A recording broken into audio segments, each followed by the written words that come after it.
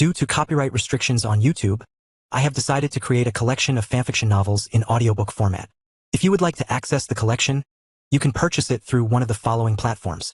Patreon or Ko-Fi. You will find both links in the description. After completing your payment, you will automatically receive a link to a private Telegram channel that has a great collection of fanfiction audiobooks in audio format. This is a one-time payment that grants lifetime access to the existing collection. Please note that the collection is continuously expanding. I regularly add new audiobooks over time, so the library keeps growing. If you would like to update a novel or add a new one, you must subscribe to my Patreon. Depending on the tier you select, you will be able to request a specific number of chapters weekly, which I will then produce in audiobook format. 51, Chapter 51, Revelation. After Sophie, Aoi, and Shiho left to get their ice creams, Senzo was looking at Yujiri, who was greedily devouring her ice cream like her life depended on it, without a care for the other person who was left in the room. Kaoru looked around awkwardly trying to find a good moment to start a conversation, but her hands kept fidgeting with the hem of her uniform. Seeing Senzo smile like that after casually manhandling her, she felt rather conflicted. Was the only thing that came out of her mouth, and she was hoping that Senzo would hear it, but alas, it wasn't that easy. Senzo was warmly looking over Yujiri, whose face was covered in ice cream, but she had a silly smile on her face and was loving the treat. "Is it that good?"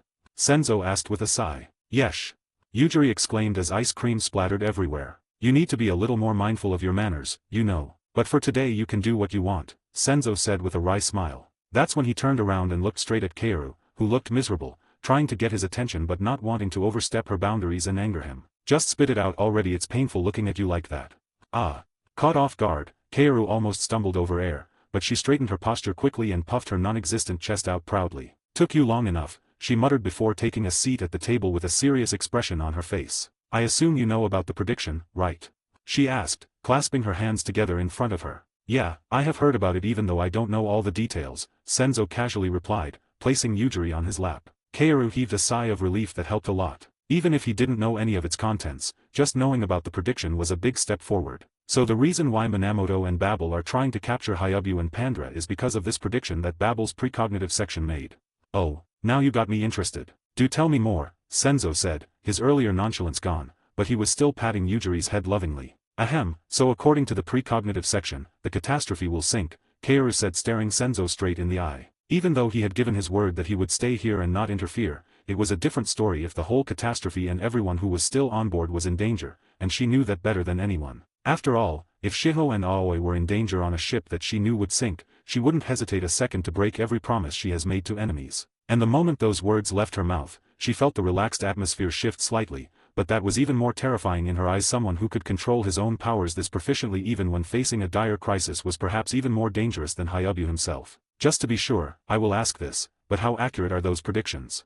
Now even Yujiri was paying attention to the conversation. After all, her friends and everyone the captain had saved were on that ship. She grabbed hold of Senzo's sleeve tightly while tears started forming at the edges of her eyes. Her earlier joy of devouring that ice cream was now completely gone. "I can't say that it has 100% accuracy in its prediction, but it is very accurate most of the time. So please stay away from the catastrophe and let Minamoto and the others protect it," she proposed. "Is that why they're so desperate to capture Hyabu and the others?"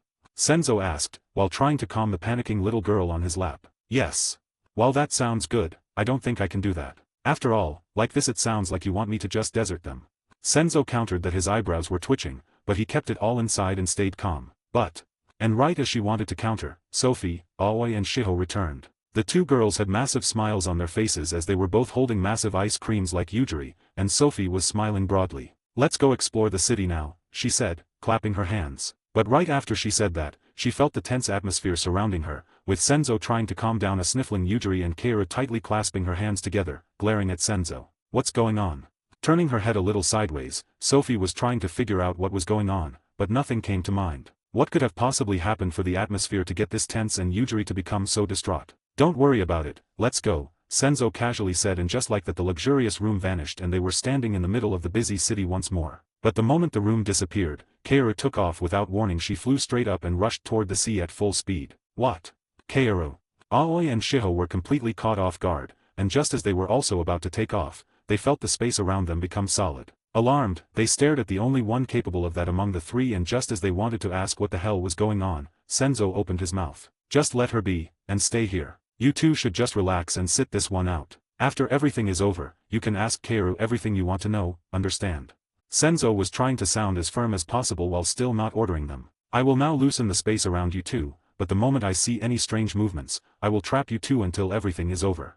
All the two girls could do was hold back their curiosity and obey Senzo's command. After all, without Kaoru here, they stood no chance against him. With a sigh, Senzo released the restrictions he put around them slowly, first their heads, then their upper bodies, and finally their lower bodies. The two girls staggered a little bit but quickly regained their balance and glared at Senzo hatefully, but they didn't do anything that could be seen as trying to escape. Instead, they walked forward, stomping their feet to show their displeasure. Huh, what a pain, Senzo muttered, rubbing his temples. Would you please explain what the hell is going on?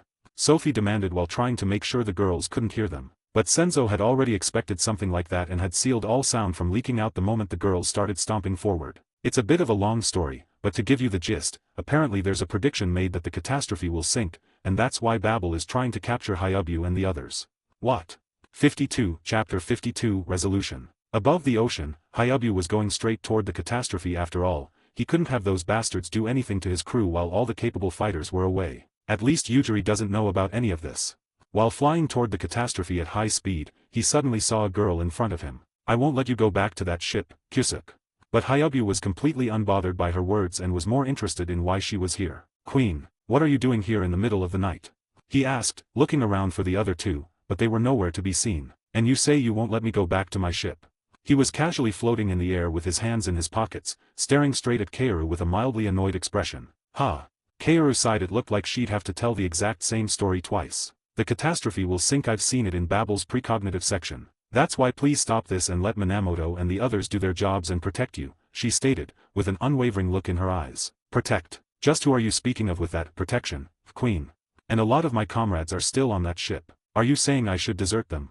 Hyabu now had a sharp look in his eyes. He needed to get to the catastrophe ASAP, and even though she was the future queen right now, she was only wasting his time. That Minamoto will definitely what? Hyabu countered. I'm sure that everyone in Babel will do something about them. Please believe in them, Kusuk. The words tumbled out of Kaoru's mouth as teardrops started forming at the edge of her eyes. Fu, you believe in them, huh? But before he could finish his sentence, Hyabu felt a sharp pain shoot through his abdomen. Guh!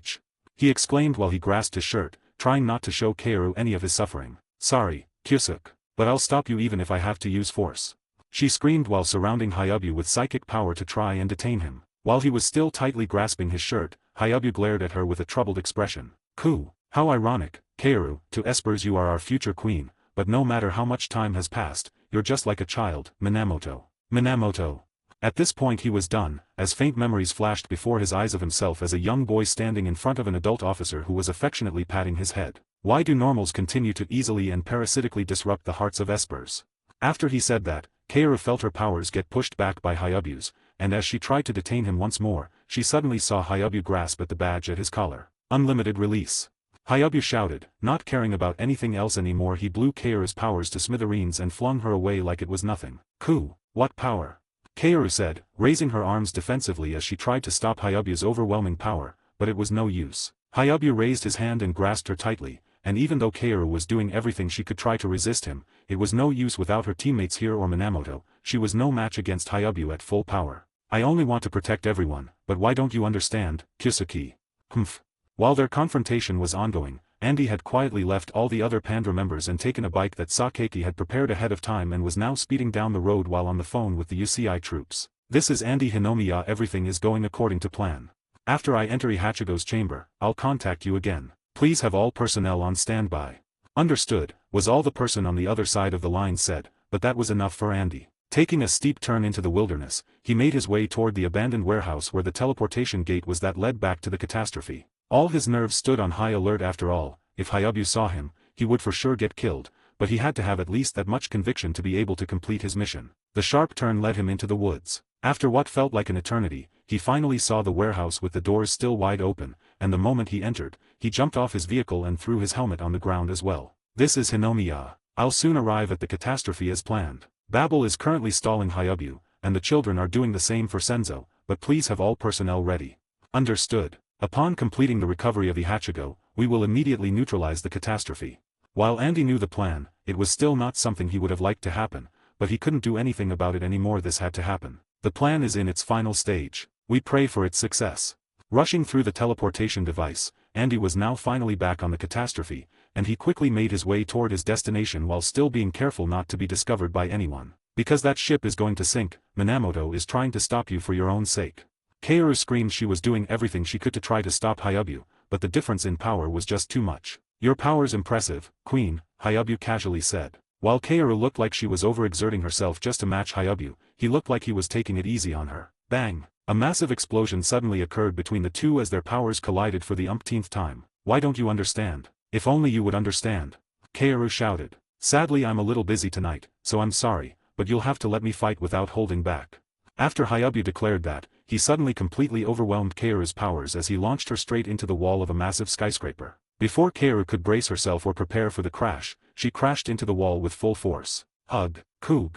As she was trying to regain her bearings to re-engage Hyabu, she gritted her teeth, but before she could do anything, Hyabu had pointed his index finger straight at her. And without giving her any time to do anything, he dragged her across the whole wall. Ugh! Kaoru screamed her lungs out, and at the end of the wall, Hyabu finally let go of her and, with a melancholic expression, stared at the injured girl. Ugh, Kaikyasuk. Those were her final words before she lost consciousness. Ha! With a sigh, Hyabu teleported himself and Kaoru on top of the massive skyscraper and carefully placed Kaoru down there. Sweet dreams. It's time for kids to go to bed, he said while undoing his unlimited transformation. But the moment he did, he could hardly stay standing. So much pain coursed through his whole body as he grasped his shirt once again. Time, please wait, just a little longer. 53, Chapter 53, Decision. On the catastrophe, Andy had made his way toward the room where Ihachigo stood, and with a sigh, he opened the final door between himself and his goal. After it opened, he saw a large room with all kinds of tubes and machines stationed everywhere, and in the center of it all stood the machine he had been looking for all this time. It stood there proudly surrounded by a large metal cage with tubes connected to it from all sides. Andy had a resolute expression on his face as he approached it with confident steps. When he stood right before it, his left eye flashed for a moment as he contacted his allies. This is Hinomiya. I've entered the Ihachigo chamber, he reported while still keeping his guard up. Good work, I'll send the retrieval team immediately. Please hurry. Even though Babel may be stalling them, they're up against Hyabu and Senzo. Andy explained as he kept looking around to make sure none of them had followed him. Also, what is it? Sweat dripped from Andy's forehead as he steeled himself for what he was about to say. Currently aboard the catastrophe, there are only children and espers that are unfit for battle. I don't think military force is necessary. Understood. After he heard that, Andy heaved a sigh of relief, and a slight smile appeared on his face. Even if it comes down to a full arrest, their rights will be regarded to the fullest extent. Then until later. After he said that, Andy's eye flashed once more, and the line was cut, and he undid his limiter while carefully approaching Ihachigo. Just as he was about to lift the metal cage surrounding it, he heard a familiar voice. I see, so that is the answer you have chosen. Undercover investigator Andy Hinomiya. Hyabu casually said, while leaning against the door. Andy turned his head around in a panic, and his eyes widened upon seeing Hyabu, who looked at him with pity. Hyabu, you're already here. Hyabu casually walked toward Andy, totally relaxed as if they were old friends reuniting. But Andy, on the other hand, began walking backwards trying to keep his distance from Hyabu. Ihachigo is the catastrophe's vital point. I can't let you have it. Andy was now glaring at Hyabu, trying to think of a way to get out of here alive, but not much came to mind except buying time. You knew my identity all along. He inquired as he kept looking around trying to find a glimmer of hope in this damned situation. Phew, did you really think that I wouldn't notice it? That unnatural attitude is your US-influenced shooting style. I realized from the moment we met that you were no normal prisoner.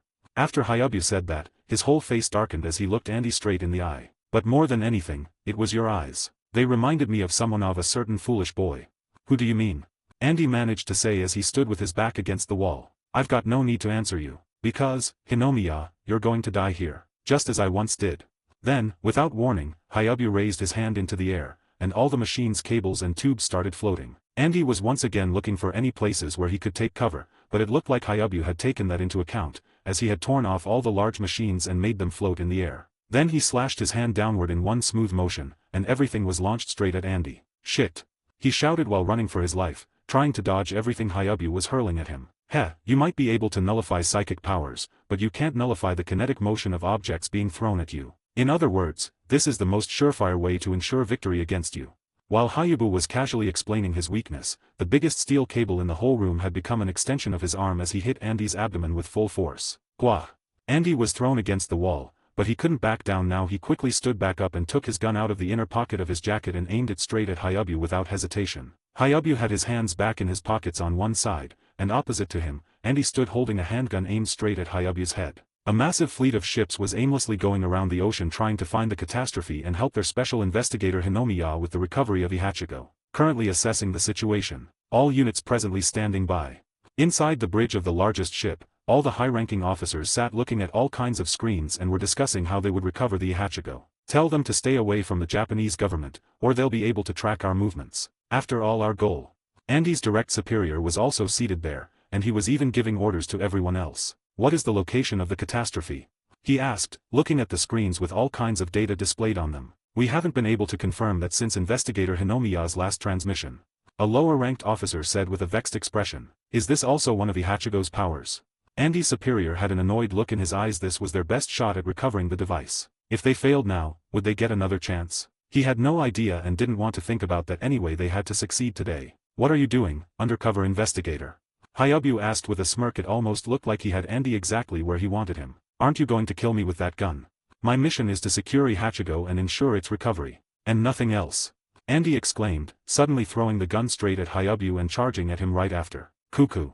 Hayabu dodged the gun with practiced ease, still sporting that grin on his face, but the moment he saw Andy following behind it, he needed to re-evaluate him. It looked like he did have some guts after all. Andy threw a punch straight at Hayabu's face, but that wasn't nearly enough, as Hayabu blocked it with ease. But his expression was a serious one now. Mission, huh? I thought you looked like a dog, but to think you've even got the heart of one. Hayabu casually said, with a disgusted look in his eyes, like he was looking at vermin. In other words, an incomplete person like you chose to side with the normals. Hayabu stated. The moment Andy registered what Hayabu had just said, his eyes widened in disbelief. Say whatever you want.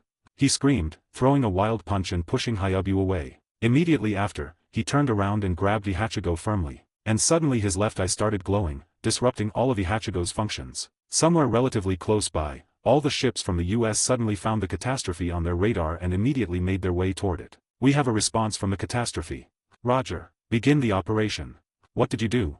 Hayabu asked, but he had a rough idea. Andy turned his head and glared at Hayabu. I nullified a portion of the device's functions. The USEI will be here soon.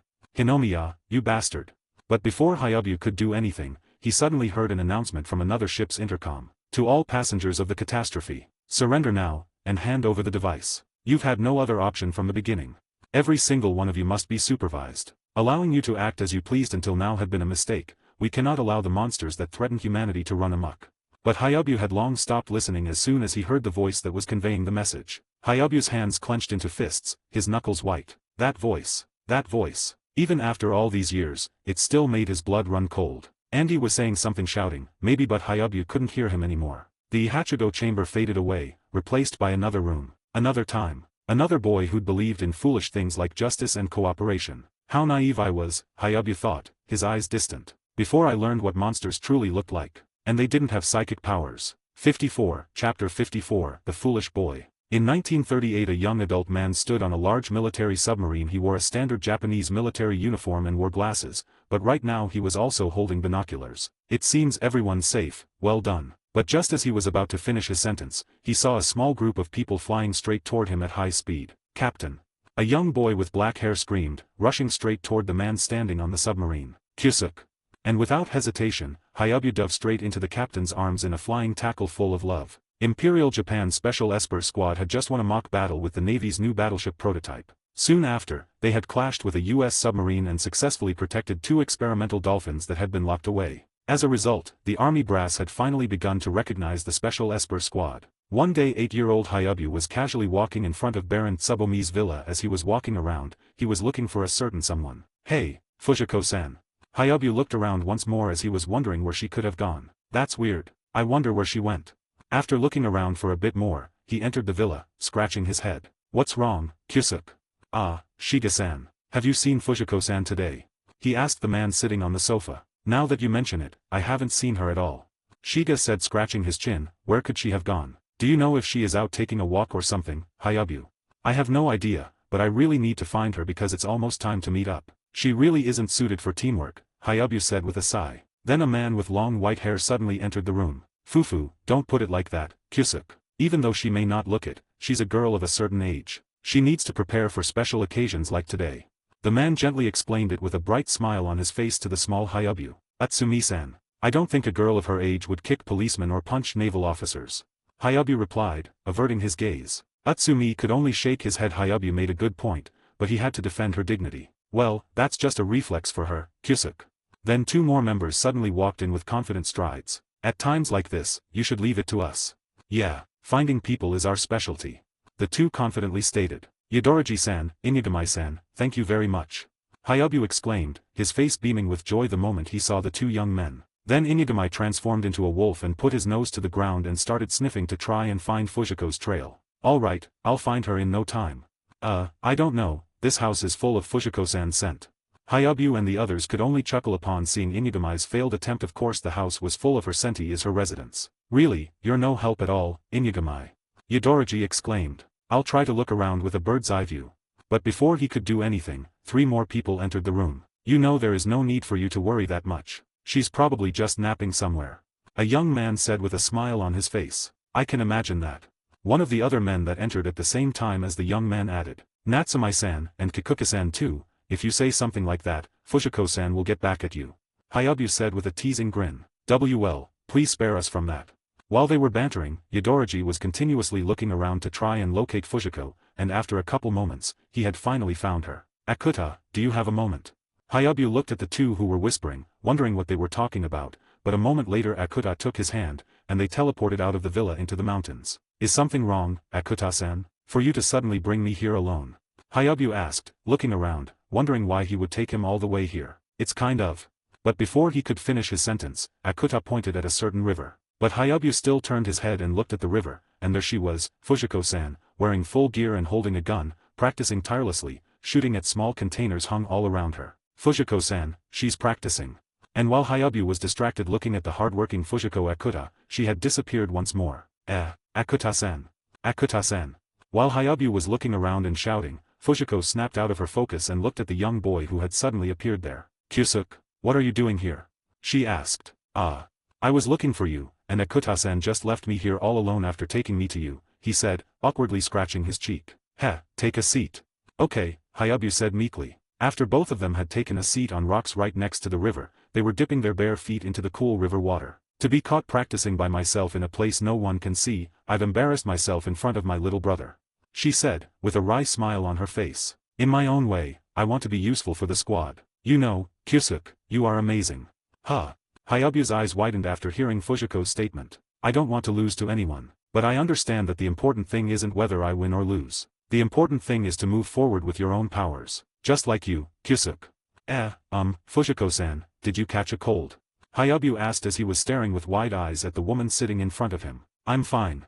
She loudly exclaimed, glaring at him. Fujiko-san, I'm glad that I joined the Special Esper unit.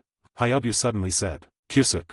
Since meeting everyone, I've always felt this strength welling up in my heart. If I'm with everyone, I feel like I can go anywhere and do anything.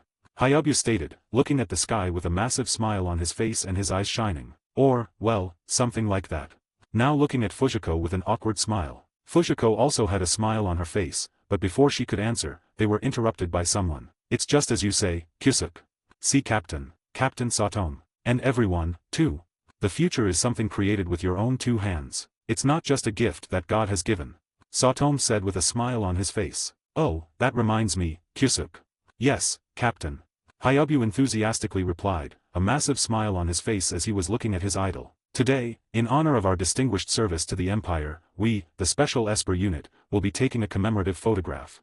I personally consider this an honor. And especially today, since Fujiko-kun was practicing on her own, I can say that the future of our unit is stable. But when Fujiko heard that, her cheeks flushed bright red, and she immediately stomped over to where Hayabu was. I was not practicing on my own. Kyusuk, let's go. We need to take the photo. She said, glaring at them all. Why please don't pull me like that, Fujiko-san. Everyone, let's go. Yes. Back at the Tsubomi villa, they were all standing next to each other in front of the large house. We're ready to take the photo. Please look at the camera. You know, Kyusuk, I'm thankful to you. Please continue to become my power. Satome said with a smile that didn't reach his eyes. Yes, Captain. Then, right before the photo was taken, Satome put so much force in the hand that was on Hayabu's shoulder that he winced in pain. That was also the last photograph that was taken of the Special Esper unit. In 1945, Satome stood next to a large machine that was hooked to all kinds of cables. With his hand on top of it he was staring out the large double window in front of him. Captain. Did you hear about yesterday's bombing in Hiroshima? Hayabu shouted while rushing into the room. Now he wasn't the little boy he was a couple years ago anymore, but instead he was a confident young man. Yes, it seems like a new type of bomb. Satomu replied without looking back. He just kept staring at the window. Kyusuk, this war, it's over. What? That's... But before Hayabu could continue his argument, Satomu stopped him. This country no longer has the means to fight back. Even the rest of the Special Esper unit, aside from you, are unable to engage in combat. He explained, not even sparing Hayabu a glance. I can fight even if I'm alone. At least, please let me stop the second bomb. Hayabu shouted, but he felt hopeless. It's over. Those words were all it took for Hayabu to shut up. Our fate has already been decided. Defeat, destruction, and the next destruction. The look in Sayatome's eyes wasn't human anymore. He looked like a wild beast driven into a corner. After hearing that, Hayabu took a good look at the captain and then at the machine on which his left hand was resting. What is that? He inquired. It's the life that you saved. The brain of the dolphin that has precognitive powers. Wah. Hayabu's eyes went wide after he heard that. That's insane. What did I even save them for? The results of our analysis revealed that they've been hiding a part of their precognition from us. Satomu said while taking his hand off the machine and walking toward the door of the room. After the war, the number of those with Esper abilities will continue to increase. And you, Kyusuk, you will become their leader and destroy the world. The moment those words left the captain's mouth, Kyusuk was baffled. Wah! He exclaimed, his eyes going wide, and he stood there frozen in place. What are you talking about? Only after a moment to process what Satomu had just said did he realize that he was already pointing a gun straight at him. You know, Kyusuk, I am grateful to you, but the occupying army doesn't need to know that we've created a monster like you. They were only a few meters apart, and Satomu was aiming a gun straight at Hayabu's heart, but he was talking like they were catching up, like some old friends reuniting. Monster. You're joking, right, Captain? But even though those words came out, as Hayabu could hardly make sense of the situation, deep down he knew that that question was pointless. Satomu had long made his decision. I will never hand it over to anyone else. I can't possibly hand you over to anyone else. He exclaimed with a fanatical look on his face. Wah! But before Hayabu could process what he had just said, Satomu pulled the trigger and shot straight at his heart. Hayabu was hit straight in the chest and fell backward against the broken glass behind him. Gah! Blood spilled out of his mouth. He couldn't believe it had actually been shot. Kyusuk, I won't let you become humanity's enemy. You are a tool that belongs only to me. Who humanity's enemy? Monster. Were the only words Hayabu could utter as blood kept dripping from his mouth and he could barely breathe. In the end, are we? As all kinds of memories of his comrades going down flashed before his eyes one by one, first Yudoroji, then Inugami Utsumi, and all the rest as well. Tears streamed down his face as he stared at the man in front of him holding his gun straight to his forehead. Bang! Hayabu sat there lifeless as Satomu looked at his own doing with cold indifference. Then he turned around and started walking away. Congratulations, Kyusuk. You've been granted a special promotion of 2 ranks. You've died with honor, along with your fellow comrades. But just as he was about to leave the room, he saw Kyusuk jump up, body moving like a marionette controlled by invisible strings. Wah! Satomu shouted, turning around and aiming his gun at him once more. I am possible. But before he could fire, Hayabu used his psychic powers to throw the captain's body into the wall. Hayabu's hair slowly turned white as blood dripped down his face. His whole uniform was soaked in blood. Are we, truly monsters? In Tokyo, Japan's largest city, Hayabu was walking through ruins of important government buildings he had just reduced to complete rubble. As he looked at the destruction with indifference, all kinds of thoughts ran rampant in his head. I will not forgive them, the normals who betrayed us. I will not forgive them. 55, Chapter 55, Reunion. Hayabu stood still as his eyes refocused on the present. Andy was still there, hand on Ihachigo, mouth moving, saying something Hayabu couldn't hear over the roaring in his ears. But that voice on the intercom triggered a primal rage inside him. It's clear that we won't be receiving your cooperation. Then we shall also respond appropriately, the voice over the intercom said confidently. And a moment later, hundreds of drones and aircraft flew straight toward the catastrophe, launching all kinds of rockets and explosives. Wah! Andy exclaimed as the catastrophe shook violently. A direct attack? But they weren't supposed. But Hayabu wasn't in the right mind to listen to anything, as he was muttering to himself. That voice. It couldn't be. Gritting his teeth and staring at the wall, Hayabu suddenly teleported above the catastrophe, leaving Andy all alone next to Ihachigo. Above the catastrophe, Hayabu was floating there all alone. He was surrounded by drones and fighter jets on all sides, but he didn't care. Unmanned machines, huh? He had a grave look on his face, but he couldn't keep his cool. How disgusting. He screamed while he wiped out tens of drones with a singular swing of his arm. Then he charged straight at the drone in front of him with a manic expression on his face. Who is it? He ripped the thing to shreds with his bare hands and stood on it. The one who controls you. Who the hell is it? The rage was consuming him as he couldn't keep a cool head at all. He needed to see the person who was talking over the intercom now. Meanwhile, Senzo had seen enough, but he was unsure what to do next. Do I leave Sophie and Yujiri here, or take them with me? If the man behind the intercom is that guy, it'd be better to keep them safe with me, but is that plausible in such a large-scale battle? His mind was doing all kinds of calculations, and he was thinking of plans so he could keep the 4 of them safe while helping the crew. Fuck it, he muttered, and without hesitation, he formed a small cube where he put Sophie, Yujiri, Shiho, and Aoi without any explanation or warning. Stay in there and do not come out if you cannot watch anymore, just tell me and I'll change the scenery. Senzo, what's going on? Sophie and the 2 girls were looking at Senzo with wide eyes. Yujiri, on the other hand, was completely calm, almost like she saw this coming. Sophie, let him do his thing. I think Major and the others might be in trouble. Yujiri whispered in Sophie's ear while she glanced at Senzo, who was rushing somewhere at high speed. Ha! He couldn't help but grin after hearing what Yujiri had just said. It seemed like she was smarter than he expected. It's just like Yujiri said, don't move and stay in there, or I cannot guarantee your safety.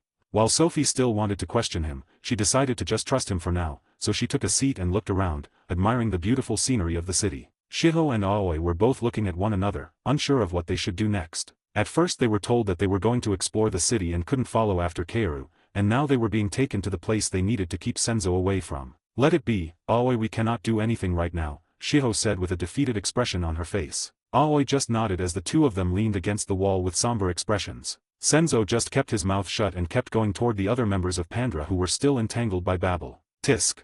He was very annoyed currently. After all, he thought he had everything perfectly under control, but it looked like he didn't remember everything that had happened, and with him added into the mix, the events that he had read about could always completely change after all. I was cocky, and it's come back to bite me, he muttered with a sour expression on his face. When he saw the helicopters flying with EMCs attached, his annoyance turned into rage, and with a single snap of his fingers, 3 cars were launched straight at the helicopters. Bang, bang, bang. Massive explosions suddenly erupted, stunning Minamoto and all the others. Wah! Yo exclaimed as he saw the helicopters that were carrying the EMCs go up in flames. Looks like help has arrived, Magi stated with a sigh of relief. Somewhere close by, Minamoto was looking around frantically, trying to find the culprit who had messed up their plans like that. Report. What is going on? He ordered. But before anyone could answer, he saw who had done it himself. Senzo was floating between the Pandra members and everyone from Babel. Are you all right? He asked Momiji and the others without turning his back to Minamoto. Senzo, why are you here? Momiji shouted back, but a moment later she saw Sophie, Yujiri, and 2 other girls floating next to him. I saw you all were in trouble, so I decided to intervene. But Hayabu's currently also in trouble, so can you all finish things up here while I go help him? Major is. The old man. Wah. Go, Senzo, we will take care of things here. Magi shouted as he unfurled his black wings. Yo and Momiji had also come out of hiding and were now staring straight at Minamoto and all the other Babel agents with confident expressions. How do you know about that? Minamoto suddenly interrupted, holding a large satellite phone. I used my abilities, you know, Senzo said with a shrug. How about this? We will let you return on one condition. Leave the 2 girls here, and please protect Hayabu. Huh. Yo, Momiji, and Magi looked at one another with wide eyes upon hearing Minamoto's proposal, but Senzo didn't even look surprised in the slightest. Sure. Then Shiho and Aoi suddenly sat beside Minamoto, and the next second everyone from Pandra was gone. Wow. 56, Chapter 56, Grand Finale 1. According to our plan, the unmanned machines have drawn his attention. We'll now begin the second phase. On board the UCI's massive ship, Andy Superior was giving out orders left and right. Right now was their best chance to complete all of their objectives. First, they could finally recover Ihachigo, and second, they could maybe even recover Prototype 00. Groups 1 and 2, descend. Begin infiltrating the target. After screaming that through the walkie-talkie, multiple helicopters took off from the massive ship and went straight toward the catastrophe. How long before we arrive at the catastrophe, Senzo? Magi inquired, looking at the beautiful sea. While they were flying at high speeds, Senzo could not go all out yet because controlling the vectors of multiple people at once while flying faster than the speed of sound was still too much even for him. We're almost there, and once we're there I will drop you on the ship and we'll go help the Major, he stated without turning his head. Understood, and what about Sophie and Yujiri? Magi asked, looking at the 2, who both had worried expressions on their faces. I'll drop them onto the ship with you all. I don't know what kind of battlefield it is currently, so it's safer to put them with you all. Please look after them. Of course you don't have to worry, just make sure you rescue the old man. Yo said with a forced smile on his face. He did his best to lighten the mood, but currently that was basically impossible. After all, they were under attack by the USEI. Also, if you meet Andy Hinomiya, capture or kill him immediately, Senzo said coldly, a frown forming on his face. Huh, why, if I may ask? Momiji interrupted, raising her eyebrow. He's an undercover agent for the USEI. Because of him, this whole operation was possible. Well, it's also partly mine and Hayabu's fault, but that's for later. He could only sigh at the thought, because he had been very indecisive and taken a see-and-react approach. The current situation was very dire. But he had learned his lesson the hard way. He would never make the same mistake again, Senzo vowed to himself. Everyone's expressions soured immediately as they were all deep in thought. But they didn't have the chance to contemplate much as they finally saw the catastrophe come into sight. And what they saw surrounding it was horrifying. All kinds of large ships and hundreds or maybe even thousands of drones and fighter jets surrounded the catastrophe and Hayabu. Wah! How dare they? Yo, Magi, and Momiji glared at it all, but they knew they wouldn't be of any help if they tried to support the major, and that's also why they agreed with Senzo's plan so fast. I will now be dropping you guys on board the catastrophe. Take care of yourselves, and if anything goes wrong, just shout my name, and I will immediately come. After Senzo said that, he snapped his fingers, and the others went straight toward the catastrophe, while he himself flew straight to Hayabu. I just hope everything will end well. Shit. Yo shouted, looking at the helicopters that had landed on the catastrophe. Their doors were open, which could only mean the catastrophe had been breached. Let's go toward the children first. Magi ordered, and as soon as they were a meter above the deck, they suddenly felt the box in which Senzo had been carrying them vanish as they all landed on the deck, looking around for any soldiers that had stayed behind. All clear, Momiji spoke up, her usual playful expression absent. Will we stay together or split up? Yo asked, unsure what the best course of action would be. Let's stay together and rush toward the children, but Yujiri and Sophie, you two should just look for a good hiding spot, Magi said with a troubled expression. If they took the two of them with them, it would slow them down tremendously and possibly endanger them, but leaving them to find a hiding spot was also dangerous. But he had no time to hesitate. There were many other children on the ship, after all. Remember what Senzo said, shout his name if anything goes wrong, and please stay safe. Toward the end of his sentence, Magi felt like the worst person alive. Leaving a little girl and a normal all alone in the current situation was most definitely not a wise choice, but he had no other options. Let's go, you two. Understood.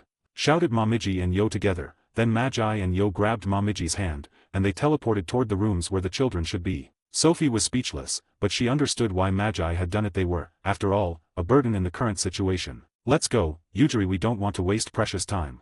After she grabbed Yujiri's hand, they quickly made their way toward the interior of the ship as well. Inside the ship, tens of soldiers were rushing toward Andy while all the others were going around breaking open all the doors to find any leftover espers. After breaking open a certain door, the soldiers stumbled upon a room with only children. They're all potential targets, one of them said. Let's capture them, another affirmed. As all the soldiers grabbed a child, the children were trying to escape, but it was impossible. They were up against trained adults. But before the soldiers could take the children out of the room, Magi, Momiji, and Yo appeared in front of them, blocking the door with Patty right behind them. We won't let you. And without hesitation, Magi's wings beheaded the soldiers, not leaving them any chance at retaliation. Magi Ajiachan, Momiji Ne-chan. The children looked with sparkling eyes at the four who had just saved them. Are you all okay? Momiji asked, carefully inspecting all the children, hoping none of them were missing or injured. Looks like we were on time, Magi. They're all here, and no injuries. That's good.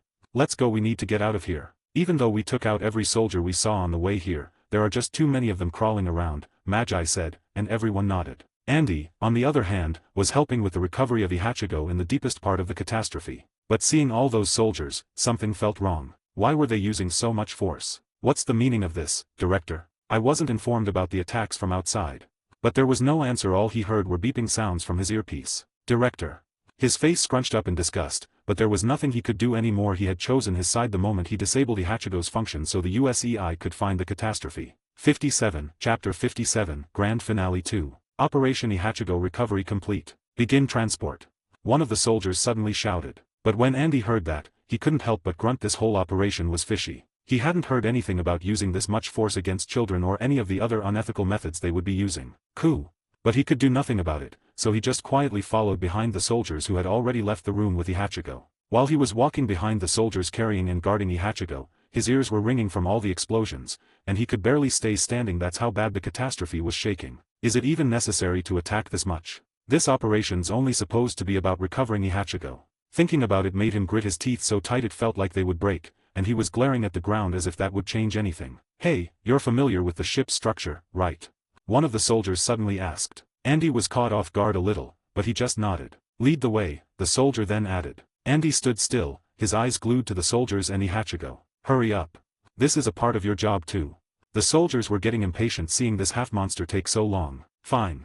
With his hands in his pockets, Andy casually passed them and started leading the way. Meanwhile, Senzo had finally arrived at Hayabu's side, but it wasn't looking good. The major was fighting like an uncontrollable animal consumed by his trauma and rage. "Get out here, you bastard, and show me your face," he screamed while destroying one drone after the other. Sometimes he just smashes them with his telekinesis, and other times he completely squashes them. It was basically impossible to reason with him right now. What should I do now? Senzo muttered to himself as he looked around at all the unmanned drones. Most were focused on Hayabu, but a couple of them were also bombarding the catastrophe. Senzo's eyebrows twitched at the sight of the catastrophe being bombarded just like that, and just the thought of Yujiri or the others being caught in one of those explosions made him mad. With a wave of his arm, he blew all the drones that weren't focusing on Hayabu to smithereens. Phew. Now that that problem had been resolved, it was time to try get through to Hayabu. "Oi, Hayabu, are you okay? Can you hear me?" Senzo started by trying to grab his attention by just shouting his name and flying around him. While casually avoiding all the drones and destroying the ones in his way, he was trying to get Hayabu to see him. "Hello. Get out here, you bastard." But Hayabu just kept on screaming and wreaking havoc all around him without a care in the world, like he wasn't the captain of the catastrophe and supposed to protect it. Damn it, seems like that won't work. Senzo clicked his tongue in annoyance. It looked like he had to use force, but was that even plausible in the current situation? Even though he wasn't in his unlimited transformation now, I already have my hands full with just protecting the catastrophe from the bomber drones. To try and restrain the captain while facing hundreds more drones is definitely impossible. But even though he knew it was impossible, he had to do something, or Hayabu would ruin himself. Then Senzo took a deep breath, and with a single swing of his arm, he hit Hayabu right on the head, hoping that would wake him up. "Wake up, you bastard. Look around and focus on what is more important," he screamed, hoping this would at least reach him. "Huh." Hayabu muttered, feeling blood drip from the corners of his mouth. "Senzo, what are you doing here? Didn't I send you away with Yujiri and the princess?" Hayabu asked, looking around with unfocused eyes. Senzo heaved a sigh of relief once he heard the usual Hayabu once again. "Long story short, the USEI is attacking, and I came back with Magi and the others to rescue the children and you," Senzo explained with a serious expression. "What have I been doing as the major?" Hayabu muttered as he looked around, and what he saw left him angrier than ever. But this time he didn't lose himself to it. Instead, he used it as fuel. "How about it, Major? Let's do this," Senzo asked, a smile on his face. "Hee, I do like you, Senzo. And yes, let's do this." After he said that, the two of them flew toward one another, and with their backs to each other, they both started to decimate the unmanned drones one after the other. Bang, boom. While covering for each other's weaknesses, Senzo and Hayabu were practically invincible as the number of drones dwindled so fast that to the naked eye it looked like it was raining scrap metal. "Humph, even though it is probably you, I will never again let myself be influenced like this, after all." With a relaxed smile, Hayabu looked at the catastrophe with a fondness in his eyes. "I have more important things to protect right now." "Now that's more like it, Major. Always live by those words, and it will help you tremendously." Now they were both smiling, while still destroying drones left and right, one after the other. Senzo kept rerouting them into other drones, while Hayabu went for a more destructive approach, straight up blowing them up after gathering tens of them together. "Huff, huff, any idea how long this will go on for?" Hayabu asked as he felt a sharp pain in his chest suddenly. And before he could do anything about it, he lost his balance and plummeted out of the air. "Shit." But Senzo was quick to react, and before Hayabu had even fallen more than a couple meters, he formed a platform by freezing the vectors below him. "Thanks," was the only thing Hayabu could utter as he grabbed his shirt so tightly he almost tore up the fabric while he lay there in a fetal position shivering from the pain. "This is not good," Senzo muttered, looking at all the drones now focusing purely on Hayabu. They weren't even trying to hit the catastrophe anymore, and they all rushed straight for the major. 58, Chapter 58, Prototype 00. Inside the catastrophe, Yujiri and Sophie had ended up back at Sophie's room unsure where to hide. They just decided to go to a familiar place and camp out the attack there. "How are you feeling, Yujiri? Are you okay?" Sophie asked, checking the hallway one last time before quietly closing the door and taking a seat on the bed opposite Yujiri. "NNN." Yujiri said while nodding her head, but Sophie could see her facial expressions, and they did not look good. But that was normal in this situation. They went from a relaxing outing to being besieged by the USEI in the span of an afternoon, after all. "Don't worry, I'm sure Senzo and Hayabu will resolve everything," Sophie said, trying to reassure her, but even she was unsure if that was possible. This was the first time she had seen Senzo act like that compared to his usual composed self. He had even separated himself from her and Yujiri, probably because he couldn't protect both of them while helping Hayabu. It was such a nice day until this happened. Sophie thought, her whole expression visibly soured just thinking about how nice the morning had been. But she was also very afraid at the moment. Her whole body was trembling, and the only reason she wasn't breaking down was because she had to take care of Yujiri. She had been through enough already. The silence stretched out as Sophie had no idea what to chat about or even how to reassure the little girl, so instead she just let it be. Forcing conversation was not always a good idea. Instead, she took a seat next to Yujiri and covered the both of them with a blanket to quietly comfort her. And that seemed to work, as Yujiri leaned against Sophie's shoulder while closing her eyes. Sophie could only wryly smile as she softly patted her head repeatedly. Meanwhile, the Kumrikan soldiers were still rushing through the whole ship trying to find all the espers and especially their other target, Prototype 00. Going upstairs and smashing everything in sight, they wouldn't leave a single stone unturned. Now that they had acquired their first objective, all the focus shifted to the second one. Have you found her yet? Andy's superior inquired, tapping his finger on his thigh. No, sir. The soldier shouted with a military salute, while under his helmet he was sweating bullets. TCH. What are you waiting for then? Get moving now. He spat, rolling his eyes at all the soldiers who stood saluting in front of him. Yes, sir. They echoed in unison. And a moment later they all scrambled in different directions, hoping they would find her soon. Time felt like it was crawling instead of passing normally for all the soldiers who were trying to locate the target with the superior right behind them. At every turn they became rougher and rougher after every room they inspected without finding the target. Where the hell is that thing? One soldier shouted, tightly grasping his gun and glaring through his helmet. Another nodded at his frustrations. If they couldn't locate her, they would be screwed. They might be punished or even get pay cuts, even if they couldn't do anything about it. That's how the real world worked. For every failure, someone had to be blamed, and the people higher up loved pinning the blame on their subordinates. Sir. Andy's superior turned his head sharply upon hearing someone shout through the walkie-talkie, and with anticipation he immediately grabbed it. What is it? We found a little girl we think could be the target and a woman we believe to be Sophie Grace, the soldier explained through the walkie-talkie. Heh, at least someone here is useful. Confirm it immediately. Check the back of her neck to see if a barcode is there. He screamed. Understood. And after confirming, make sure you bring her to me immediately. After that we're done. Understood. How dare you? Do you even know who I am?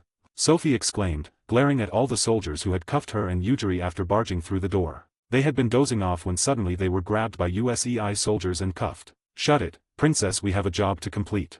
A soldier stated coldly, not even sparing her a glance. You heard him. Check the little girl's neck, and if there's something there, we take her to him immediately.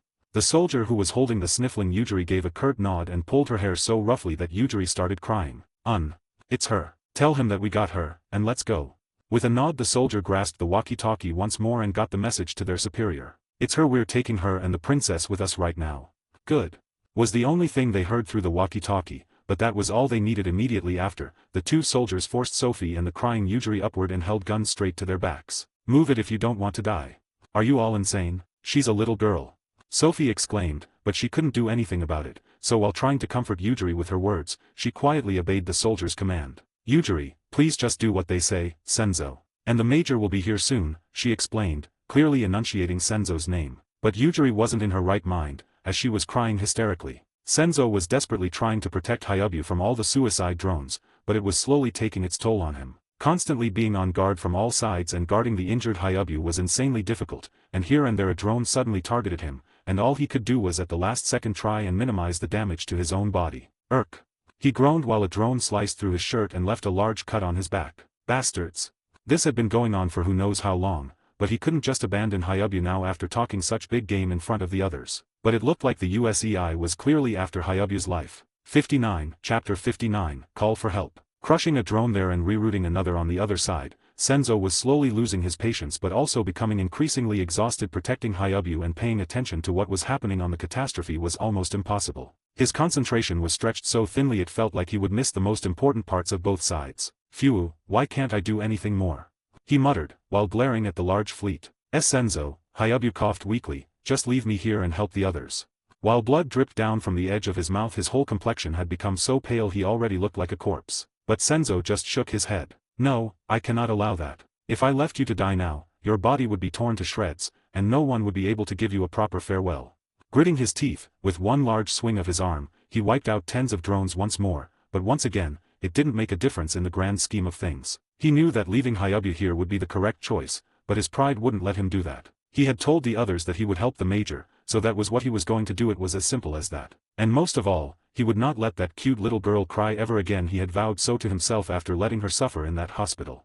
Hayabu could only wryly smile at the young man who was now protecting him with everything he had. Yujiri and Sophie had been transported through the whole ship and brought before Andy's superior, who had an evil smirk on his face. To think you actually survived. Code number PR00. There's no doubt that this girl is the prototype. Sophie had such a disgusted expression on her face it looked like she could throw up at any moment. Could these people even be called humans anymore? She didn't know the answer, but one thing was for sure, she did not consider herself the same race as those things. Yuan. Yujiri suddenly cried out after hearing what that man had just said, as she completely lost control over herself. Her eyes rolled back, and her pupils vanished as a massive illusion enveloped everyone, including Sophie. Oh ah! The soldiers cried out as their eyes widened upon the horrifying sight in front of them. TSK, don't be afraid, this is only an illusion. Andy's superior sternly ordered, but most of the soldiers couldn't hear him anymore. The same went for Sophie, as she immediately lost consciousness after seeing the dreadful illusion Yujiri was forcefully letting them all experience. Increase the output of the ECM. As the soldiers rushed toward Yujiri with the ECMs, they aimed them straight at her at almost maximum capacity. Yujiri grasped her head in pain as even more tears started falling from the edge of her eyes. But the illusions persisted. More, he calmly ordered. Now Yujiri was rolling on the ground, grasping her head and screaming her lungs out, but the man in front of her didn't care at all and just glared at her. More. Now Yujiri was barely conscious as tears were streaming down her face. Son. But before she could finish that sentence, she completely lost consciousness. Humph. Damned monster. Meanwhile, Andy was leading the soldiers who were transporting Ihachigo to the meeting point. But he felt horrible as Hayabu's words echoed in his mind. Hinomiya. You are, in the end, an incomplete person who decided to side with normals. He perfectly remembered Hayabu's disgusted expression while saying that. He could only stare at the ground with frustration while continuing to lead the soldiers, his hands balled into fists. But a moment later he relaxed them and put them in his pocket. You bastard. Hinomiya. Everyone suddenly heard echoing in their heads as they all saw a flying hamster approach them at high speeds. Bang, bang. Multiple soldiers were blown away by the beams the hamster shot at them. Only Hinomiya and the soldiers standing directly behind him were unharmed due to his powers. Just what the hell are you doing? The hamster exclaimed, glaring straight at Andy. You monster. One of the soldiers shouted back, but Momotaro wasn't listening at all as he only focused on Andy. You. As sudden realization hit Momotaro, he became even more enraged. Could it be that you betrayed us? The moment Andy heard that, his whole body froze, and he just blankly stared at the flying hamster. But a moment later one of the soldiers had snuck up on the hamster and struck him down with his gun. Gah! The hamster fell to the ground, its body limp. Andy had a concerned expression on his face, but he couldn't do anything for Momotaro right now. Let's go, one of the soldiers said as they, without delay, continued making their way toward the meeting point. Andy took one last glance at the now limp hamster and followed the soldiers with a pitiful expression. After Andy and the other soldiers made their way back onto the deck of the catastrophe, they were greeted by a horrifying sight. Good work, undercover investigator Hinomiya. Director. When Andy heard that voice, he raised his head to look at the director, but what he saw left him disgusted. Sophie was cuffed and held by multiple soldiers. She looked awful, but that wasn't even the worst of it. Yujiri was locked up in a high-tech cylindrical pod with mechanical restraints spreading out from a central lock on the girl's chest. Yujiri. Andy screamed the moment what he saw registered as he rushed straight toward her. Coo. But before he could approach, he was caught from behind by a soldier. Fuck, let me go. He screamed. What's the meaning of this, director? You said you'd leave the children alone. Andy demanded, as he glared at the director. I'm respecting her human rights. The director replied. Like I said, to the best of our ability. But this kind of treatment. Andy countered, but before he could continue, he was cut off by the director's snort. Humph, it seems like you don't understand. Now the director had a serious expression on his face as he stared straight into his investigator's eyes. Unsupervised espers will eventually lose control. In other words, this is a necessary measure for the sake of humanity. Humanity. What's wrong? Pack her up. Before that monster wakes up, it'll be a problem. Andy could only glare at the director. He'd heard enough. With one quick look around, he saw that this would be an uphill battle for sure, but that was fine. If he decided to close his eyes even now, could he even be called a human anymore? Without hesitation, he swung his head back, hitting the soldier who was holding him with the back of his head straight on his helmet. Gah! The director casually raised his hand to halt all the other soldiers from shooting with an intrigued look on his face. What are you doing?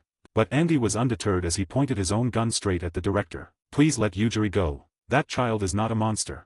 That is not your place to decide, the director calmly said. From the moment I got here, I've been watching over her this whole time. Even espers are humans.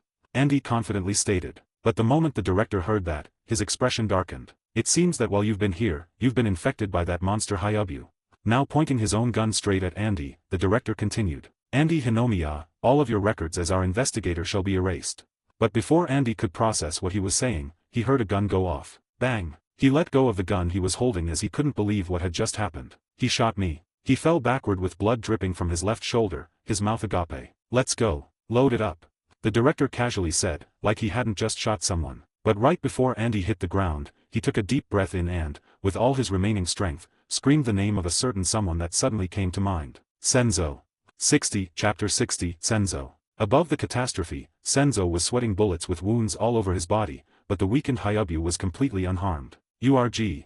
Senzo groaned while cracking his neck. His clothes had lots of small and large cuts, and blood was dripping down, staining them as well. But Senzo's eyes were confident and defiant as ever. He would come out victoriously no matter what. Senzo, please, go to the others and just leave me here, Hayabu weakly pleaded. But Senzo was having none of it, and he just shook his head at Hayabu's words. He didn't need any words, his actions would be the answer. With a smirk on his face, he braced himself for another wave of bombs and suicide drones, but then he suddenly heard something that caught his attention. Senzo.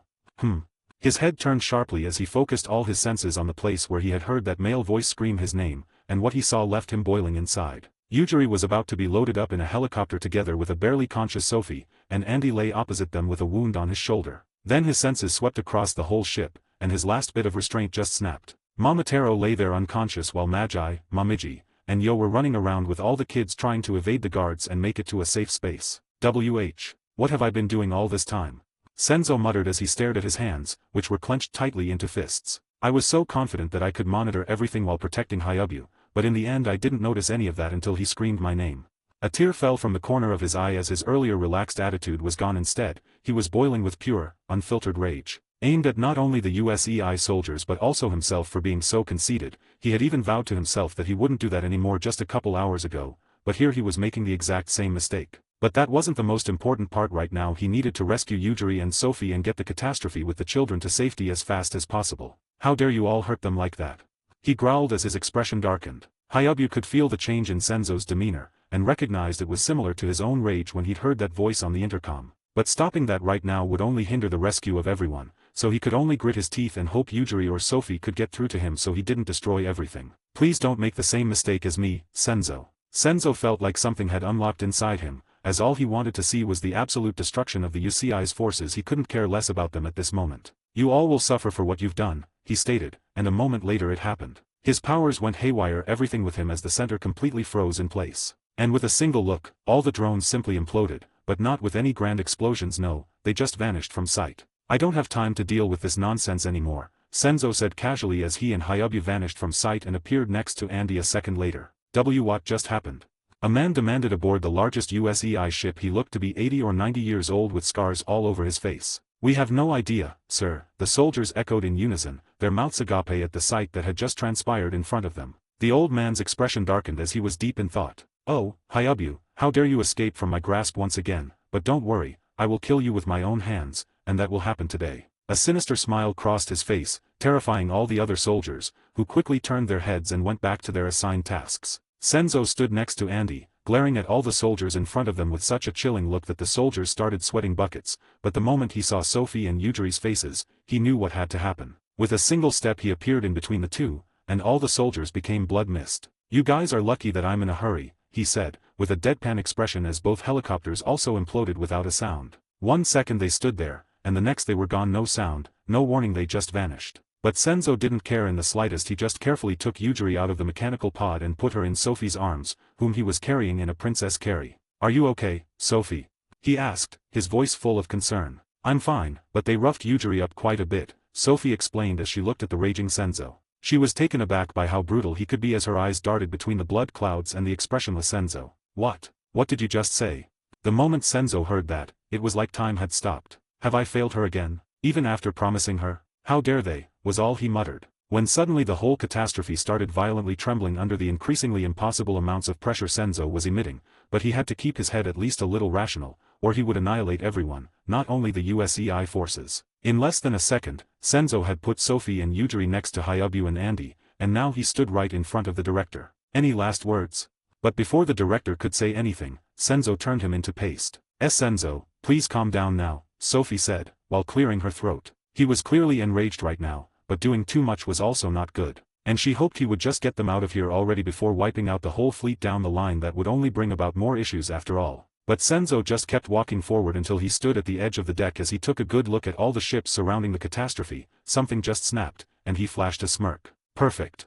Then he just snapped his fingers, and massive spears of water formed all around the catastrophe, and with a single wave of his arm, he shot them toward all the ships from the USEI. It looked like he wanted to wipe them all out for good. What the hell is that?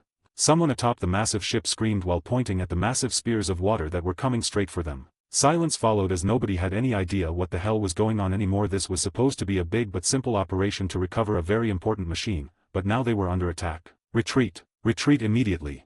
Then panic erupted across all the ships as everyone was running around like headless chickens trying to get the ships to turn, while some fast thinkers just jumped off the ships hoping to dodge the massive water spears. Boom! Kaboom! Massive explosions followed as, one after another, each and every ship was hit without mercy, leaving holes everywhere as the sea started coloring a light red from all the blood that was being spilled. One after another they started sinking faster than they should have, so no one could prepare any of the rescue rafts on time, and they just all jumped into the water, but most of them, even before landing in the water, just turned into paste. Senzo was showing absolutely no mercy as he had turned his powers into absolute killing machines. With just a glance everyone in his vision turned into blood paste, and he pulled the ships down to the bottom of the ocean by multiplying their weight by thousands of times. 61, Chapter 61, Calm After the Storm. After everything had been annihilated, Senzo fell backward without warning. Thud. Hayabu and the others stared in horror at the now unconscious Senzo, blood dripping from the edges of his eyes and mouth. He lay there unconscious on the deck with that same ice-cold expression, but with a small smile as well. Like he was satisfied with what he had just done. After staring at him for a while, Sophie suddenly snapped out of her daze and rushed to his side immediately, placing his head on her thighs. Senzo, are you okay? Can you hear me? She asked frantically, looking around for anything that could help her at the moment. But she saw nothing, not a single medical kit or bag. There was only blood and the 3 other people, all of them injured or unconscious as well. Only Hayabu was barely conscious, but he was of no help at the moment because he himself looked terrible as well. Sophie looked around frantically, trying to find anything she could use to improve the current situation, but she saw nothing. The deck was completely empty except for a couple of people who also weren't in any state to offer any help. What should I do? She choked up between sniffles. As tears slowly started forming at the edges of her eyes, she just kept looking around, hoping anything or anyone would show up to resolve the current situation. But that, of course, did not happen, and the only thing she could do was softly cradle Senzo's head with her hands, hoping he would wake up anytime soon. Please just wake up, Senzo, she muttered, planting a soft kiss on his forehead full of love. Meanwhile, Magi and the others suddenly felt the shaking catastrophe stabilize itself, and they looked at one another with concern. What was that? Magi asked, while staring around, hoping this nightmare would soon be over. Should I go take a look? Momiji proposed. She knew it would be dangerous, but that was the only thing she could currently do. No, that's way too dangerous.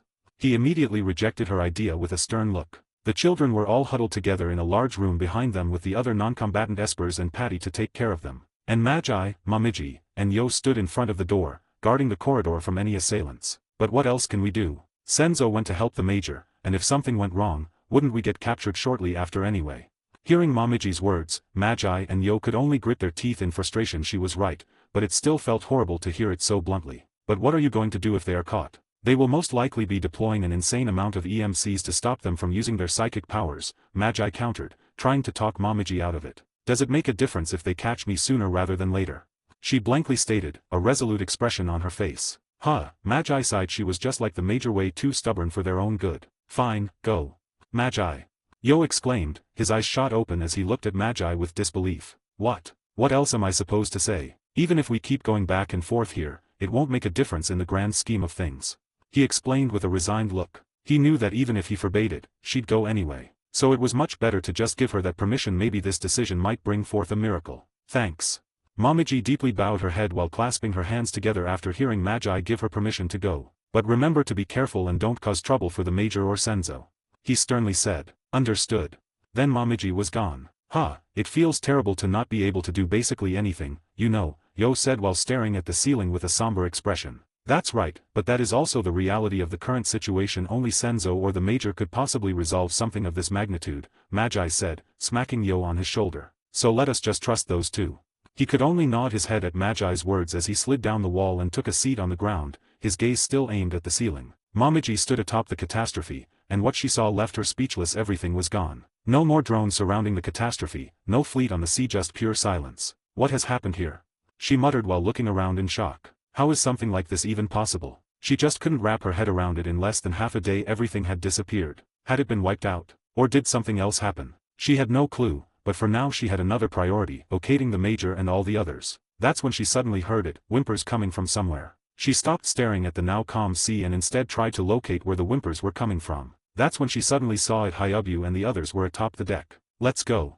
And a moment later she appeared next to Hayabu atop the deck with a smile on her face. Great job, Major, she exclaimed, smacking him on his back. But instead of his usual banter or snappy answer, he just groaned weakly and lost his balance, falling face first onto the deck. Alarmed, Momiji immediately helped him up, and the moment she saw his pale, almost snow-white face, her heart stopped. What happened?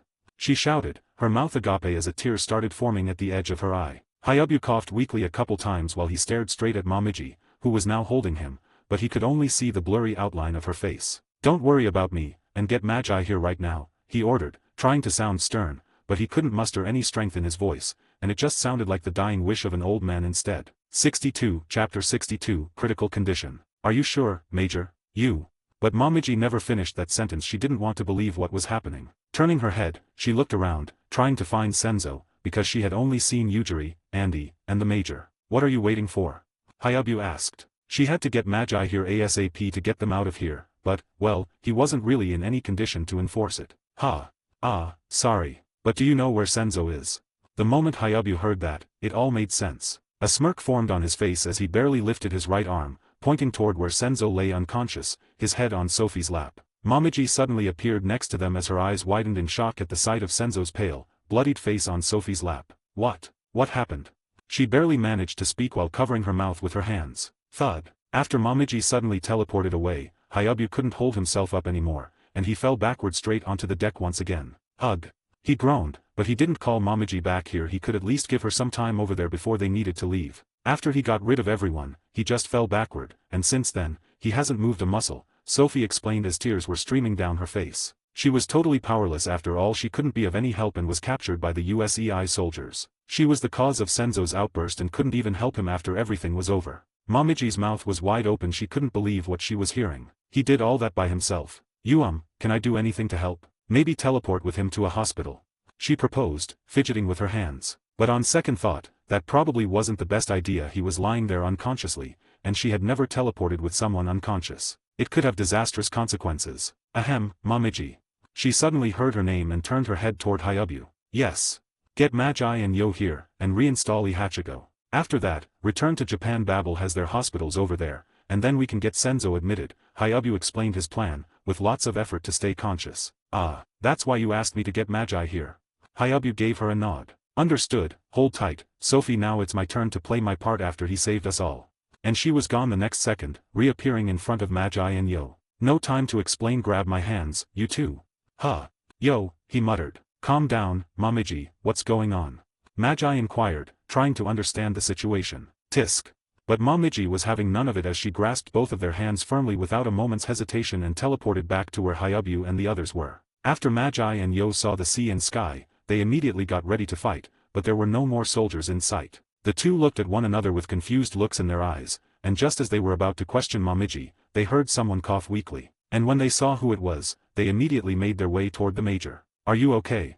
Yo asked, he said as he looked in horror at Hayabu. Magi was even worse. It looked like he was looking at his own dead child. He was almost as white as a sheet of paper. Momiji, explain what the hell is happening right now. He demanded. He had to know who dared to injure his benefactor. Even if it kills me, I will make you pay. Calm down, Magi. I can see what you're thinking just by the look on your face, Hayabu casually said, trying to lighten the mood. Cough. But his body was rapidly deteriorating, so he had no time to waste right now. Listen well, you and Momiji will put Ihachigo back in its place and activate its functions. Once that is done, start the ship and rush toward the Japanese mainland. Do not stop for anything, and once you can see the mainland, contact our comrades who are stationed there and have them prepare a car to rush toward the best hospital Babel has. Understood. With a single raised eyebrow, Hayabu looked at three of his most trusted members. They were the only ones who could do this currently. Understood. Magi firmly declared, and before Yo could open his mouth, Magi gave him a nasty glare. And Yo just kept his mouth shut, even though he wanted to figure out the current situation, but the Major's orders were final. Get going. Hayabu stated, as he collapsed onto the deck once more. Let's go. And Momiji, please explain a little more while we're doing all this. Understood, Magi. Then the trio quickly made their way toward Ihachigo, which now stood all alone right next to the railing. The moment the three of them touched the machine, they vanished once more, appearing in the deepest part of the catastrophe, where Ihachigo had been installed all these years. Yo, you fix the cables. Momiji, you place Ihachigo back into its metal cage. I will activate its abilities so we cannot be located anymore. Understood. Yo, Momiji shouted with a salute. As the three of them were doing their best to get it back up and running, Yo couldn't help but glance at Momiji periodically. He was trying to not bring it up first, but it was getting harder and harder to focus on his current task while not understanding anything that was going on. What had happened to the Major? And where was Senzo during all this? He had no idea, but he felt like Momiji should know at least a little more. Ha! He suddenly heard from the center of the room, and while he tried to resist it, he did sneak a quick peek, but what he saw left him stunned. Momiji was already done with her part and was glaring at him now. Yo, I know you're curious, but there are lives at stake right now. So put that curiosity to the side for now. When we get the ship started, I'll explain everything I currently know. Ah, sorry. He could only smack his own face with both his hands simultaneously. What have I been doing? I clearly saw how bad the old man looked, and I'm still slacking. Get your shit together, yo. 63, Chapter 63, to Japan. After Yo, Magi, and Momiji finished installing Ihachigo once again, they immediately teleported toward the bridge to head toward mainland Japan. You two know what to do, right? Magi inquired, not even sparing them a glance as he rushed toward the helm. Yes. Momiji made her way to her own post while Yo was activating all the necessary navigation equipment. After everything the catastrophe had just been through, it wasn't out of the question for half of the equipment to not work anymore. Please. Yo muttered, clasping his hands together in a praying gesture, after pressing the on button. But it was all for nothing. Half of the equipment didn't turn on, and only some of the more important functions were still working. Magi, you'll have to actually take charge and properly steer the ship. Most of the equipment for automatic navigation isn't working anymore, Yo explained, a sour expression on his face. Shit. Magi shouted while gritting his teeth. Tell me everything that is still working, and we'll form a plan based on that. But first, Momiji, please get the Major over here. In this current situation, we will most definitely need his expertise. Okay, I'll be right back. Should I wait? Yo inquired. He felt like that was the obvious course of action, but in dire times like this, it was better to be fully certain. Magi just gave him a nod, with a slight smile. Looks like he hasn't totally lost his head, huh? Then Momiji and Hayabu suddenly appeared inside the bridge. I'm back, she stated, but before they could progress, Momiji carefully helped Hayabu onto a large chair so he wouldn't need to use any strength while helping them navigate to Japan. Good, Major, please listen carefully because we need your expertise right now, Magi started, and with a single glance he saw the proud expression on Hayabu's face. Ahem, he cleared his throat, trying to stay composed, but it felt good knowing that the Major trusted him this much. So a lot of the equipment is currently not working, so could you please help us decide the best course of action to get to Japan in the shortest time possible? Yo, please do the briefing now. You understood. Yo scrambled a little after suddenly being in the spotlight in front of not only the Major but also Magi and in such a serious situation. But here he could also prove himself an invaluable asset to the crew. So the biggest problem is that the navigation console is completely gone, the same for the radar. The engine control interface is operable but not at 100%, so it could take a long time before we can even reach the mainland like this.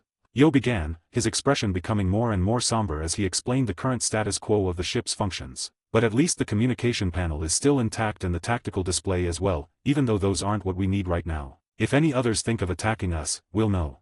But as the words left his mouth, another thought formed: would we currently even be able to defeat any assailants? Yo quickly shook his head, erasing the thought from his mind. Currently, there were already more than enough issues. Thinking about what-ifs wouldn't help them at all. So what do you think, Major? I could take the wheel with Momiji teleporting around to make sure we're going in the right direction and don't hit anything, but with the engines not fully operable, it will take a long time before we will reach our destination. Toward the end of his sentence, Magi's voice became softer and softer with every word he uttered, as he was looking straight at the dying Hayabu. After hearing everything they had just presented, Hayabu was now deep in thought. Their current plan was quite a solid one, and with their means, they couldn't improve it any further at all. But he could, even though the cost would most definitely not be small. Listen up. He suddenly stated, his eyes firm as he looked at three of his most trusted comrades and family members. The trio looked at Hayabu with anticipation, not even daring to breathe, all their attention focused on him. We will follow Magi's plan. It is a solid plan, but I will be using my abilities to propel the ship forward with all my might. Wah, but, before Magi could finish his objection, Hayabu raised his right hand and just stared straight at Magi. I know what you want to say, and yes, it is true that it will be detrimental to my health due to the current situation I'm in, but it is the only way for us to make it to Japan fast, and I am willing to take that risk to save him. After all, he risked his own life for mine. Hayabu had a peaceful smile on his face, like he had accepted his fate. Magi just stood there, his eyes wide, after hearing Hayabu's declaration. Was this truly going to be the end of their journey together? He shook his head fiercely. No, I refuse to let it end like this. If we just make it to Japan fast enough, we might still be able to do something for the major. Yo, Momiji. Listen up, Magi firmly stated, and he now had a resolute look in his eyes. Yo and Momiji exchanged glances for just a moment, and they felt the same way after hearing the major's words. They would not be losing anyone today. We will be rushing toward Japan, and not a single error will be tolerated. So get in position, and once the major gives the signal, we will work together perfectly. Understood. The two shouted in unison, and immediately after, they gave one last salute to Hayabu and made their way to their own posts. Yo stood next to all the equipment to try to wring as much power out of the engines so the burden on Hayabu would be as low as possible. Momiji, on the other hand, put on a jacket and glasses to protect herself from any wind or rain so she could give as detailed instructions to Magi as possible, so they wouldn't crash into anything and would take the most optimal route to Japan. Let the operation begin. Hayabu declared, tears almost forming at the edges of his eyes. That's how proud he was of these three and everyone else who had helped overcome this predicament. 64, Chapter 64, Tense Hours. The catastrophe was slowly gaining speed with Yo operating the engine control. Shit, max speed is currently around 11 knots. That's rather slow, Magi muttered, gripping the helm tightly. With a single look at the major, he knew what was about to happen, and he had to be prepared for it. He had no clue what speeds they will reach with his help, but it definitely won't be easy to properly control the ship then. Momiji. Understood.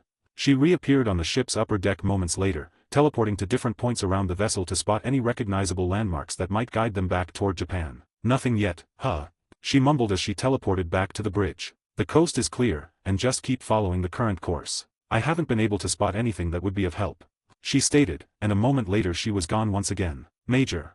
Was all Magi had to say, and Hayabu knew immediately what he had to do. Taking a deep breath, he tried to relax his body as much as possible and carefully propelled the ship forward with his abilities. Cough, cough. The moment he started using his abilities, he felt a sharp pain shoot through his chest. This much is nothing. But he just kept going, slowly increasing the ship's speed. We're approaching top speed. This is enough, Major.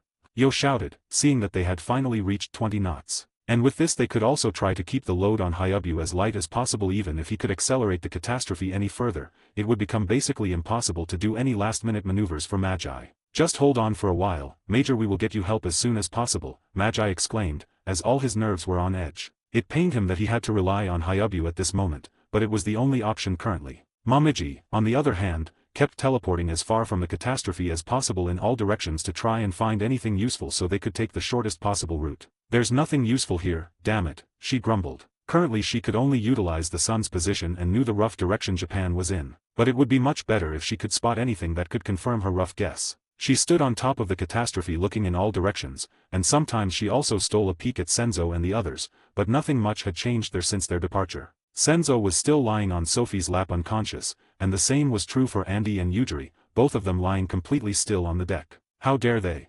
But right now she had to stay focused on the objective, and that was reaching Japan as soon as possible. Just like that, a couple of hours passed with the three of them working tirelessly, navigating the treacherous sea. Most of it went rather smoothly, but they did have their moments where it almost went completely wrong. Magi had been so focused while steering the ship that he had almost missed Momiji's instructions to avoid the obstacles at 3 o'clock. But luckily Yo had used his ability to control sound, and they had just barely evaded it all. I'm sorry, Major.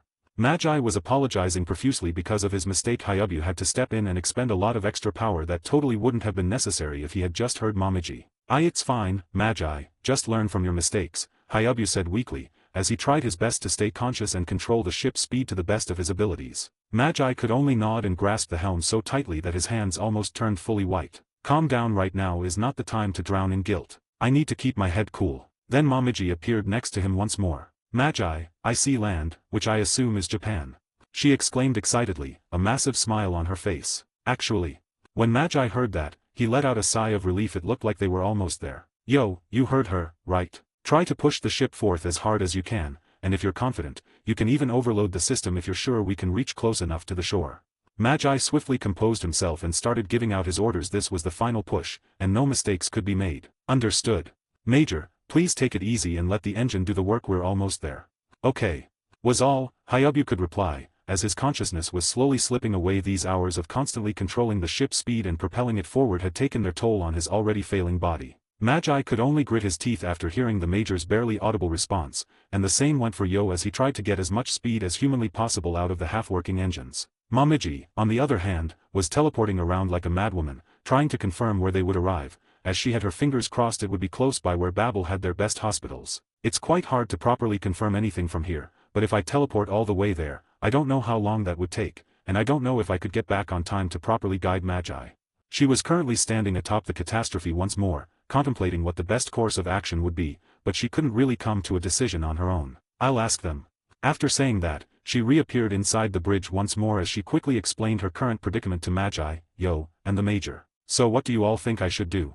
Do not go right now. If the ship crashes, we rushed here for nothing, Magi stated. I agree with Magi on this one. We need your scouting abilities, otherwise, we'll have to slow the ship down tremendously, and that could be disastrous. After hearing both of their opinions, Momiji just nodded with a somber expression, but they had a point. If she just straight up left to check where they would be arriving, they would have to slow down. Understood, let's get there safely and as fast as possible. Magi and Yo just gave her a nod with an exhausted smile on their faces. 65, Chapter 65, Where Am I? 1. After many hours at sea, constantly vigilant, they had finally brought the catastrophe as close to the mainland as possible. Magi heaved a sigh of relief as all the tension left his body all at once. We actually made it. Yo exclaimed, raising his fist in the air. And a moment later, both of them felt all the strength leave their legs, and they fell to the ground. Let's catch our breath for a short moment, and after we'll get everyone the medical care they need, Magi said, while looking at the Major, who was barely conscious. He wanted to rush out right now, but that was impossible. They had been on guard for many hours, and they needed a minute to calm their nerves and recompose themselves. Yeah, Yo stated, while nodding his head. That was when Momiji appeared back inside the bridge with a smile on her face. Great job, you two. Now let's get them the help they need. But right after she said that, she saw their current condition as realization dawned upon her. Sorry, Momiji, but can you start already? Yo and I need a minute to calm ourselves down and recharge. Please teleport with Hayabu right now before he loses consciousness, and then we'll help you with the others. Understood. Momiji shouted with a salute and made her way toward Hayabu. Are you alright, Major? She inquired. But she got no answer. Hayabu was just sitting in the chair trying his hardest to stay awake so he could be teleported onto the mainland after all. Never mind, let's go then. Momiji then quickly grabbed his hand, and the next moment, both of them had disappeared from inside the bridge. Let's go, Yo, we can rest once everyone is on their way to the hospital, Magi ordered as he slowly hauled himself upright. Understood, Magi, but after this I want at least a month to relax.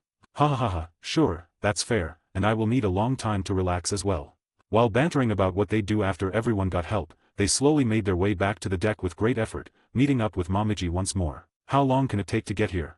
Momiji said, as she glared at the two of them. Her hands were on her hips while they supported one another to avoid falling. Sorry, we know you must also be super tired, but right now we can barely stay standing, so please forgive us just this once.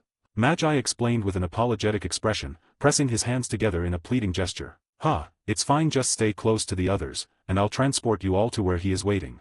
After she said that, Momiji ignored the two, as she now needed to focus to safely transport everyone from the catastrophe to the mainland. This was the final stretch, and then the others would take over. I can do this. She smacked her cheeks lightly with both hands, a determined expression on her face as she patiently waited for Magi and Yo to arrive next to Sophie and the others. Sophie, could you please try to keep everyone as close together as possible, together with Magi and Yo? When Sophie suddenly heard her name, she turned her head toward her and had a puzzled look on her face. Why? She inquired while caressing Senzo's hair. I will be transporting everyone at once, and the closer you all are to one another, the less power I will need to use. That means I can focus more on arriving on the mainland faster. Sophie's eyes widened slightly when she heard that. Finally, I can do something for them. She nodded her head vigorously. Yes, just focus on getting everyone there as fast as possible. I will make sure they're all super close together. Thanks. Momiji muttered with a slight smile on her face, which she hid from Sophie by turning her head away. Sophie hadn't heard her as she carefully placed the still unconscious Yujiri on top of Senzo and placed Andy right next to them. And finally, Yo and Magi had also arrived, stumbling. What can we do? Magi asked, but Momiji just shook her head with a wry smile. Just stick as close to Sophie and the others as possible, and make sure to grab hold of each other tightly so I can focus mostly on speed while moving toward the mainland. Understood. Now then, let's quickly go. Then, without further ado, Sophie, Magi, and Yo surrounded the three wounded people in a triangular shape and firmly grasped each other's hands. Okay, I will be lifting you all up now, so even though it might be hard, please do not let go under any circumstances.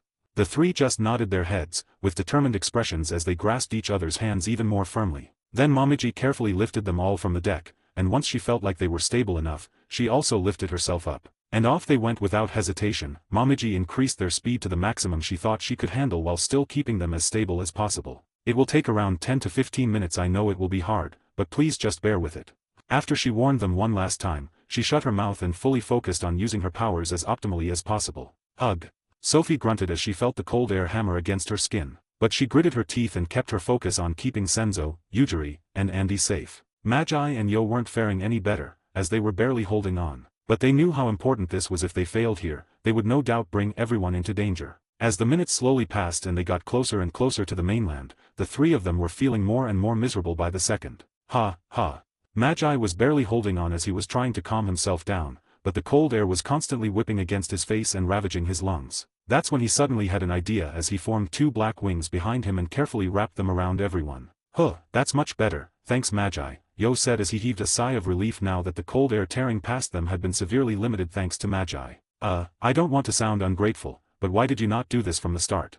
Sophie asked, tilting her head slightly to the right. Magi could only avoid eye contact, as he had no proper answer. He had just been too exhausted to think properly, and only after almost reaching his limit did he realize he hadn't used his Esper ability this whole time. Ha ha ha, cut us some slack, please, princess. We've been under an immense amount of stress and tension for hours on end now. Ah. Sophie's eyes widened as she just remembered the hours-long ship ride they had just been on. I'm sorry. Don't worry about it, and let's just finish this safely. Magi stated, a smile on his face. Yes. Sophie exclaimed. Yo could only smile just thinking about what great comrades he had found. 66, Chapter 66, Where Am I? 2. With that, Momiji had safely transported them all from the catastrophe to the mainland. Finally. She exclaimed as she saw Hyobu lying on the sidewalk. We've arrived, everyone prepare for landing. After notifying the ones she was carrying, she quickly made her way toward Hyobu and carefully put them down safely. Magi carefully unwrapped his wings as he took a look around to make sure everything was safe. Great job, Momiji. Yo, you contact the others so they can get here ASAP and take the major to the hospital. Momiji, you contact Babel, explain our situation, and request admission to one of their hospitals. Understood. Momiji and Yo exclaimed in unison as both of them took their phones out of their pockets and started dialing the numbers of the members stationed in Japan. Meanwhile, Magi carefully put Hyobu next to Senzo and the others to keep them as close together as possible. Just hold on a little longer, proper help is on its way, he muttered, gritting his teeth. After a moment of waiting where he could feel his heartbeat all the way in his throat, he saw Momiji and Yo had finally finished their phone calls. And he put his hands together in a pleading gesture, hoping there would be good news. Good news. They will be here very soon. Luckily we are rather close to their main base of operations. Momiji stated. Tears started forming at the edges of her eyes and she almost lost her footing as well, but she stayed standing. It wasn't over after all. She could collapse once everyone was inside a hospital. That's good. How about you, Yo? Will Babel allow them to be admitted? Yes, even though it sounded like the others were against it, Minamoto and Fujiko overruled them luckily, so once the others arrive, we can rush straight there. Magi heaved a sigh of relief, even though he felt his legs almost give out once again, but this time he remained upright. Great. Okay, prepare to get the injured into the cars as fast as possible, and Yo, please find the fastest route to the hospital. Understood. The three of them were busying themselves trying to make sure everything was in order so they could leave immediately after the others arrived. Andy could only grit his teeth, wondering how he could betray them for the military. What was I thinking? I'm clearly aware of the treacherous behavior of those higher-ups, and I still let them find a ship full of children? At some point in time he had woken up, but seeing how everyone was doing their utmost to get him and the others to safety had moved him so much that he didn't dare let them know he had woken up. Never again will I let something like this happen. I will beg them for mercy once this all is over, and hopefully they can find it in their hearts to forgive me. But honestly I wouldn't blame them if they just decided to kill me on the spot. While he was drowning in guilt and self-pity, he was also trying to steel his resolve to do anything in his power to make sure something like this would never happen ever again. Why did I even trust them to keep their word? Just because they're in the government or military? So what, aren't those the people most prone to becoming corrupt and power-hungry? Then a sudden realization began to dawn on him. I've been so fucking stupid. But that stops now. After what felt like an eternity for Magi, Yo, and Momiji, they finally saw multiple large vehicles approach at breakneck speeds. There they are, Magi. Let's prepare to take them to the hospital quickly. Yes. The normally stoic Magi now had a smile on his face. He could finally see the light at the end of the tunnel after all. The cars screeched to a halt right next to them, and the doors flew open with multiple people jumping out of them. We heard the news. Where are they? An older man asked, his eyes wide as he was frantically looking around, and that's when he saw him. The major he had looked up to after he had saved him, but now he looked like a corpse. What the hell happened? He suddenly demanded as his whole body shook with rage. Now's not the time for this, Mag. We need to get them to the hospital ASAP. Magi said sternly. Ah, of course, I'm sorry. Don't worry about it, and instead help us load them up so we can leave. Yes, sir. After that, The trio and the others who had arrived by car quickly loaded the four into the cars, and just like that, all the doors slammed shut and the tires screeched as they put their feet on the gas pedals. Yo, you guide them. Understood, Magi. While Magi and the others were racing toward the hospital, Senzo was currently in a predicament at some point in time. He opened his eyes and found himself in a pitch-black void of absolute nothingness. Where am I? He muttered while looking around trying to find anything. But he found nothing no matter how far he walked in a singular direction. All he saw was black, black, and more black. And what was even stranger was that he couldn't hear nor smell anything. I'm pretty sure I was on a ship just a moment ago, no. After wiping those fuckers from the map, then But after that he couldn't remember anything. There was a massive blank in his memory. Did I die? No, right. But he couldn't be certain after all. He was now in a black void. Couldn't that be death? Fuck me. He shouted as he grasped his head between his hands and tried to calm himself down, but the moment he thought that he might be dead, he just couldn't control his emotions anymore as they all flooded out at once. The anger of dying such a useless death, the sorrow of not being able to see his family ever again, and the regret of not being able to protect his parents and younger sister from the dungeons. All kinds of emotions overwhelmed him, but then something weird happened. A single ray of light suddenly formed far above him. 67, Chapter 67, Where am I? 3. What is going on? Wait, I can hear myself now. One thing after another happened, and Senzo couldn't follow anymore. At first it looked like a void pitch black with no sound or scent. But now he could see and hear himself once again. But the question remains, who brought me here or how did I get here? Senzo muttered, scratching his head. He took a seat on the black ground. Was it even ground? He had no idea what kind of material the ground was, if you could even call it that, or where he was, for that matter. At least it didn't look like anywhere on his home planet or the planet he was currently supposed to reside on. Well, there's nothing much I can do except wait, I guess. Ring, ring. When he was about to take a nap and hoped this situation would resolve itself, he suddenly heard his phone make noise. But that was strange in and of itself. The people on Earth are currently frozen in time and he didn't give his number to anyone who could currently send him a message. And then there was the sound. He was certain he didn't choose that sound for anything, so how could his phone make it? Wait, could it be? That's when an outrageous idea suddenly hit him. Could it be something related to the Multiverse OS? When that thought appeared in his mind, he couldn't wait any longer as he quickly took his phone out of his pocket and unlocked it instantly. Multiverse Navigation OS v1.1. Welcome, user, Senzo Kazuko. Start world jump. Inventory. Shop. Background information. Abilities. Mission log. 1. Locked function OS upgrade required. Tap an option to proceed. Hold to access advanced settings. Senzo carefully scrutinized everything on the screen. He knew something had changed. He felt like there was more to it than just the new. But he momentarily couldn't place his finger on what exactly had changed. Am I being paranoid and only those question marks appeared? I feel like I'm not, though. He mumbled as he kept going over each and every line on the screen, trying to find out everything that had changed. That's when he realized it. When did it update? I am certain it was version 1.0 when I first got it. He exclaimed, but then his enthusiasm vanished just like that. It didn't matter after all. He couldn't do anything about it except check out those question marks and hope he would learn something useful from them. Here goes, I guess. Then he carefully pressed on the 3 question marks. System messaging beta channel. Chat with unknown sender. Status, active connection established. Unknown sender. Yo, what's up? How are you, Senzo? What the hell is going on?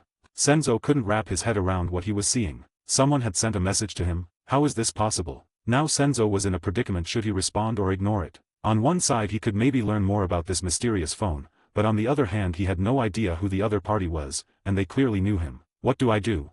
Staring straight at the keyboard, there were so many questions Senzo wanted to ask, but it could be dangerous. While he was deep in thought going over all the options he had, he felt his phone suddenly vibrate. Unknown sender. Don't you have a lot of questions about everything? I can answer some of them, but only if you send your full name within the next 30 seconds. So think carefully. 030. 029. Senzo's eyes widened slightly while reading the messages from the unknown sender. Why would I do that? But on the other hand, what do I have to lose? He was carefully contemplating his options. He felt like he didn't have much to lose by giving his full name, but you never know what weird powers that guy could have. But the clock that was slowly ticking down was putting immense pressure on him, and just by reading the messages, it felt like the other party knew a lot about him and his current situation. Is it worth taking the risk? If he's asking me that, he should know my full name right. Fuck it. He exclaimed as he quickly typed out his full name into the chat and sent it right before the timer hit 0. Senzo Kazuko. Senzo Kazuko. Unknown sender. Good boy, now I will allow you to ask me 5 questions. But it all depends on my mood, so if I deem the question stupid or simply do not feel like answering, too bad. Senzo Kazuko. What the hell kind of douchebag is he? Senzo was glaring at his phone, unable to believe his eyes. He really just called me a good boy. The fuck? He wanted to smash his phone right there and just ignore the chat, but this opportunity was too good to pass up. He could finally get some answers after all, even if there was a risk of him just ignoring all 5 of his questions. What should I ask first? He was unsure, but looking at the couple of messages, the other party seemed to be quite full of himself, so maybe he could make use of that. It's worth a try, I guess. Senzo Kazuko. What should I call your esteemed self? Senzo visibly cringed while writing the message, but he had to do everything he could to try to get as much information as possible from the other party, even if he had to kiss his ass. Him. Ha ha ha, now that's what I like to see. I will do you a favor and not count this one as one of the 5 questions, and you can just call me him. Now Senzo was looking at his phone like he was holding the most disgusting thing on the planet. He just couldn't fathom what kind of narcissist he had met, and the worst part was that he had to entertain this guy's antics to get the information. 68, Chapter 68, 5 Questions 1. Guess there's no use in crying over something I can't change anyway. And just like that, he snapped out of his daze and began thinking about what questions he could ask the mysterious person. I at least know a couple things. Boring questions or obvious questions are things he'll probably not answer, so I need to be bold and think outside the box. But that's easier said than done. He knew basically nothing at the moment. He didn't know if he was the one who granted him the phone or just someone in the same position, but maybe he had the phone for longer. There were so many options that Senzo felt himself become dizzy at the massive amounts of information he was trying to process and utilize to come up with good questions. Yeah, I'm lost, he muttered while staring at his phone. Staring, of course, didn't change anything as time slowly ticked by, and the person he was messaging didn't send any new messages either, seemingly waiting for him to come up with his questions. There's no point in waiting any longer. I have no idea what the others are doing, but I should try to find a way back fast. Then he tightly grasped the phone and slowly typed out his first question, one that had been gnawing away at his subconsciousness. Senzo Kazuko. What happens to Earth if I die? Now there was no turning back. Hopefully, he thought that was a good question because Senzo desperately wanted to know the answer. Would time resume, or would they be stuck frozen in time for all eternity? Or would something even worse happen? Him. Hee, that's a solid question, all right. I will answer that one. So listen up, because I will only say it once. If you, for whatever reason, were to die or fail to meet my expectations, I will erase that tiny planet and everyone living on it from the universe. So remember these words above all else. Anything I want comes first, and what I want I let you know through missions, but of course the first time I was also trying things out, so next time they won't be voluntary but mandatory. And I will add some more flavor to that world as well. After all, nah, forget it, you're not ready to hear that yet. Damn, I was yapping a lot. Well, this was kind of a bonus for such a good question. While reading everything he had sent Senzo, he felt his hands shake and his eyes widen after every word he read. This was massive. He had given him so much info just because he liked the question. I have to think carefully about my next questions. But there was also something very ominous in that message. If I fail to meet his expectations, he will erase Earth. Does that mean he has been watching everything I've been doing, and he's the one that sent that phone to me? Just that thought alone terrified Senzo more than anything else at the moment. Neither the weird space he had found himself in nor losing his family sounded as horrific as being constantly watched and graded on his actions by an unknown being. How am I supposed to meet his expectations if I don't even know him? Then an idea hit him. Maybe he could ask something along those lines as his next question. Would that not be predictable, though? I feel like this might have been a trap from him. And on another note, Senzo had no idea how truthful him was being, and because he had no way of verifying any of it at the moment, it might be better to just keep it in the back of his mind and check once he gets his next mission. He had said something about missions becoming mandatory, so he could check it then. Phew. Calm down, Senzo. Don't just blindly believe everything he says, and focus on the next questions. Senzo Kazuko. Thanks for the long reply, and here is my next question. Why can you message me, and how? Now he was waiting once more for the other party's reply, as sweat trickled down Senzo's forehead. He felt like his current situation was even more nerve-wracking than wiping out everyone from the USEI that had attacked Pandra. Him. TSK, what a boring question.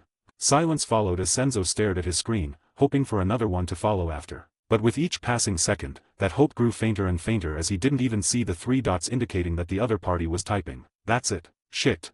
Senzo exclaimed as he tightly grasped the phone while gritting his teeth. He had just squandered an important question and learned nothing new. Well, nothing might be an overstatement. Now he could carefully compare both questions to try to figure out what he considered a boring question. And hopefully he would then reply to his remaining questions. Calm down. In moments like these I have to stay calm and keep track of everything happening.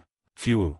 After taking deep breaths a couple times, Senzo had finally calmed down and was carefully scrutinizing both questions to try to see if he could come up with a possible reason why he would find the second question boring. Could it be because he's the one who sent me the phone, like he implied? But that would mean that he expects me to believe anything he says. It was completely unreasonable, but then something clicked for Senzo. That is how he had been acting all this time. Completely unreasonable, like he was always correct and could do no wrong. I guess I'll keep that in mind and ask questions, acting like I believe everything he has revealed in his answer to the first question. Senzo was appalled, but in this situation he had to be adaptable so he could make the most of it. Time for the next question then. Now with this newfound understanding of him, he would make full use of it in formulating his remaining questions. Senzo Kazuko, what will the next Multiverse OS update include? Now all Senzo could do was cross his fingers and hope he would like this question. 69, Chapter 69, 5 questions to him. Good, good. The next update will include a couple things, and because you asked it so early on, I will tell you everything, hehe. After Senzo saw those 2 messages appear on his screen, he couldn't help but clench his fist with satisfaction as a small smile tugged at his lips. Nice. He waited, eyes on the 3 bouncing dots, knowing him was typing a response. And after a minute or two the message had finally arrived. The next update will include all the following. First, a completely new element will be added to the phone called the Theme Shop. In that shop you can buy abilities related to themes. Secondly, I will be updating the World Jump interface to make the missions harder, more interesting, and mandatory instead of voluntary. And you can only return from that world after clearing all the missions. Third, mission rewards will include Theme Shop points so you can farm those to buy new powers. And lastly that update will happen after you ask all your questions, hehe. Another update so soon after the 1.1 update. Senzo muttered to himself, a frown forming on his face. Why? It feels like he's either acting like a dickhead on purpose and granting me more ways to grow stronger, or he just loves contradicting himself. Senzo was having trouble understanding him. He acted like an edgy teenager sometimes, and at other times he seriously answered his questions. It did not make any sense. Is he schizo? The moment that thought entered Senzo's mind, he couldn't help but chuckle slightly. Well, even if he was, he's currently the only one that can help him learn more about this phone and his current predicament. Let's quickly go over everything I currently know then and try to come up with the remaining 2 questions. Just like that, Senzo recomposed himself as he scrolled back up to the start of their conversation and carefully read over everything, keeping in mind what he currently knew about him's erratic and wildly unpredictable behavior. So in conclusion, he loves weird questions, or like questions that he technically hasn't answered yet even if I don't believe everything he has already stated. This situation might be mildly infuriating, Senzo grumbled as his eye twitched. He really wanted to slap him, even just once for putting him through all this, but that was probably impossible right now and in the near future as well. Would he ever meet him? He had no idea, but he truly hoped he would, even if only he could give him a piece of his mind. Calm down, calm down. I still need to do my best for these next 2 questions. I can't just waste them because I don't like him. Senzo slapped himself then, trying to get in the right state of mind to formulate his next question. After going over everything and trying his best to get into him's headspace, he was ready to formulate his next question. Senzo Kazuko, thank you for the detailed reply, and here is my next question. What did you mean by, and I will add some more flavor to that world as well after all? Huh, that's rather impressive. Good job. I will also answer that one. What I meant is this. I will be adding non-canon enemies that are completely ridiculous and overpowered into those worlds as missions for you to kill. So don't slack off on your training, or you might just get cooked, hehe. What the fuck? But before Senzo could continue his rant, he suddenly felt the phone vibrate. Also that question counts for 2, so now I will forcefully activate the next update. See you in a bit. After Senzo read those messages, he saw the phone's screen turn black and a small white bar in the middle indicating how close the update was to finishing installing. But Senzo couldn't really focus on that at all as he kept repeating the answer to his last question and what he had said after that. He was speechless. Why did that question count for 2? Or how does he decide that? Does he need to follow rules, or does he make his own? After carefully considering everything, he thought he had finally figured him out a little, but it seems like those were just his own delusions. No use in crying over spilled milk. I guess I'll just focus on that theme shop he said would come with this update, and hopefully there are some useful powers then for those broken enemies he will be adding. Thinking about what he had said gave him a headache, like it wasn't hard enough already and now every mission was going to be mandatory as well. Well, at least I know now when I'll return in this world. It was kind of vague. Ding. That's when he heard the phone, and with just a glance, he saw that the update had finished. Let's see what's new. Filled with anticipation, he quickly unlocked the phone and attentively went over everything. Multiverse Navigation OS version 1.2. Welcome, user, Senzo Kazuko. Start World Jump, new. Inventory. Shop, new. Background information. Abilities. Mission log. Chat, 1. Theme shop. Locked function OS upgrade required. Tap an option to proceed. Hold to access advanced settings. Legend. New content added to an existing feature during the update. Entirely new content added in this update. A couple things had changed, but the most important was that the 3 question marks had turned into chat. Well, it makes sense, it's literally a chat. And below it he saw what he had been talking about, the theme shop. Senzo was very curious what kind of powers and abilities he would be able to find in there, but he didn't want to make him wait. You never know, he might just give bonus points for replying fast or give punishments for replying slow. So he quickly entered the chat once more to see what message he had sent this time. What do you think? Don't answer that. I've even added a legend for a dummy like you so you can understand everything. You're welcome, smiley face. Now then, onto the most important part, because I am very satisfied with your questions, I will give you a choice. Normally when you reach this update, you can choose one power from the theme shop's beginner tier, but for you I will make that 2, or you can choose to leave it up to Lady Luck and randomize your powers. Dickhead, Senzo grumbled, but his message was very interesting. So I can gain 2 from the beginner tier of my choice or leave it up to fate with the chance to get a power from a higher tier as well, huh? Senzo was scratching his chin carefully considering both options. At first glance the second one was much more advantageous, but it all depended on what kind of powers the theme shop contained. Let's take a look at the powers first, and then I'll decide. Then he quickly navigated to the theme shop, and after hesitating just a moment, he pressed on it. Theme shop, beginner tier. Chi Life Force Yang Body Tempering Meridian Forging Chi Refinement Movement Dao Fist Dao Sharpness / Cutting. Intermediate tier. 5 Elements Array Formations Alchemy Weapon Dao Confucian Virtues Taoism Heavenly Stems and Earthly Branches The 9 Muses The 8 Immortals. Advanced tier. Space / Dimensional Manipulation Life / Death Order / Chaos Destruction / Chaos Void / Nothingness Cardinal Virtues Soul of the 4 Riders Zodiac Archetype Cycle of Eternity The 4 Symbols The 9 Circles of Hell The Sephiroth. Expert tier. Norse Pantheon Greek Pantheon Egyptian Pantheon Tarot / Archetypes The 72 Demonic Pillars. Damn, that's insane. 70, Chapter 70, Choice. All the powers lined up like that looked very impressive, and Senzo couldn't help but grin at the sight. But I don't see any explanations, only names. Even though he could imagine what some powers might do, others left him completely stumped. And he couldn't see any prices. The interface only displayed names and tiers. Let's leave that for later. Now I need to make a decision. Do I choose 2 from the beginner tier, or do I risk it by letting Lady Luck decide my fate? He muttered. He started going over each power in the beginner tier first, but without any explanations and just the names, it was quite hard to accurately estimate what kind of abilities he would get when he gained the power. Well, one thing is for certain, going with random seems like the better choice because it gives me the opportunity to get a power from a higher tier, and even if I'm super unlucky and get 2 of the beginner tier that are incompatible, would 2 powers that I chose with half-baked knowledge and assumptions be any better? After voicing his thoughts aloud in this void where he had been for who knows how long, something clicked in Senzo's mind as he quickly navigated back to the chat on his phone and gave him his answer. Senzo Kazuko. Sorry for the late reply, I will go with 2 random powers from the theme shop. Oh, interesting. Okay, I will now roll the dice then. All Senzo could do now was pray and hope he would get lucky. Please, please. A couple seconds later, he saw the 3 dots appear once again. Looks like the first one was rather unlucky, huh? Your first number is 3. Bahaha. Well, that was expected, Senzo said casually, staring at his phone. He couldn't even verify if the god was actually rolling dice or just screwing with him. It was a terrible feeling, but he'd taken this gamble knowing the risks. Please, at least actually roll the dice once.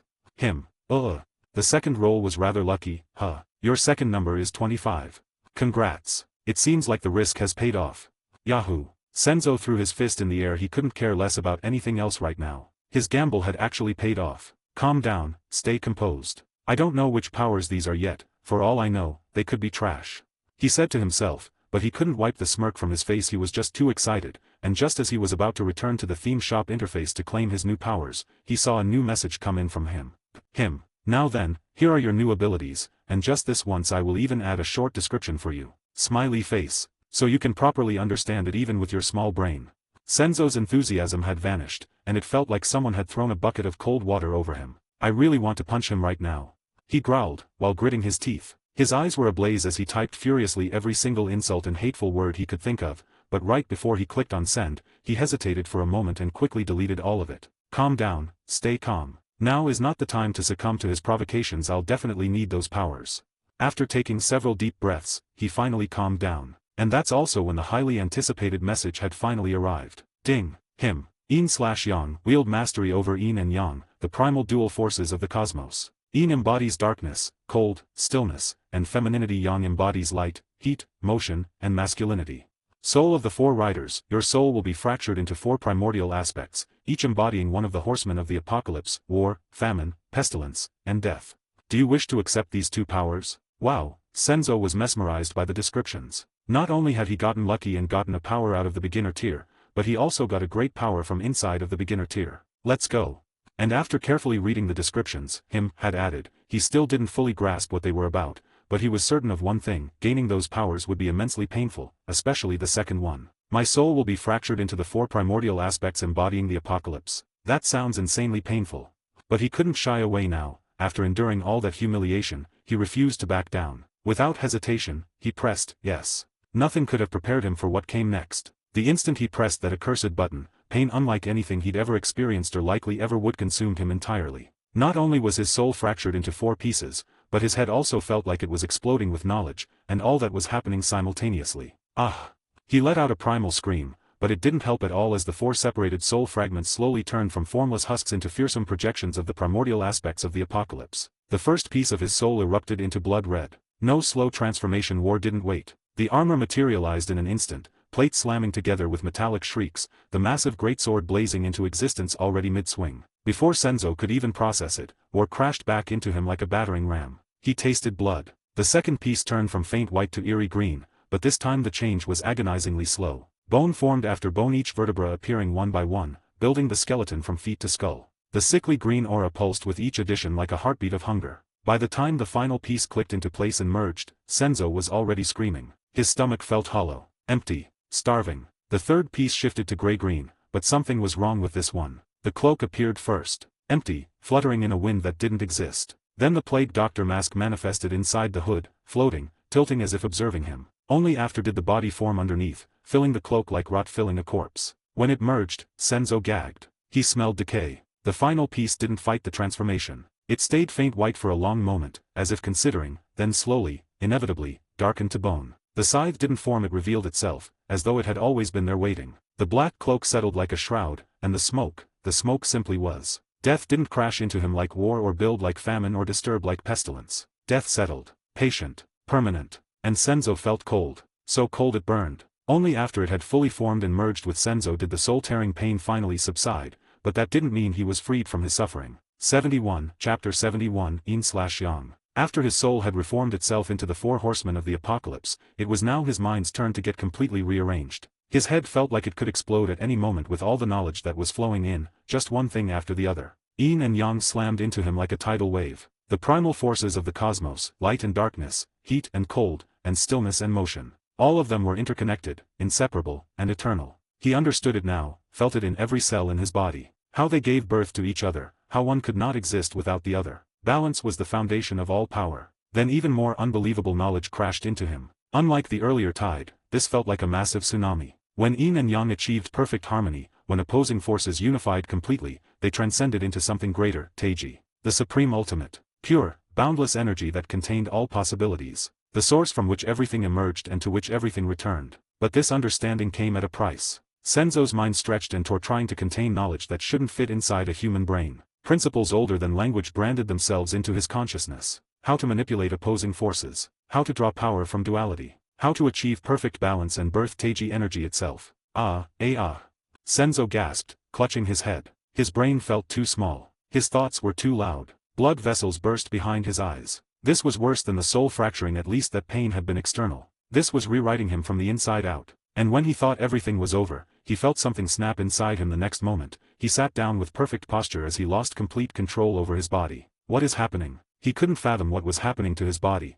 but what he did know was that the pain was gone, as if his consciousness had been separated from his physical body. Even though the absence of pain should have been a relief, his soul shook with pure terror. This is impossible. But before he could continue to spiral out of control, he felt a soothing energy wrap around him. A moment later, the mysterious energy, Teiji, he realized, calmed him. From outside himself, he watched his body float upward, watched his own eyes snap open. Little by little, his right eye turned snow white while the left turned pitch black. Once both eyes had transformed and his body settled back down, his soul was sucked back in. The moment he re-entered his body, an announcement echoed through his mind. Teiji eyes. It felt like his power had just announced what he had gained, a strange sensation. But he couldn't do anything about it. He was much more relieved to finally be back in his own skin and be able to feel once again. Phew. He took a couple deep breaths trying to calm himself down. What he had just experienced might have been the worst pain he could possibly imagine, but thinking back, there were lots of other powers listed in that shop. They won't all be that intense to inherit, right? He muttered. Just thinking about it sent shivers down his spine. He shook his head, dismissing the thought. He had more important matters. Everything in this mysterious space was done. He needed to get back to Sophie and the others. But where exactly am I? Before he could do anything else, dizziness slammed into him. What's going on? Inside the hospital, Sophie, Momiji, and the doctors searched frantically after Senzo's body disappeared. What's going on? Don't tell me. Sophie never finished that sentence as she glared at the two doctors standing on the other side of Senzo's hospital bed. Momiji was less restrained. She raised both doctors into the air with her psychic powers, staring them down. How dare you take us for fools, Momiji said slowly, enunciating each word. Before I do something nobody wants, tell me where you took him, and why. Both doctors froze, confused what the hell was going on. One moment they'd been ordered to care for Pandra members. The next, an unconscious patient vanished into thin air. And now they were being threatened. We don't know either. The female doctor screamed, feeling her throat constrict. What she said, we had strict orders to take good care of them, okay? Please just put us down so we can talk this out. He pleaded. But Momiji was having none of it, tightening her grip slowly until both doctors' faces turned tomato red. Without warning, she released them. They crashed onto the hospital floor. What's wrong with you? The male doctor exclaimed, grasping his right leg. The other doctor glared hatefully at Momiji and Sophie, but terror filled her eyes. She couldn't do anything against a powerful Pandra Esper. There shouldn't have been any problems in the first place. The patient had been unconscious so long they'd suspected a coma. Look, we don't know what the hell is going on, okay? How about you vent your frustrations on the higher-ups that ordered us to look after him? If anyone did anything to him, it would be them. The female doctor shouted, shivering. She'd had enough of this treatment, a horrible day made worse by forced overtime treating a criminal. I'm sorry, it has just been a little hectic. I'll go talk to them now, Momiji said, teeth gritted. Both doctors heaved sighs of relief, exchanging glances. 72, Chapter 72, Teiji. But right before Momiji could exit the room, the doctors saw the unconscious patient's body appear out of thin air as he fell straight down onto the bed. Both doctors stared with wide eyes at the impossible sight in front of them. Not only had his body reappeared out of thin air, but he had woken up as he sat up straight and looked around curiously. Sophie, on the other hand, couldn't care less about what had happened. She could finally see and talk to him again, and without hesitation she jumped straight into his arms. Whoa, calm down, Sophie, Senzo said, patting her head softly. Do you know how worried I was when you suddenly vanished like that? Please never do that ever again. She shouted, hugging him so tightly that Senzo felt his muscles cramp. When Momiji heard that, she snapped her head back, and what she saw left her totally stumped. He's back. What? Even though she wanted to pry every little detail out of him as to why he had just disappeared, she could leave that for later. For now she would let Sophie have her moment. Calm down, Sophie. It's not like I wanted to wait. I disappeared. You say I disappeared? Senzo asked, wincing in pain. Yes, you were gone for a couple minutes. We thought Babel had taken you. Ha, don't worry, it was not them. Something just happened. I'll tell you later. Could you please let me go now? Scratching his cheek. Sophie was blocking something. He couldn't put it into words, but it was like an itch he couldn't scratch. Horrible. No, how can I be sure that you won't just straight up disappear anymore? She countered, holding him even tighter than before. Don't worry, it won't happen again anytime soon. And even if you were holding on to me, does that mean I can't just disappear anymore? Senzo's sound argument made Sophie realize something. He was right. Even if she was holding on to him, that did not mean he couldn't just vanish like that anymore. Before I do let you go, promise me one thing. Please always return to me, she pleaded, slowly releasing her grip. I promise, and don't worry, even if I do disappear, I will always return. That's a promise. After she heard him say that, it felt like a weight lifted off her shoulders, and finally she fully let him go and took a seat next to the hospital bed once more. Next to Sophie, Momiji stood there quietly observing Senzo. And even though he looked the exact same as before his disappearance, he felt different, like something big had changed during that short time he wasn't here. But she couldn't quite put her finger on what that change was exactly. Am I being too sensitive? How are you feeling?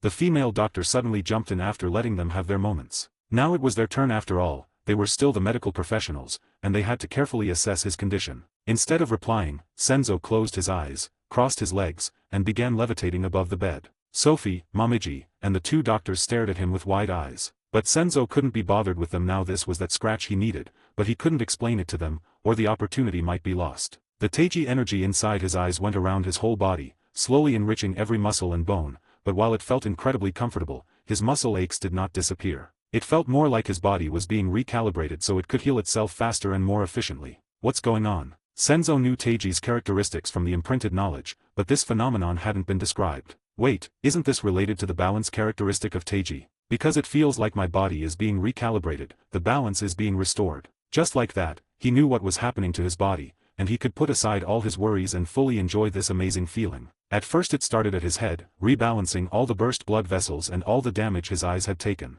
Then the energy slowly made its way toward the rest of his body from the shoulders to his abdomen, slowly readjusting everything to the optimal baseline. After it had gone through his whole torso, it was the turn of the hips, legs, and feet. It felt so good that Senzo couldn't help but moan a little as his almost broken and completely unbalanced body was being reset to its optimal settings. And just like that, his eyes shot open, and he slowly descended and landed on the bed after everything was done recalibrating. "Don't worry, I won't disappear, Sophie, so please wipe those tears away," he stated, looking at Sophie's tear-stained face. He'd heard her muffled crying while she panicked, watching his body levitate. "I'm sorry, but I just couldn't help it. After you had just returned, I thought." Momiji, on the other hand, was carefully scrutinizing every inch of Senzo's body. She didn't understand what had just happened, but one thing was for certain: he had changed a lot in the couple of minutes he had disappeared for. She could feel it. At first she wasn't sure if she was just being paranoid or if something had changed, but now after what had just happened, she knew her feeling wasn't wrong. "Where did you go in those couple of minutes?" she blurted out. "I'll tell you later. Let's go check up on the others, mostly the Major and Yujiri. Their conditions should be worse," Senzo said, clutching his fist so tightly it turned almost fully white. Phew. He took a couple of deep breaths to calm himself down. Then he turned toward the two doctors. "Could you please lead the way?" The doctors were dumbfounded, but seeing Momiji glare at them like that, they could only meekly nod their heads. "Please follow us." "Thanks." 73, Chapter 73, News. The group walked through the corridors before the doctors suddenly stopped and pointed at a certain door. "In here you will find the others that were admitted at the same time as you. You can go in. We need to let them know you have woken up," the female doctor said with a deep bow. "Thanks for all your help." "Let's go then," Senzo replied, opening the door with anticipation. Momiji and Sophie were both staring intently at the slowly opening door, but the moment it opened, all they saw was a white flash of light. "Ugh! Ah!" they cried out, quickly covering their faces with their hands. "Haha, you know how hospitals are with their shitty white lights. No. Calm down, and let's enter now." Sophie could only roll her eyes as she quietly followed after him, but Momiji wasn't in the mood to joke around, entering with a solemn expression. That's when they saw Yo and Magi seated next to the unconscious Hyobu, and Yujiri was placed in a bed not too far from the Major. "Who's there?" Magi asked, rubbing his eyes and stretching his body. When he said that, Yo also looked up, and what they saw left them gobsmacked. "Magi, are you seeing the same thing as me?" Yo muttered, pointing at Senzo with wide eyes. "I think so. How are you two doing?" Senzo asked casually, not minding their reactions at all. How? That was all Yo could manage. His brain had short-circuited. Magi, on the other hand, couldn't stop staring at him. Eventually, both of them snapped out of their daze after Momiji gave them a slap on the back. "What are you two doing? He just woke up, and instead of asking anything meaningful, you just sit there like two statues." Hearing that, the two of them quickly got up and went straight to Senzo. "How are you? Are you sure you should be walking around already?" They were completely in sync as Yo finished Magi's sentence. Senzo could only smile at the sight. "It could be better, but I can't complain." Then he exchanged a firm handshake with both of them as tears formed at the edges of Yo and Magi's eyes. "That's good, at least some good news in these dark times."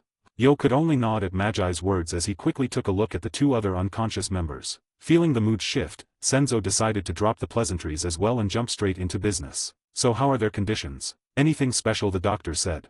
He inquired. "Well." Magi and Yo exchanged glances, and with a sigh, Magi started his explanation. "They said they cannot do anything for the Major anymore. He pushed his body too hard during the boat trip and overexerted himself on the way here." Silence filled the room as everyone present let the words Magi had just uttered sink in. Sophie's eyes widened as tears started streaming down. Momiji wasn't faring any better, but she quickly hid her face behind her hands and hair. Then, without waiting for a reply, Magi continued, "As for Yujiri, the doctors aren't sure what the issue is. She doesn't have any internal or external injuries as far as the machines can detect, but for some inexplicable reason she is not waking up." Senzo clutched his fist so hard the tips of his fingers started bleeding. "Thanks. No problem, and please don't blame yourself too much. In hindsight it's easy to say I should have done this or that, but we cannot go back in time. Just learn from your mistakes and do your best in the future to honor their sacrifices." After Magi said that, he and Yo stepped out of the room to give the three newcomers a moment alone to slowly process everything they had just heard. "What do you think, Magi? Will he be able to forgive himself?" Yo asked, taking a peek at the door Magi had just closed behind them. "I don't know, and we won't know the answer for quite some time, I'm afraid. But what we should do as their comrades is be there for them and give them space to grieve and process everything at their own pace." You know what, Magi? You're actually not that bad as vice captain."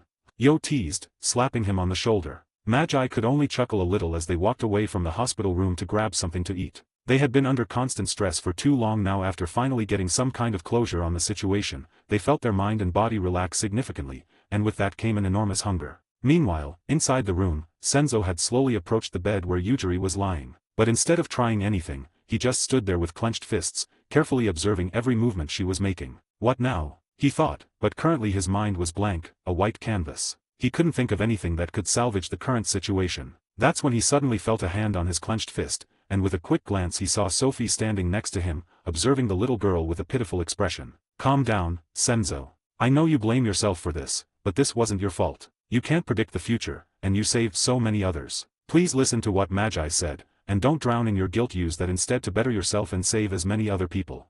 Senzo quickly turned his head around, avoiding Sophie's curious gaze as he felt tears form at the edges of his eyes. He couldn't show weakness to them, at least not in the current moment. He knew she meant well, but if they knew what he knew, would they still say the same thing? He couldn't accept it these happened because he'd been passive. If he had just acted at certain times to prevent things he knew would happen, he was certain this would not have happened. I'm a failure.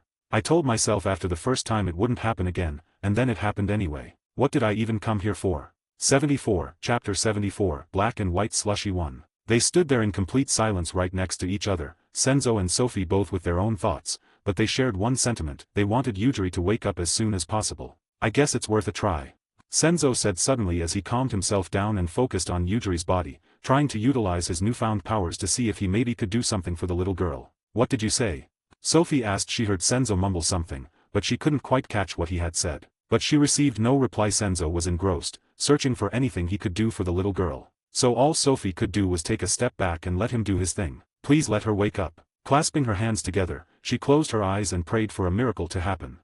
Everything looks good, like the doctors said. Her body is perfectly balanced, Senzo thought, while carefully inspecting her whole body. Even if the doctors said there were no injuries, you never know. With this newfound ability of his, he could confirm it, so why would he not use it? But then when he took a look at her head, his eyes widened instantly. What the hell is that? What he saw left him confused, frightened, and most of all, seething with wrath. There was no harmony in her head. Yin and Yang no longer circulated. They pooled, tangled into a dense knot behind her eyes and inside her brain. Black and white pressed together, not in balance but in refusal to move. It wasn't damaged. It was stagnation. Like a river frozen mid-flow, trapping everything beneath its surface. Does that mean it's all related to the trauma of being captured by those fuckers? But before the rage could take over, Senzo felt the Taiji energy inside him smoothly flow around, readjusting his fluctuating mood. Phew. Calm down, now is not the time for this. I need to do something about the stagnation. Then he turned around and made eye contact with Momiji and Sophie. Ahem, listen up, you two. I think I might be able to help Yujiri, but no one, and I mean no one, can disturb me while I try to help her. So could you two keep watch in the hallway and make sure no one enters until I give the signal? Are you certain, Senzo? Sophie asked, her hands violently shaking. I can't say I'm 100% sure it will work, but it will most definitely help her, he stated as the Taiji energy kept flowing throughout his body, calming him. Understood, please help her. Momiji took Sophie's hand and left the room quietly. Momiji, are you sure about this? She whispered, glancing at the now closed door with concern. What else can we do now? Nothing, so why not let him try? What's the worst that could happen? I'm certain he won't do anything that could possibly harm her. Sophie had no rebuttal to that, but she was still very worried about Senzo's mental condition and letting him do something like that at the current moment. I understand, let's trust him and hope he can help her. Momiji just nodded her head solemnly. Her hands had been shaking this whole time, but sometimes you had to put aside your doubts and take immediate action, like now. Please, Senzo, save her. Inside the room, Senzo stood right next to Yujiri, carefully inspecting the black and white slushy behind her eyes from all angles. If he wanted to help her, he had to make sure no mistakes would be made, and while he was carefully observing the slushy, he found something interesting. In the center, he caught a glimpse of a small figure curled in a fetal position, trapped and unable to escape. He had barely caught a glimpse of it in a stroke of luck the first time, but the second time he was certain that small figure was Yujiri. Was it that harsh on you? Calm down, Senzo. If I want to get her out of there, I need to stay calm. The other reason he was taking his time inspecting every angle of the slushy was so he himself could be in the correct mind space. Rage was useless at the moment because it would only make him impulsive and prone to making mistakes. So he had to take it slow and let the Taiji energy purify all his negative emotions. Luckily, it worked rather fast. A couple of minutes later, he felt ready. He'd inspected every angle and decided to penetrate the slushy from the top. That way he wouldn't risk damaging her psyche or personality. Even though all the knowledge was imprinted in my brain, that doesn't mean I can just perfectly use it. I must stay on guard and carefully stimulate the yin and yang so it finds its balance once more. Then it was finally time to start. Senzo carefully placed both his hands on top of Yujiri's head, but he didn't immediately inject his energy to resolve the problem. No, At first he just softly massaged her head and focused solely on what impact that had on the slushy. As expected, nothing. Now it was time. He'd inject the energy slowly, stimulate the yin and yang, and draw the small Yujiri out once more. Slowly, very slowly and carefully. Phew. He first sent a tiny sliver of Teiji energy into her head to see what effect it would have on the slushy, and surprisingly, he saw it move a little bit, but right after, the tiny strand of energy had been absorbed and vanished as well. It's definitely possible, but I can't let my guard down. That was only a tiny strand, and the effect could change if I send more in. He had decided on his plan of action. After seeing the reaction of the tiny sliver of energy, he would inject a constant supply of tiny slivers of Teiji energy to slowly and safely get rid of the imbalance. Let's go. The moment of truth had finally arrived as he slowly but surely injected one tiny sliver of energy after the other, keeping his eyes glued to the massive slushy to make sure he could react to any and every abnormality that could happen. 75, Chapter 75, Black and White Slushy 2. Time seemed to slow to a crawl while Senzo kept injecting the energy into Yujiri's head carefully and tried to free her from the trauma that had kept her unconscious all this time. But something felt wrong, like the current method would be able to slightly stimulate the slushy but not get rid of it fully. What am I missing? Deep in concentration, Senzo kept staring at it while the energy he was injecting did help. It was way too slow. If it kept going at this pace, his estimation was that it would take weeks if not months of constantly doing this, and that was impossible for him to do. Fuck. But he couldn't even stay mad because he needed to keep his concentration focused on her, and the energy in his body once again calmed him down almost immediately. Wait, can't I use that? Suddenly an idea hit him after the energy had calmed him down for the umpteenth time. Carefully he released one of his hands from the little girl's head and held it above her head while he kept injecting energy to stir the slushy with the other one. Nothing wrong with trying, I guess. Then he tried to imitate what the energy had been doing for him when it rebalanced his emotions and whole body. He sent the energy throughout Yujiri's body. Once it entered, he let it do its work while monitoring the slushy and her vitals to prevent accidents. And almost immediately after, he saw the little girl's mouth move a little from its original neutral expression to a small smile. Now Senzo was sure he was going in the right direction and fully focused on making sure he would not make a mistake now. 1 minute turned into 10, and 10 minutes turned into an hour. Beads of sweat were dripping from Senzo's forehead, but he couldn't give up now. It felt like he was so close to resolving the slushy. Its size had been reduced by around 90%, and everything that had been resolved was once more in perfect balance. He was finally approaching the center, where it was the most vital to be careful and not harm her psyche. Just wait for me, Yujiri. I will not let you suffer anymore. Senzo said through gritted teeth. He knew that with the current method, it would take too long, might even never save her. Right then, he made a decision, up the dosage of Teiji energy. He had to be brave and bold now, push harder before his stamina gave out. Inside Yujiri's body a massive war of all kinds of energies was ongoing. The Teiji energy that Senzo was injecting was slowly converting all the yin and yang energy into Teiji and restoring the balance. But the yin and yang wasn't going down easy because Yujiri herself didn't seem to want to wake up at all. She had been through such traumatic things that she'd much rather stay unconscious, and so her body rejected the balance the Teiji was trying to achieve. But luckily the Teiji energy input was very low and constant, otherwise, her body might have gone into shock. In the deepest part of the slushy, Yujiri's consciousness was tightly wrapped into it and peacefully sleeping like that. She didn't need to suffer anymore. Even though she really liked the time she spent with the Major, Senzo, and Sophie, her suffering was worse, especially when she was captured by those bad guys. That's when she suddenly felt a very soothing energy knock against her yin-yang barrier. HNNN. She slowly opened one of her eyes as she looked around,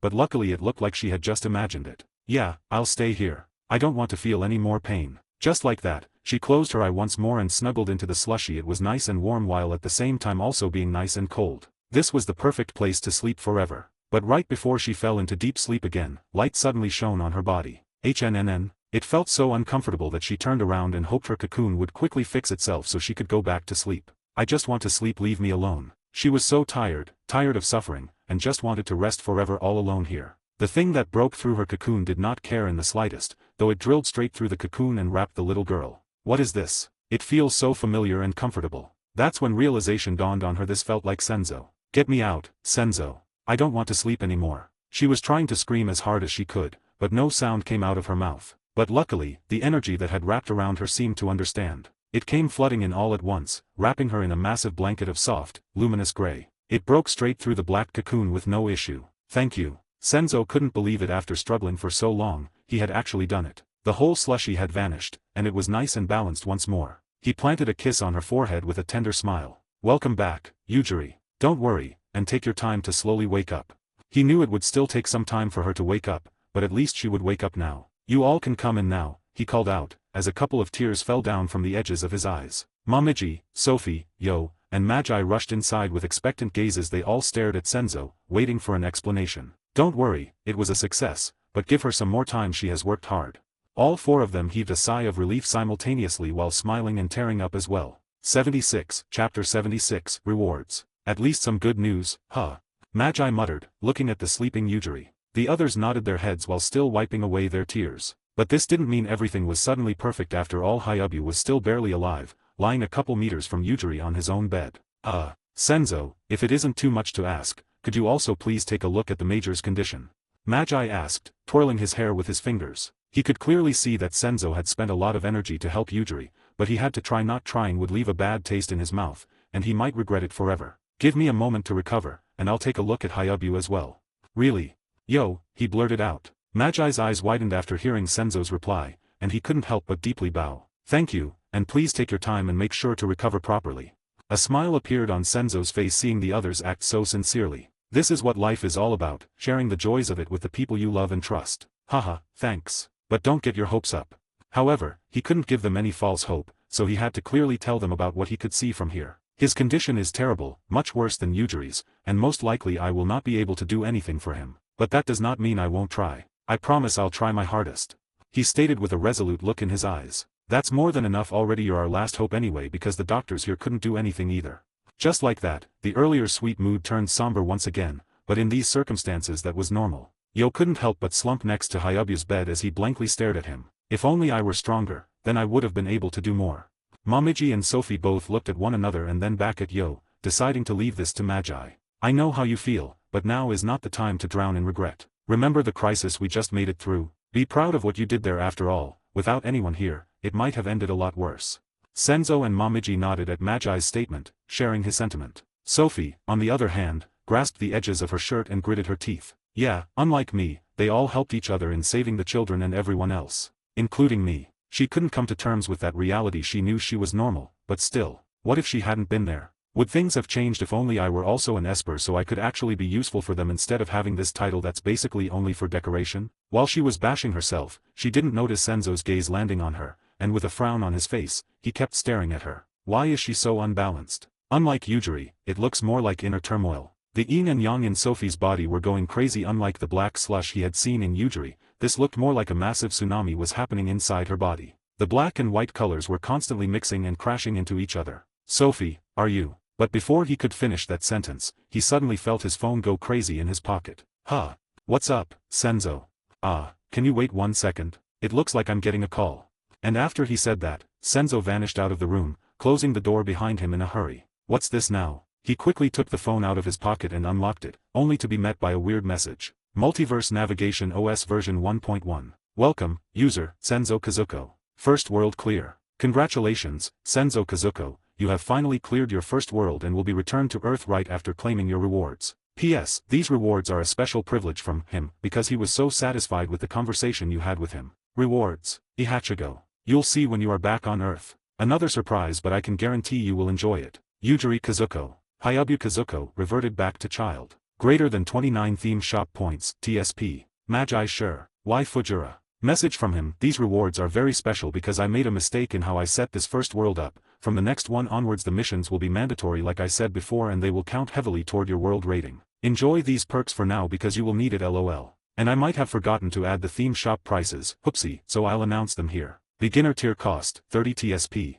Intermediate tier cost, 90 TSP. Advanced tier cost, 270 TSP. Expert tier cost, 810 TSP. Claim. What does all this mean? And Senzo could only roll his eyes when he saw the amount of TSP he got and the price for the lowest tier. He must really be enjoying himself now, right? But what he didn't see was an exit button or anything. It looked like he really did need to claim it or have his phone be like that until he decided to claim it. Those rewards, however, didn't make any sense to him. How can you give a person as a reward? And 2 unknowns, bastard. I could stay here longer, but I do really miss my parents and Ayako. But I will also miss Sophie and Momiji if I just leave. What a bastard you are. Senzo was fuming. Why would he get Magi and Yo but not Sophie or Momiji, or even a reverted Hyabu? Even though he wasn't sure what that meant, he felt like it was at least a good thing. Should I just tell them everything and hope I can return here soonish? But he was lost and had no idea how to handle the current situation in the most optimal way. They had been through thick and thin together, and leaving right now felt wrong, but he also knew he needed to return to Earth at some point. 77, Chapter 77, Return 1. Senzo was restlessly pacing back and forth in front of the hospital room's door, unsure what his next move should be. Should I tell them everything? Will they even believe me? And then there's the problem of Momiji and Sophie not being included. His mind was doing all kinds of calculations trying to find a solution that could satisfy him and that he thought would also be good for the others. But it was never that easy. Fuck. He exclaimed, but even after the Teiji energy had calmed him down, he kept pacing around like a maniac. It's best to just come clean and hope that I'll be able to bring Sophie and Momiji over soon. Even though he knew that was the best option he could currently come up with, it still stung. Well, there is another option, and that's just staying here until maybe the rewards change, but I don't think he would appreciate that. Senzo glared at the ceiling, imagining him being there smirking at his suffering. Bastard. Well, here goes nothing, I guess. Just like that he had made up his mind and quickly entered the room once more, closing the door behind him to make sure no one could hear what he was about to say. With a single snap of his finger, he froze all the vectors around the room, making sure not a single sound could leak out. Excuse me, I have something very important to say. Magi and Yo both raised an eyebrow upon hearing what Senzo had just said, while Momiji carefully inspected him. Why did you do that? Is it that important that no one else can hear it? Momiji was a little skeptical, but they had just been through a rather dire situation, so it did make sense for Senzo to be this careful. Sophie, on the other hand, just stared at him with a fierce gaze, patiently waiting for what he was about to say. Feeling all their eyes locked on him, Senzo couldn't help but clear his throat. Ahem. Please let me finish speaking first. I know what I will be telling you all will sound like nonsense, but I promise it is nothing but the truth. After he made that disclaimer, he took a seat and finally started his long overdue explanation. I am not from this world. All four of their eyes shot wide open as they all stared at Senzo. I know, but please let me finish first. I am a world traveler, and my time in this world has come to an end, so I will need to return to my home planet soon. But because I get rewards every time I return from another world, some of you can come with me while others cannot. Toward the end of his sentence, Senzo started whispering so softly that Sophie and the others could hardly catch what he had said, but one thing was clear, Senzo was not happy with the results. I'm sorry.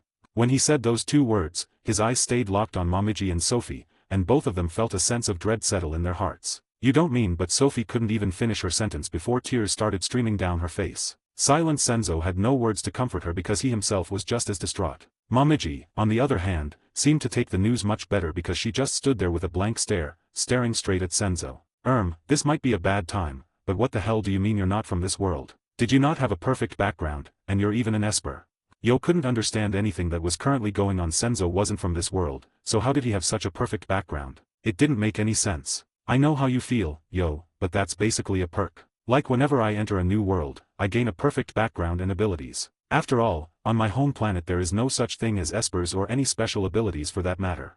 Senzo explained, still trying to compose himself. And even though the Teiji energy calmed him down significantly, the tears just kept on flowing, like a waterfall. Magi was lost for words. All the info Senzo had just dropped on him was too insane for words. He's not from here. But why did he help us so much then? Out of his own volition or because of something else? His mind was an absolute mess currently, and he could hardly make any sense of the situation. Excuse me, Senzo, but if you leave, what happens to the Major then? When the others heard Magi's question, they all turned their attention to Senzo. He had promised to try and heal him. Did this mean he would be going back on his promise? No, well, it's complicated. One of the rewards is Hyabu being reverted to his child self and coming with me to Earth. What? Are you serious? Magi asked, bewildered. Senzo just nodded his head. The same goes for Yujiri. She's also a reward. Even though I'm a little disgusted by giving living people as a reward, I'll take anything I can get at the moment. And us? What happens to us if you and those two just straight up leave like that? Magi demanded. Well, you and Yo are also included. The only ones who aren't included are Momiji and Sophie. Magi was planning to continue on and ask as many questions as he could, but that last sentence he had uttered made him shut his mouth. Yo was the same. He couldn't believe it. Those two are the only ones excluded. The rowdy hospital room was now so silent you could hear Sophie almost hyperventilate at the thought of being left behind here. Why? She screeched, as tears kept streaming down her face. I don't know. I don't decide the rewards. Momiji, on the other hand, had kept it together pretty well, but even she was rather shaken after that shocking revelation. What do you plan on doing? She asked, bracing herself for the inevitable answer. I'm not sure yet. While I do want to go back and see my family once more, I also don't want to leave you two behind. Really? Momiji barely managed to say. Yes, but I don't know how possible that is because while I am a world traveler, it's not because of my own powers that I came here. And the person who sent me here is a bastard. I bet he's loving this. Just return to your world, Senzo, Sophie said suddenly. Wah.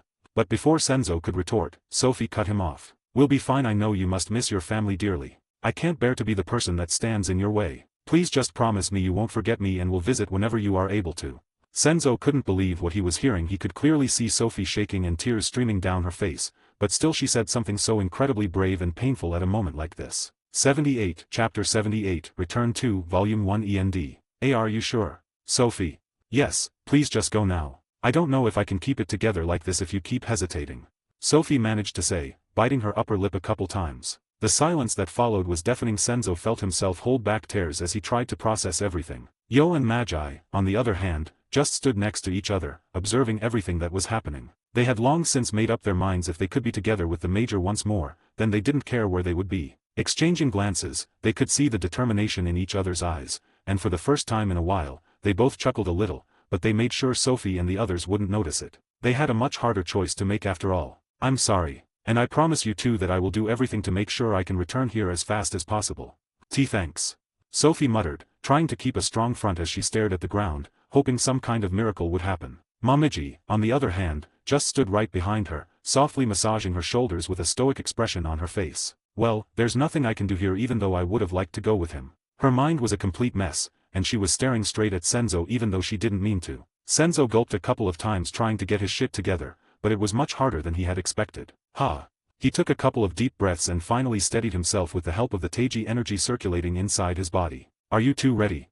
He then asked Yo and Magi. Yes.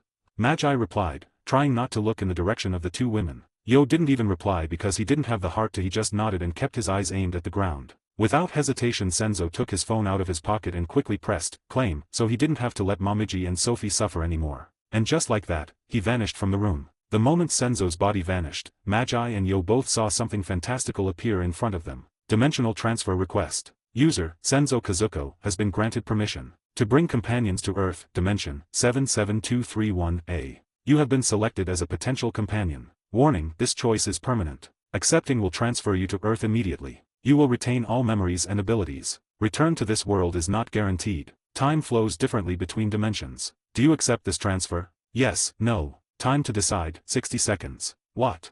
Magi shouted, his eyes almost popping out of his skull. They had the exact same reaction to the screen that had suddenly appeared in front of them. He wasn't lying, Well, I did my best to believe him, but still.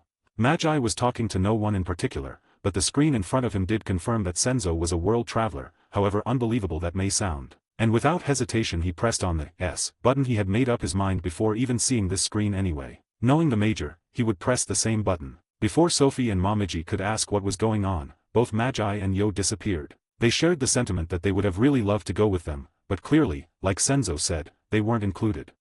Guess all we can do is enjoy life until he returns. Right, Sophie.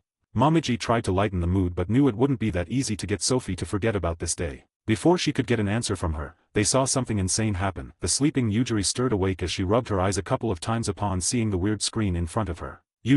Sophie, what's this?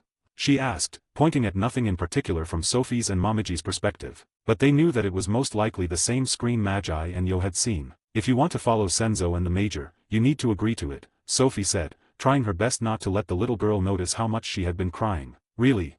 Upon hearing that, Yujiri's ears perked up as she quickly looked around the room, seeing only Sophie, Momiji, and the Major lying on a hospital bed. Will I really be able to see him again if I agree to this? That's right, so don't hesitate, and make sure you keep an eye on him so he doesn't go around looking at girls. I know, and why would he when he already likes you so much? After saying that Yujiri vanished as well, only then did the reality of the situation settle in for the two women. Sophie was bright red after what Yujiri had just said, though. She got you good, Momiji teased. And not you as well, Momiji. Sophie quickly covered her head with her hands as she tried to calm herself down, but that was easier said than done. What is that? But when she suddenly heard Momiji shout in shock, she peeked through her hands to see what was going on. And just like Momiji, she began staring with wide eyes as well. The Major, who had been lying there unconsciously all this time, was covered in a bright golden light, and the two could clearly see him shrinking. Wah!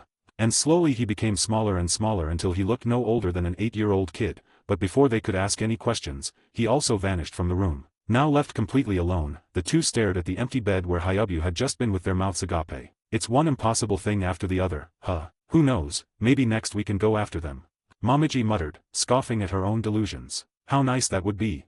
Sophie added, while staring at the ceiling. Dimensional transfer request. User, Senzo Kazuko, has been granted permission to bring companions to Earth, Dimension 77231A. You have been selected as a potential wife. In Dimension 77231A your last name will change to Kazuko, and you will gain a background befitting it. Warning, this choice is permanent. Accepting will transfer you to Earth immediately. You will retain all memories and abilities. Return to this world is not guaranteed. Time flows differently between dimensions. Do you accept this transfer? Yes, no. Time to decide, 60 seconds. Wah! They both exclaimed at the same time, as their eyes went wide in shock. Are you seeing this as well? They said in unison. Ah. Sophie yelped. Sorry. Momiji calmly said. You can go first, Sophie, but we don't have much time, so keep it short. Sophie nodded as she cleared her throat. Are you also seeing this weird screen in front of you? Momiji nodded. But didn't he say we weren't included? Sophie couldn't understand it. She found it hard to believe that Senzo would lie about this, especially after how he acted. I'm not sure, but he did say it wasn't his own powers, so maybe he didn't see all the rewards. Momiji reasoned, but inside she was extremely grateful for this opportunity. This meant that she didn't have to stay behind and could even become something more than just a friend.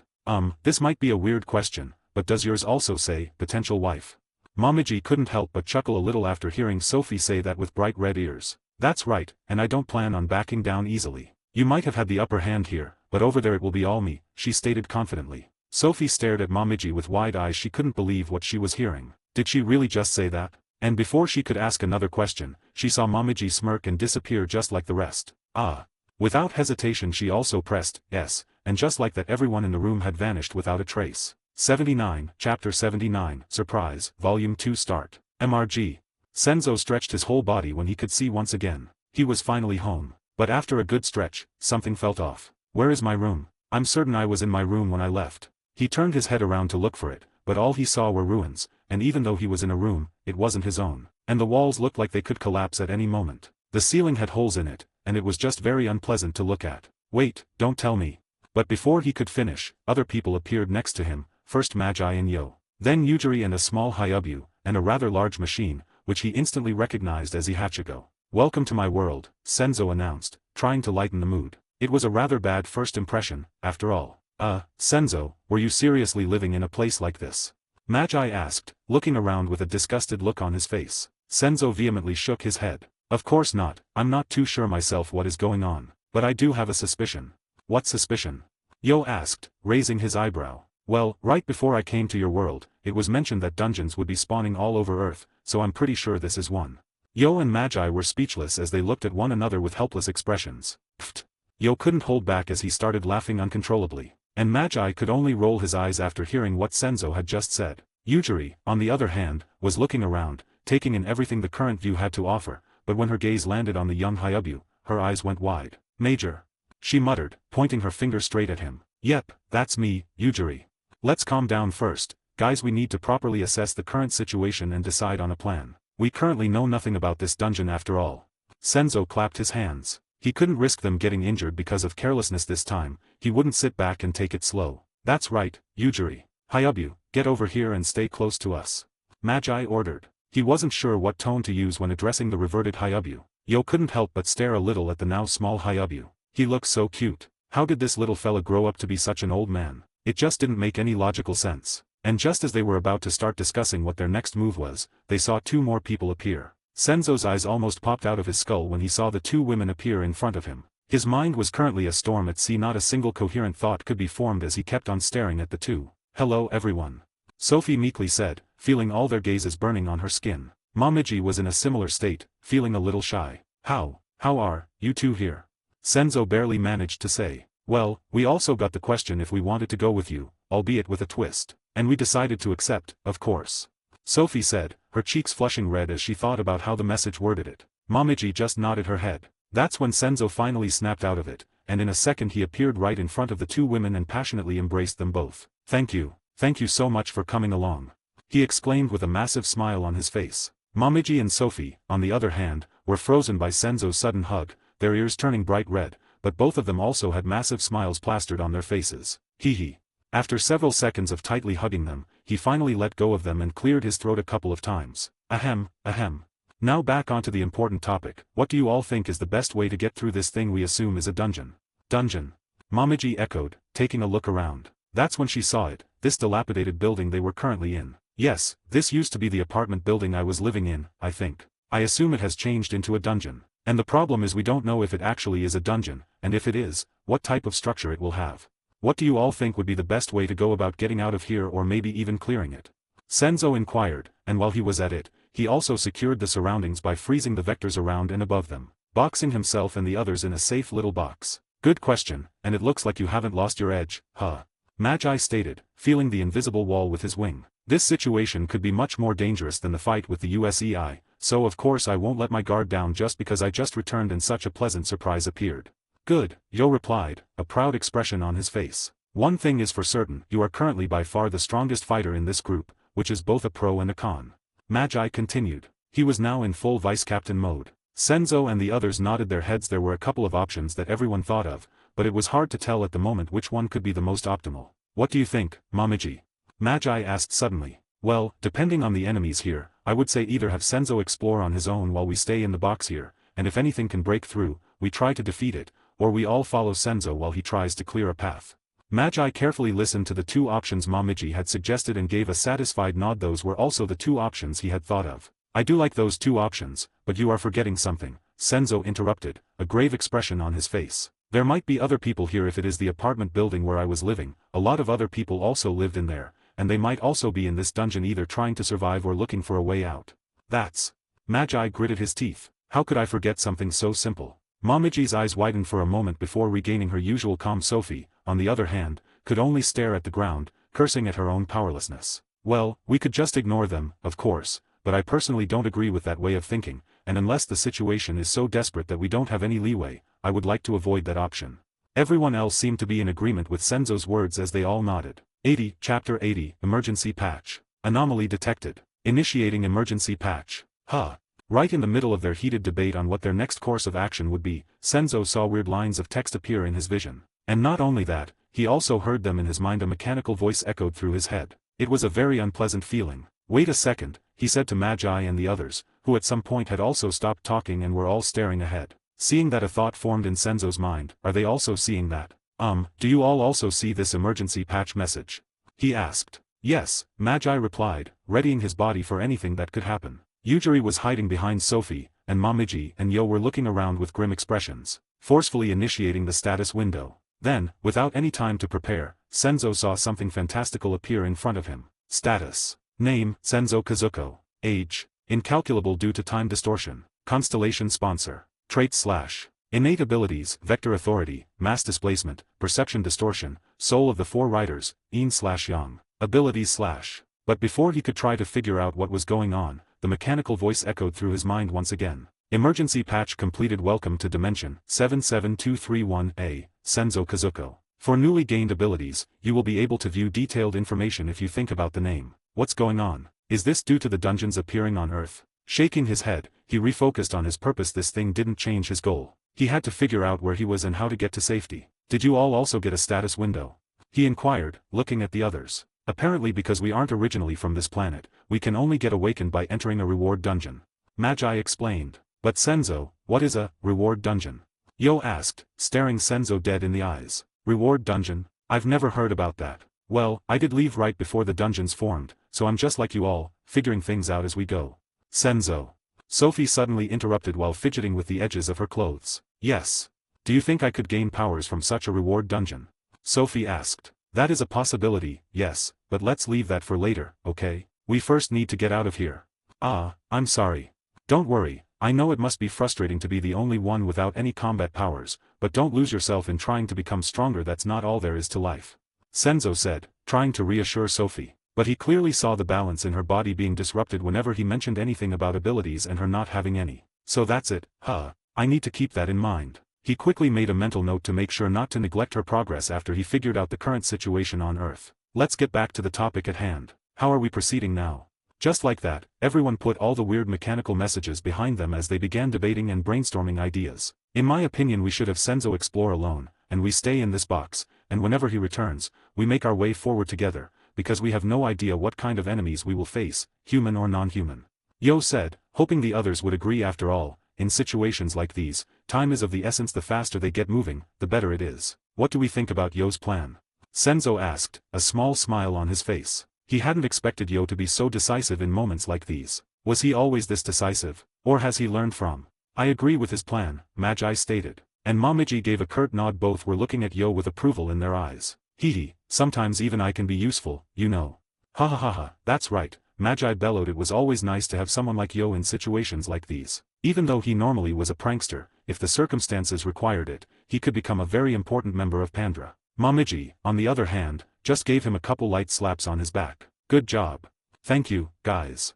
He said as tears formed at the edges of his eyes. This isn't such a bad feeling. Okay, so I'll be going now, and remember, it's not because nothing has happened that this place is safe. Make sure to stay on guard at all times. Understood. Everyone shouted in unison at Senzo's warning. Ah, right, before I go, I'll leave a bodyguard here. Huh. Everyone was staring with wide eyes when they saw something form right next to Senzo. But instead of a human, it looked more like a monster. While it was about the same height as Senzo, it had a creepy aura. And not a single piece of skin was visible. The only thing they could see was the plague doctor-like mask and the green cape it was wearing. And the stench that was coming from it was almost unbearable. It felt like underneath that cape and mask a rotting corpse would reveal itself. Don't worry, he's a loyal retainer of mine. You can call him Pest. Senzo said, trying to keep his face neutral, but even he was struggling to keep it together after pestilence had formed. The stench was just that bad. Pest. Sophie muttered, looking at the creepy figure. The others were all pinching their noses trying to forget the disgusting stench that was coming off it. My bad, let me send him out. With a single wave of his hand, Pest and all the stench were pushed out of the small cube Senzo had formed earlier. Phew. I didn't expect him to smell that badly. While I did smell decay when I gained the power, it wasn't this bad. Senzo muttered, looking at the plague doctor that was standing atop the cube. Senzo. What's up, Momiji? What the hell is that thing? Her eyes went wide staring at it. The stench was absolutely unbearable. Well, how do I say this? You could say he's an aspect of the apocalypse. Namely, the pestilence aspect of it. Wah. But before she could continue questioning him, Magi and Yo jumped in between them. Are you serious? Yep, I'm dead serious. Senzo replied casually. Holy shit, that's insane. Yo exclaimed, his whole expression changing from an uncertain one-to-one like a child looking at a new toy. Why did you never use it till now? But before Yo could ask the big question, it felt like something had become stuck in his throat. Why did you? He whispered, barely audible, not use that against the USEI. 81, Chapter 81, Exploration 1. I wish I had that power back then, but unfortunately I didn't, Senzo explained. Do you really think I would have hidden any of my cards back then? That makes sense. I'm sorry. Yo muttered, taking a step back. He had been too emotional. Senzo was like a brother to him now. Why would he want them to suffer? Don't worry, Yo, let's just focus on the here and now. That's right, and now it's time for you to leave, Senzo.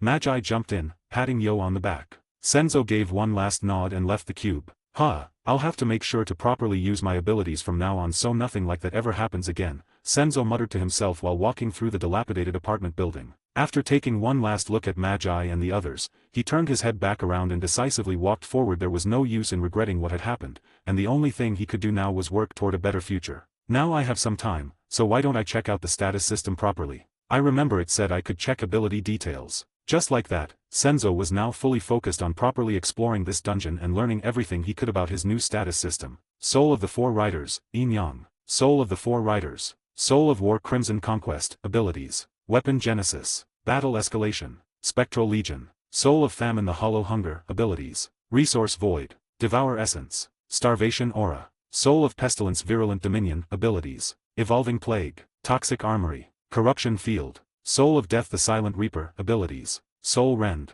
Harvest. Oblivion Pulse. Detached manifestations. Each fragment can separate from the host's body and act as an independent avatar. Yin/Yang. Taiji Eyes Polarity Detection Energy Reversal Gaze Taiji Read Yin Manipulation Yin Blade Yin Fist Yang Manipulation Yang Blade Yang Fist Taiji Manipulation Taiji Step Taiji Blade Taiji Fist.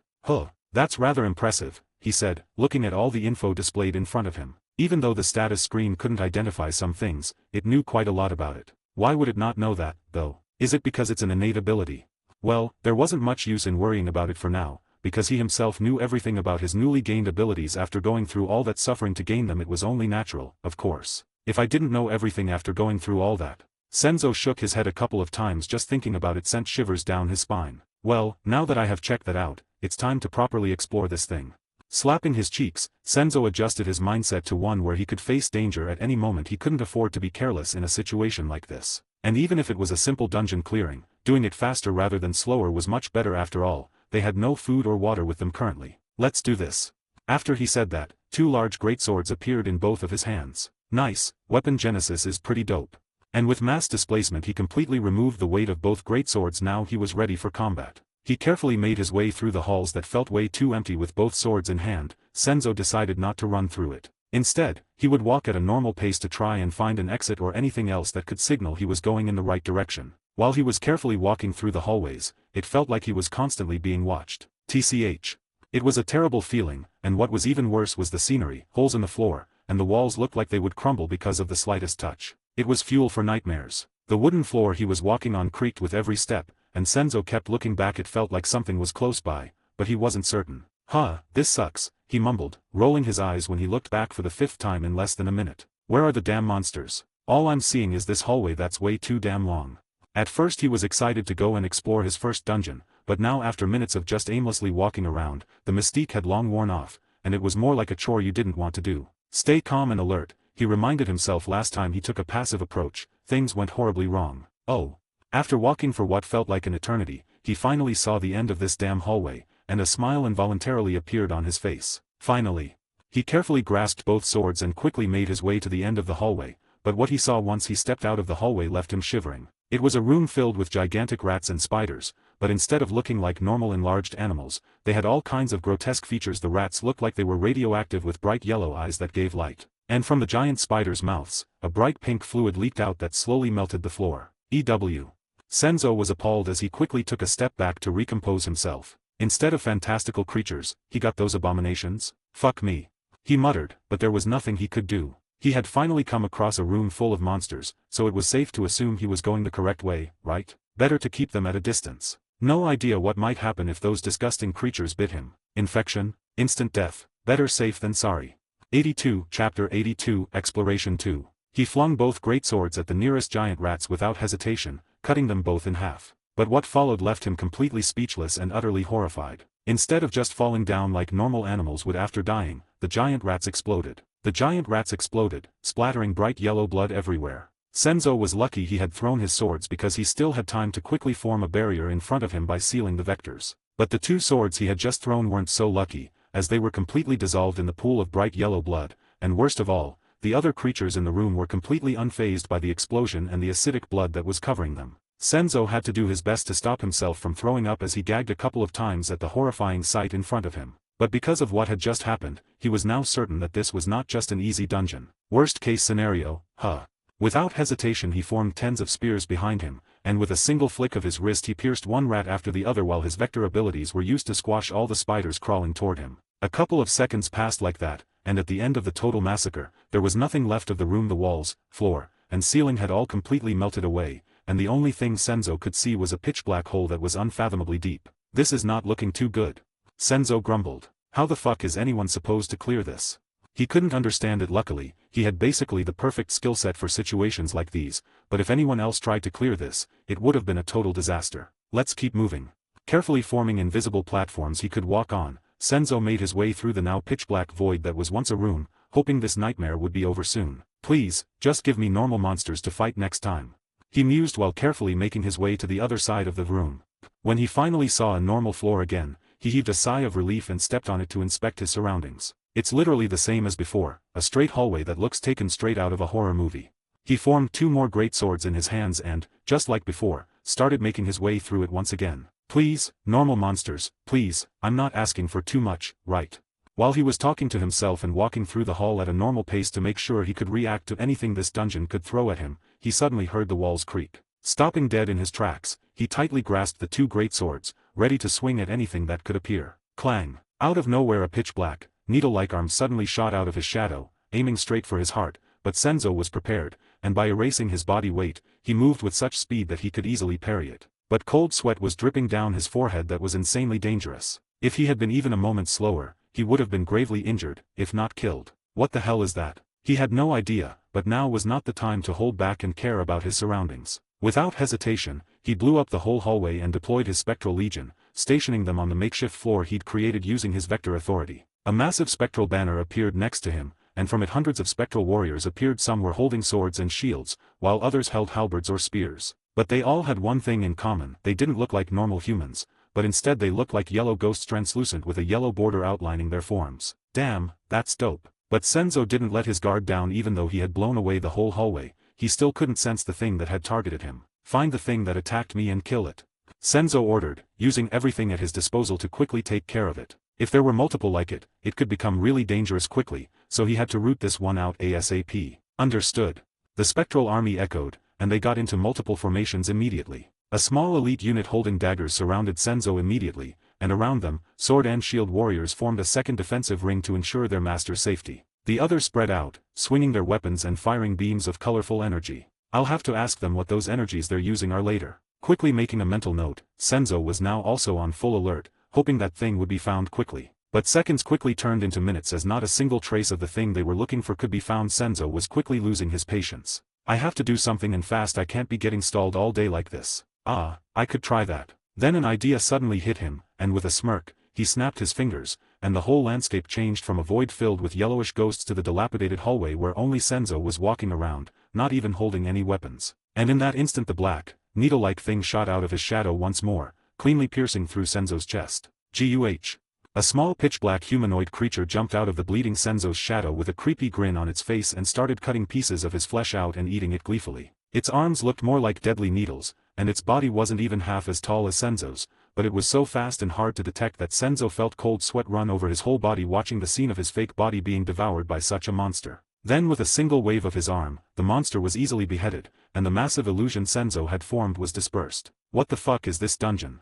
He exclaimed, and without any of his orders, the spectral soldiers knew what they had to do as they quickly approached the dead creature and picked it up. Luckily it looks like beheading actually kills it, as its body was completely lifeless, and even after being picked up, it didn't try anything. 83, Chapter 83, Exploration 3. Placing the beheaded corpse of the creature into a box Senzo had made, he continued on through the destroyed hallway, but this time he didn't dare walk too fast as he sent his spectral warriors in front of him to scout. Be on the lookout for more creatures like it. I don't believe it is the only one here.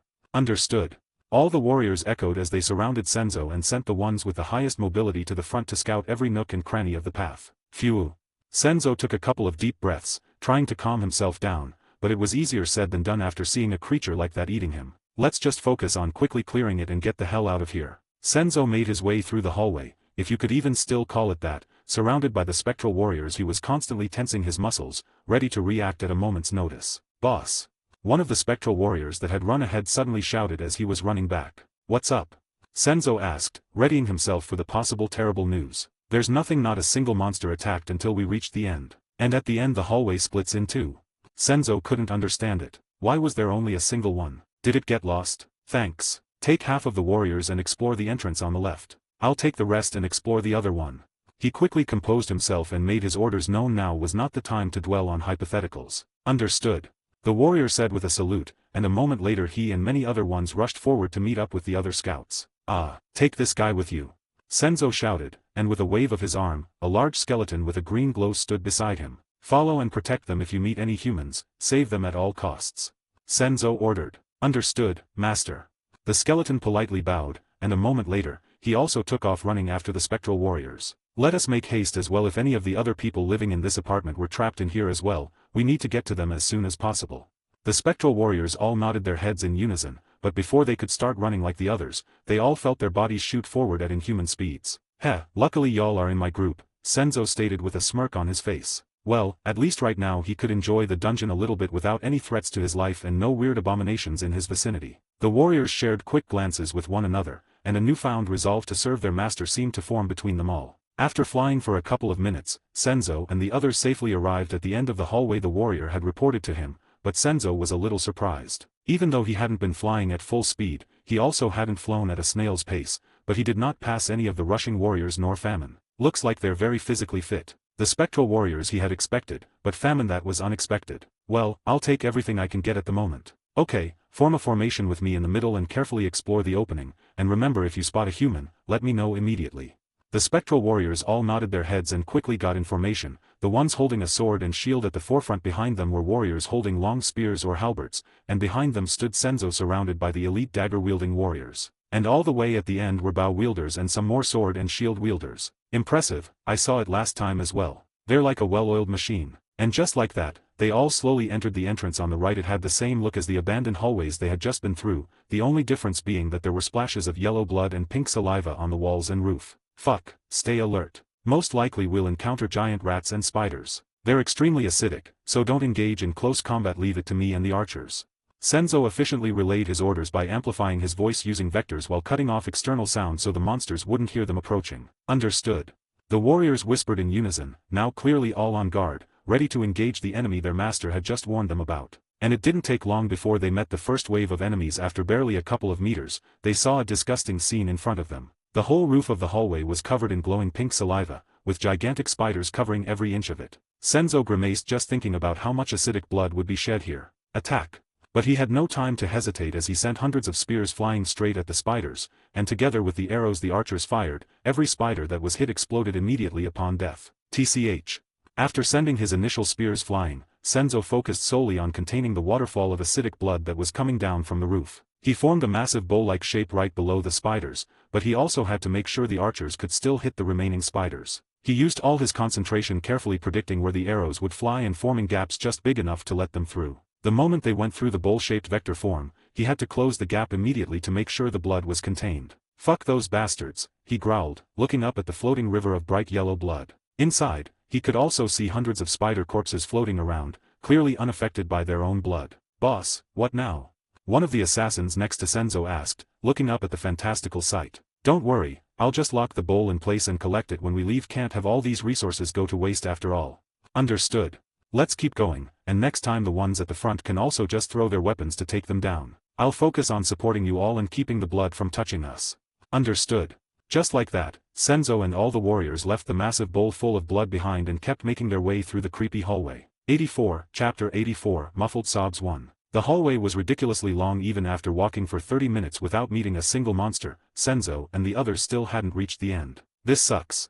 He muttered. He wanted to rush straight through it by flying, but with that black humanoid creature possibly lurking in the shadows, it was too dangerous to transport so many spectral warriors at once. He would have to spread his concentration too thin for that. Make haste, guys, but keep your guard up for the giant rats, spiders, and that weird shadow-like creature.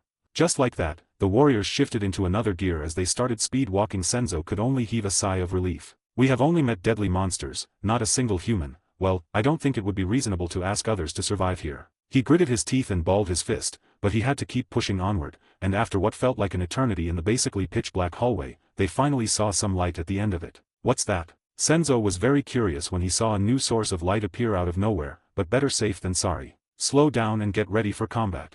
All the warriors immediately slowed down and grasped their weapons tightly. Now with their new master behind them, they didn't need to care about weapon maintenance because he could create as many as he wanted. And they all carefully approached the light, but as they got closer and closer, Senzo and the others were dumbfounded because they saw Famine and the rest of the warriors sitting in front of it. But Senzo had no time to be confused. He had to figure out the situation as soon as possible. Send scouts to the front and inquire what they've found out. He relayed his orders, and two assassins next to him were launched forward with a flick of his wrist. Please, good news. He clasped his hands together, praying to God. He and the others also sped up. While they weren't sprinting at full speed, they were running now, because if those guys were just resting there, that must mean either it's safe or they've wiped out all the monsters. Boss. Senzo turned his head to his left, where he saw the assassin reappear out of thin air. But he had no time for pleasantries or any other nonsense. Apparently they faced a massive wave of those giant rats in the other tunnel, and due to that, the floor has vanished. But Senzo stayed silent. That must not have been all of the report. And after that they came across that large double door, which they couldn't enter no matter what they tried. But there's something suspicious about it. When they started trying to pry it open, they heard muffled sobs coming from inside. What? Are you sure? Senzo asked, raising his eyebrows slightly. Yes, 100%. Even Famine said that. So either there are survivors or a new type of monster. Thanks. Let's first meet up with them and then devise a new plan. Understood. After saying that, the assassin shut his mouth and got back into position, running next to Senzo while keeping his guard up. Even though the others said it was safe, in this type of place you can never be too careful. And a moment later Senzo and the others arrived in front of the massive double door, with Famine and the other warriors standing in front of it in a neat formation so Senzo could easily pass through them and stand right in front of it. What he saw left him both alarmed and ecstatic. It was for sure a massive double door, but it also looked like an apartment door. It even had the peephole in the middle of it. Famine, get over here. Just like that, Famine quickly made his way through the swarm of warriors and arrived behind Senzo. What do you mean you can't enter? Well, the moment we try to push the door open, it feels like something stops it, and if we try to attack it, nothing we do even so much as scratches it. Famine tried to explain as clearly as he possibly could, so Senzo would be able to find a solution. And you heard sobs coming from the inside? Senzo asked, both curious and on guard. That's right, master, but if I had to say, it sounds more like human sobs than a new type of monster to me. And how come? Well, you know how I embody famine, right? Yes, so. I have memories of many famines and people suffering during them, and the sobs in there sound like those from a human suffering from my experience. Senzo took a good look at Famine, with a deep sigh. Looks like I'll have to slowly explore all 4 of the horsemen and their abilities. Thanks, take a small break together with the rest. I will now try to enter the door and confirm your suspicions. Understood, master. And just like that, Famine and all the spectral warriors vanished. Famine was reabsorbed into Senzo, and the warriors went back into the spectral flag. GUH. But right after Famine entered Senzo's soul, he felt a plethora of new memories enter his mind. A narrow hallway just like the one he had been through, but what he saw left him speechless. Famine and the warriors had easily swept through all the giant rats, but the aftermath was the issue. A whole river of bright yellow blood burning a massive hole through the floor. The only thing they could do was make a makeshift staircase with their weapons on the walls and quickly cross the river of blood before it melted away the whole floor. Damn, looks like only the right entrance is safe to pass through, huh? After the memories were fully integrated with Senzo's, he checked his surroundings one last time and made sure everything was safe. He formed 2 new greatswords in both hands and slashed at the massive double door in front of him. Shall we see if I can enter? Senzo exclaimed with a smirk on his face. 85, Chapter 85, Muffled Sobs 2. But before the sword could make contact with the door, it suddenly opened. Senzo braced for the worst. Even though Famine had told him he suspected it was a human, that didn't mean it would also be one. Tightly grasping both greatswords, he kept staring straight in front of him, ready for anything this dungeon could throw at him. Mom, I'm hungry. Huh, why does that voice sound so familiar? And after the light that came flooding in when the doors opened subsided, he could finally see what was happening inside. The doors opened. An older woman said, dumbfounded. She was about to sprint out of the room to see if her husband had finally returned, but then she saw who had opened them. Senzo, is that you? Emmy, what are you doing here? Senzo, have you seen Daddy? A little girl suddenly interrupted as she rushed straight at Senzo, ready to tackle and hug him. Before the little girl could injure herself, Senzo threw both his swords away and scooped up the little girl into a tight hug. Watch out, Asako, it isn't safe outside, he gently said while patting her head. And just to be sure, he quickly made his way into the rather large room that was in pristine condition. What is this place? Compared to the rest of the dungeon, it's practically a paradise.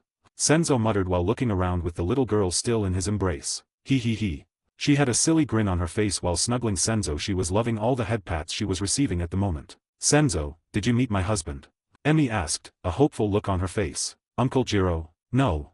After hearing that, the smiling Asako's eyes widened in shock. But Daddy left from the same place you entered from. She stated, her lips trembling. Ah.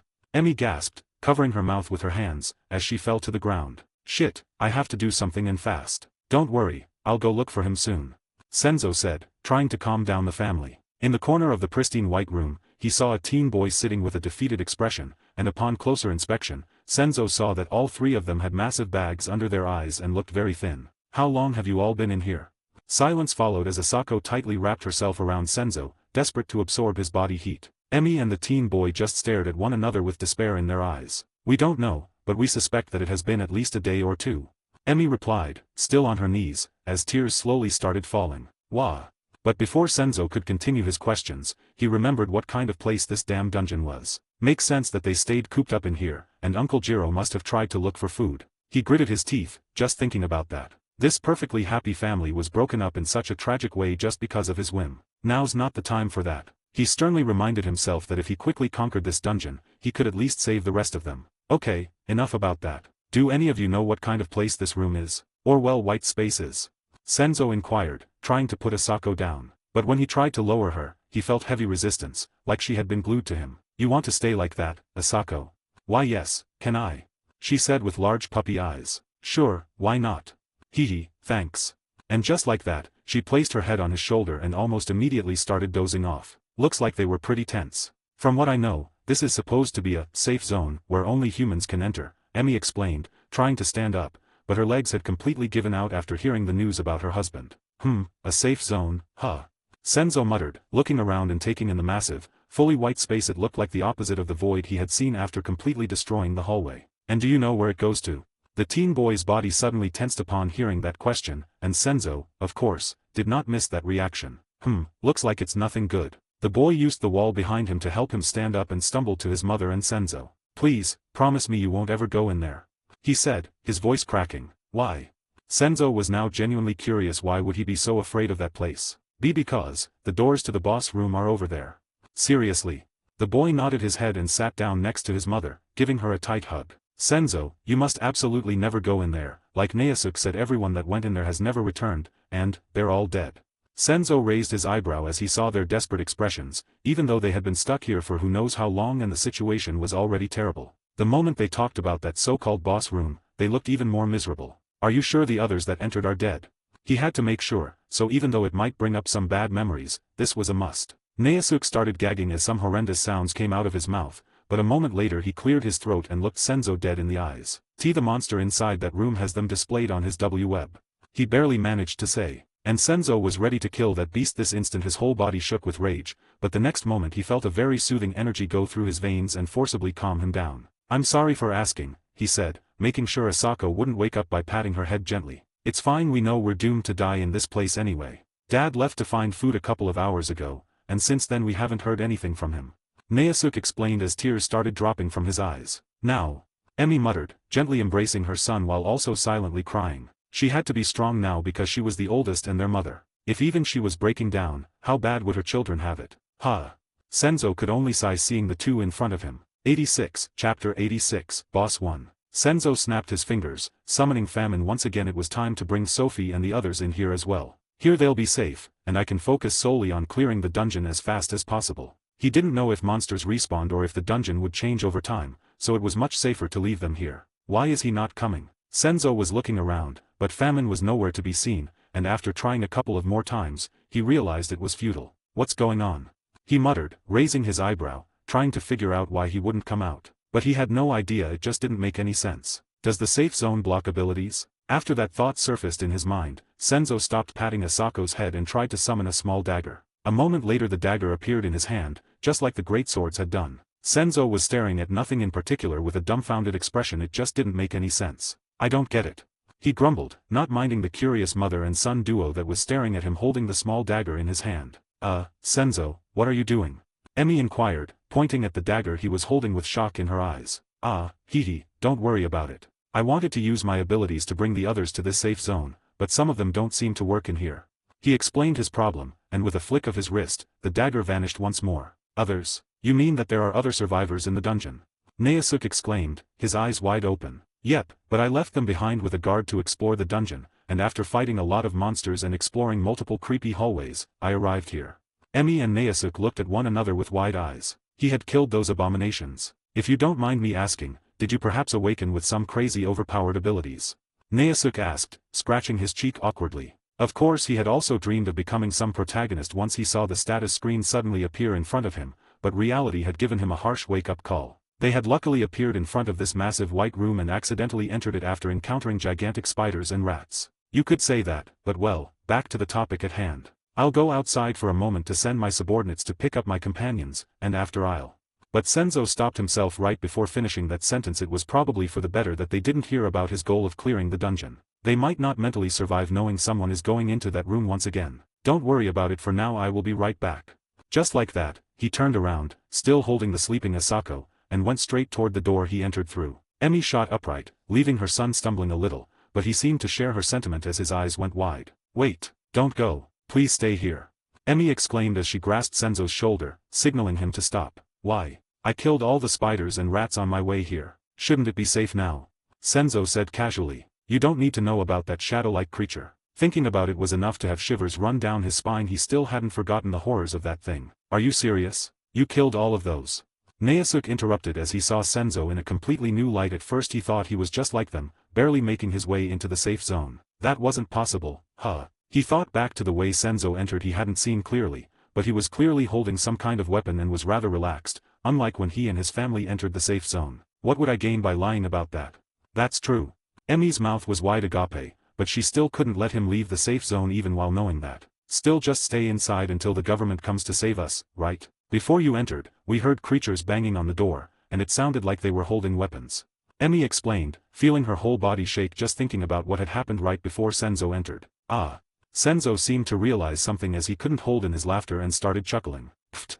Emmy and Naesuk locked eyes, both with confused looks on their faces. It might sound strange, but those were my subordinates. For some reason they couldn't enter this room, so after trying a couple of times, they waited for me to arrive. Huh. Emmy muttered, her hand letting go of Senzo's shoulder. Naesuk was also just staring at Senzo. His mind couldn't comprehend what was going on anymore. Also, do you really think the government will come to save you before you die of dehydration?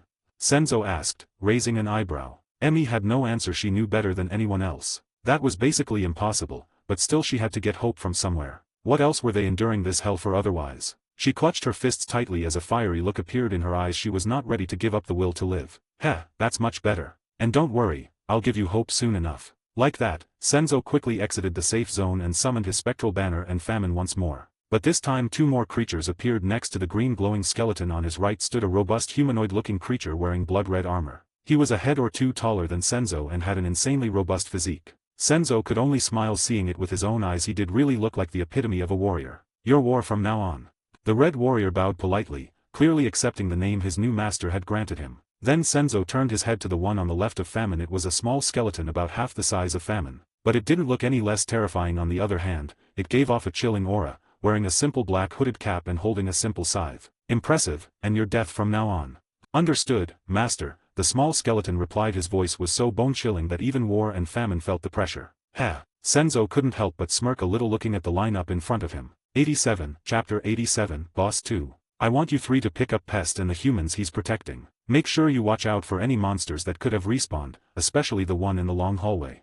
Understood, master, Death said with a slight bow. Famine also bowed slightly, but War couldn't help but snicker a little. What's up? Senzo asked, raising his eyebrow. Well, you clearly care a lot about her, so why not go yourself, master? War's tone dripped with mockery. Senzo could only roll his eyes. Yai, very funny. Now shoo, get going, and return as fast as possible. Understood, master, Death replied, glancing at War. Feeling that gaze, War couldn't help but bow politely. Then he turned around and rushed in the other direction, leaving cracks in the floor as he fled. Looks like he's the troublemaker, huh? Senzo muttered, seeing all three horsemen off. Well, it's fine having someone like that has advantages, but I will have to teach him some manners. Senzo mused, a content look on his face. And just like that, he turned around and entered the safe zone once more, still holding Asako, who had slept through it all. After entering the zone once more and seeing the doors close automatically behind Senzo, Emmy and Naesuk heaved sighs of relief. Don't worry, I wouldn't endanger Asako, Senzo reassured them, patting the little girl's head again. That's true, you did always dote on her way too much, Emmy added, chuckling a little. Hee. Naesuk couldn't help but relax a little as well, seeing Senzo unable to refute like that. Sadly, he had been too old when Senzo moved into the apartment. Otherwise, Senzo might have also doted on him like that. He was staring so hard at Asako's back that it looked like he was trying to look right through her. I'll dote on her even more once we're outside, Senzo declared, trying to lighten the mood. Now, don't say unrealistic things, Senzo. It's not good to give them false hope, Emmy countered. The atmosphere grew heavy immediately. Senzo was at a loss for words after hearing what she had just said. It made sense, but still, couldn't she try to be a bit more positive? That's when Senzo remembered the unfortunate fate Uncle Jiro had suffered. Well, enough with being depressed. What kind of abilities did you all awaken? He quickly tried to change the subject and learn more about this new Earth he had returned to. Don't be too shocked, Senzo, because in front of you, you see the one and only greatest frontline tanker in this dungeon. Naesuk proudly declared, puffing out his chest with pride. Senzo was just staring at him, with a confused look on his face. Frontline tanker? You mean you awakened abilities related to that? He asked. Yep, want to see? Naesuk now had a smug look on his face while waggling his eyebrows. Wait, hold up a moment. What do you mean by, wanna see? Naesuk now looked at Senzo like he was an idiot. Did you miss all the information when the world awakened? World awakening? Is that what they call it when the dungeon started forming? And what do you mean by, information? Senzo was slightly taken aback. It looked like his emergency patch was missing a lot of crucial information. Naesuk was speechless. Have you been living under a rock or what? But right after he finished saying that, Emmy smacked him on the head. Watch your tone. Sorry, Mom. Fine, I'll be gracious and teach you, Senzo, he proudly declared, puffing his chest out once more. Senzo could only roll his eyes at the bravado of the teenager, but he was also grateful for all the information he would be sharing. So a couple days ago when the world awakened and dungeons started forming, everyone on Earth got the same message on a weird translucent screen in front of them, explaining what would be happening and how to share your status screen. Oh. That made a lot of sense. If you couldn't share it at will, that would be rather inconvenient, wouldn't it? Senzo mused, still actively soaking up all the information Naesuk was sharing. And while there wasn't much information about the dungeons themselves, it did state that there were multiple types, the standard ones with safe zones like these, and also special dungeons, but sadly, it didn't tell us what kind of special dungeons existed. I see, go on, Senzo said. And then, a moment later, massive pitch-black pedestals fell from the sky in the middle of basically every major city. Wah! Senzo exclaimed, unable to contain himself. Are you serious? Naosuke meekly nodded his head, a little taken aback by Senzo's reaction. Were you perhaps unconscious when all that was going down? He asked shyly, half hiding behind his mother. Sorry. I didn't mean to scare you, but yes, I was. So this is all new information. I see. Naosuke said, still hiding behind Emi, not daring to come out anymore. Sorry, Senzo, you know how he is. Yeah, that was my bad. Don't worry, Naosuke, your explanation was very helpful, Senzo said with a helpless expression. It had completely slipped his mind how the boy in front of him had always been shy around anyone who wasn't immediate family. Even though he and Senzo were buddies, he had never gotten rid of his shyness. So you can share status windows, huh? And how do I do that? He asked, getting back on topic. I'll show you real quick, Emi replied, taking a couple of steps closer until she stood right in front of Senzo. Status public. Status. Name, Konya Emi. Age, 38. Constellation sponsor, the Archivist of Silent Truths. Traits, calm under duress, analytical mind. Innate abilities / abilities, cognitive mapping, threat assessment, data retention. After she spoke, Senzo could clearly see her status screen materialize before him. Wow, and not bad, Emi, having multiple traits and even a constellation sponsor, huh? Senzo was genuinely impressed by her status screen. Even though it didn't seem combat-oriented, people with analytical abilities like hers were often far more valuable. Thanks, but even if I have multiple traits and a sponsor, it's useless in the current situation. Her voice started cracking toward the end of her sentence, and tears started forming once more. Don't worry, you're doing great. I'm sure someone will help you through your current predicament. Senzo did his best to make her feel better while not outing himself as that someone he didn't want to make her suffer even more by letting her know he was going to challenge that boss soon. 88, Chapter 88, Boss 3. And while Senzo was learning more and more about the awakening of Earth, the three horsemen had already reunited with Pest and were now rushing toward the safe zone. Humph. This much is nothing, I wish he'd summon me to fight that shadow creature. War grumbled while carrying Ihachigo on his back. Typical. Pest muttered while floating next to the blood-red giant. Death wasn't in the mood to deal with War's usual antics, so he just rolled his eyes and kept going forward while carrying Yujiri in his arms. She was the only one small enough for him to carry, but also the only one brave enough to be carried by him. She had a silly smile on her face as she looked at the funny skeleton carrying her. He. Famine, on the other hand, was carrying the young Hyobu with a troubled expression on his face. Why me? This guy's an old man. Well, there was nothing he could do. His master had ordered him and the others to bring them all back and fast. Grr. War was making all kinds of weird, annoyed noises while running as if he wasn't carrying a large metal machine. Luckily we have you, War, Pest teased. He was walking all the way to the left of everyone, with War positioned between him and the others. None of the humans could bear his stench. Don't worry, I'm used to it. Yeah, unlike a certain skunk. Sophie and the others who were being carried by spectral warriors tensed their bodies and held their breaths, hoping nothing would happen. Death couldn't help but sigh. Do they have to do this every damn time? He grumbled. Famine just shrugged. War and Pest had been at each other's throats since their first meeting many eons ago. He was used to it, but Death loved peace and quiet, so he had tried countless times to intervene in their dumb rivalry. But each and every time he had failed miserably. Just give it a rest. Do you know how they are? I know, okay. But that doesn't mean it's fine. Those bastards always ruin my peace and quiet, and whenever they're summoned together, I'm summoned with them to keep them in check. Sophie, Magi, and the others kept their mouths shut, observing the spectacle of the four summons. Well, that's what you're here for. You're basically the elder brother that they both listened to. And while Famine and Death were reminiscing about old times, Pest and War were going back and forth like a bunch of wild dogs. Barbarian. Pest snapped back. Is that all? You dirty skunk. You already said that, muscle brain. But before anything else could happen, Death had had enough. Stop it before I teach both of you a lesson, he said, releasing his chilling aura at full force. And even though he had basically perfect control over it, Yujiri and the others still felt shivers run down their spines as they broke out in cold sweat. Fine. War and Pest replied simultaneously. No matter how many times they experienced it, that aura, they could never get used to it. Damn you. They thought simultaneously while glaring at one another, but it looked like Death's warning had calmed them down. Because they didn't say another word until they arrived at the safe zone once more. Finally. War, you knock on the door and just guard the humans until they're safely inside. Understood. War summoned a massive hammer and knocked a couple of times on the door, making sure Senzo would hear it. Bang, bang, bang, what the hell? Suddenly Senzo, Emi, and Naosuke felt the whole safe zone shake violently and heard someone knocking on the door. That is, if you could even call it knocking. That should be them. But I'll have to teach the one who knocked some damn manners. Senzo stated, rubbing his temples. The sleeping Asako had even woken up from all the commotion. NNN. She slowly stirred awake as her iron grip on Senzo's body loosened, and he put her down gently. Good morning, Asako, I'll be right back.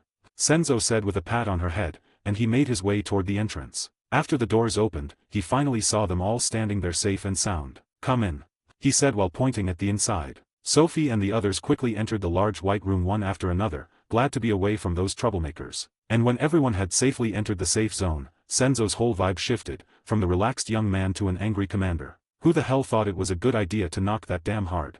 He demanded. Without hesitation, everyone pointed at war, even the spectral warriors he had summoned. Senzo stood there for a moment just staring at the massive blood-red giant. He had expected it, but to see everyone selling him out like that was quite unexpected. I'll deal with you later, and good work, you all, he muttered awkwardly, scratching his cheek. Then, with a wave of his arm, they all vanished, the 4 horsemen and hundreds of spectral warriors alike.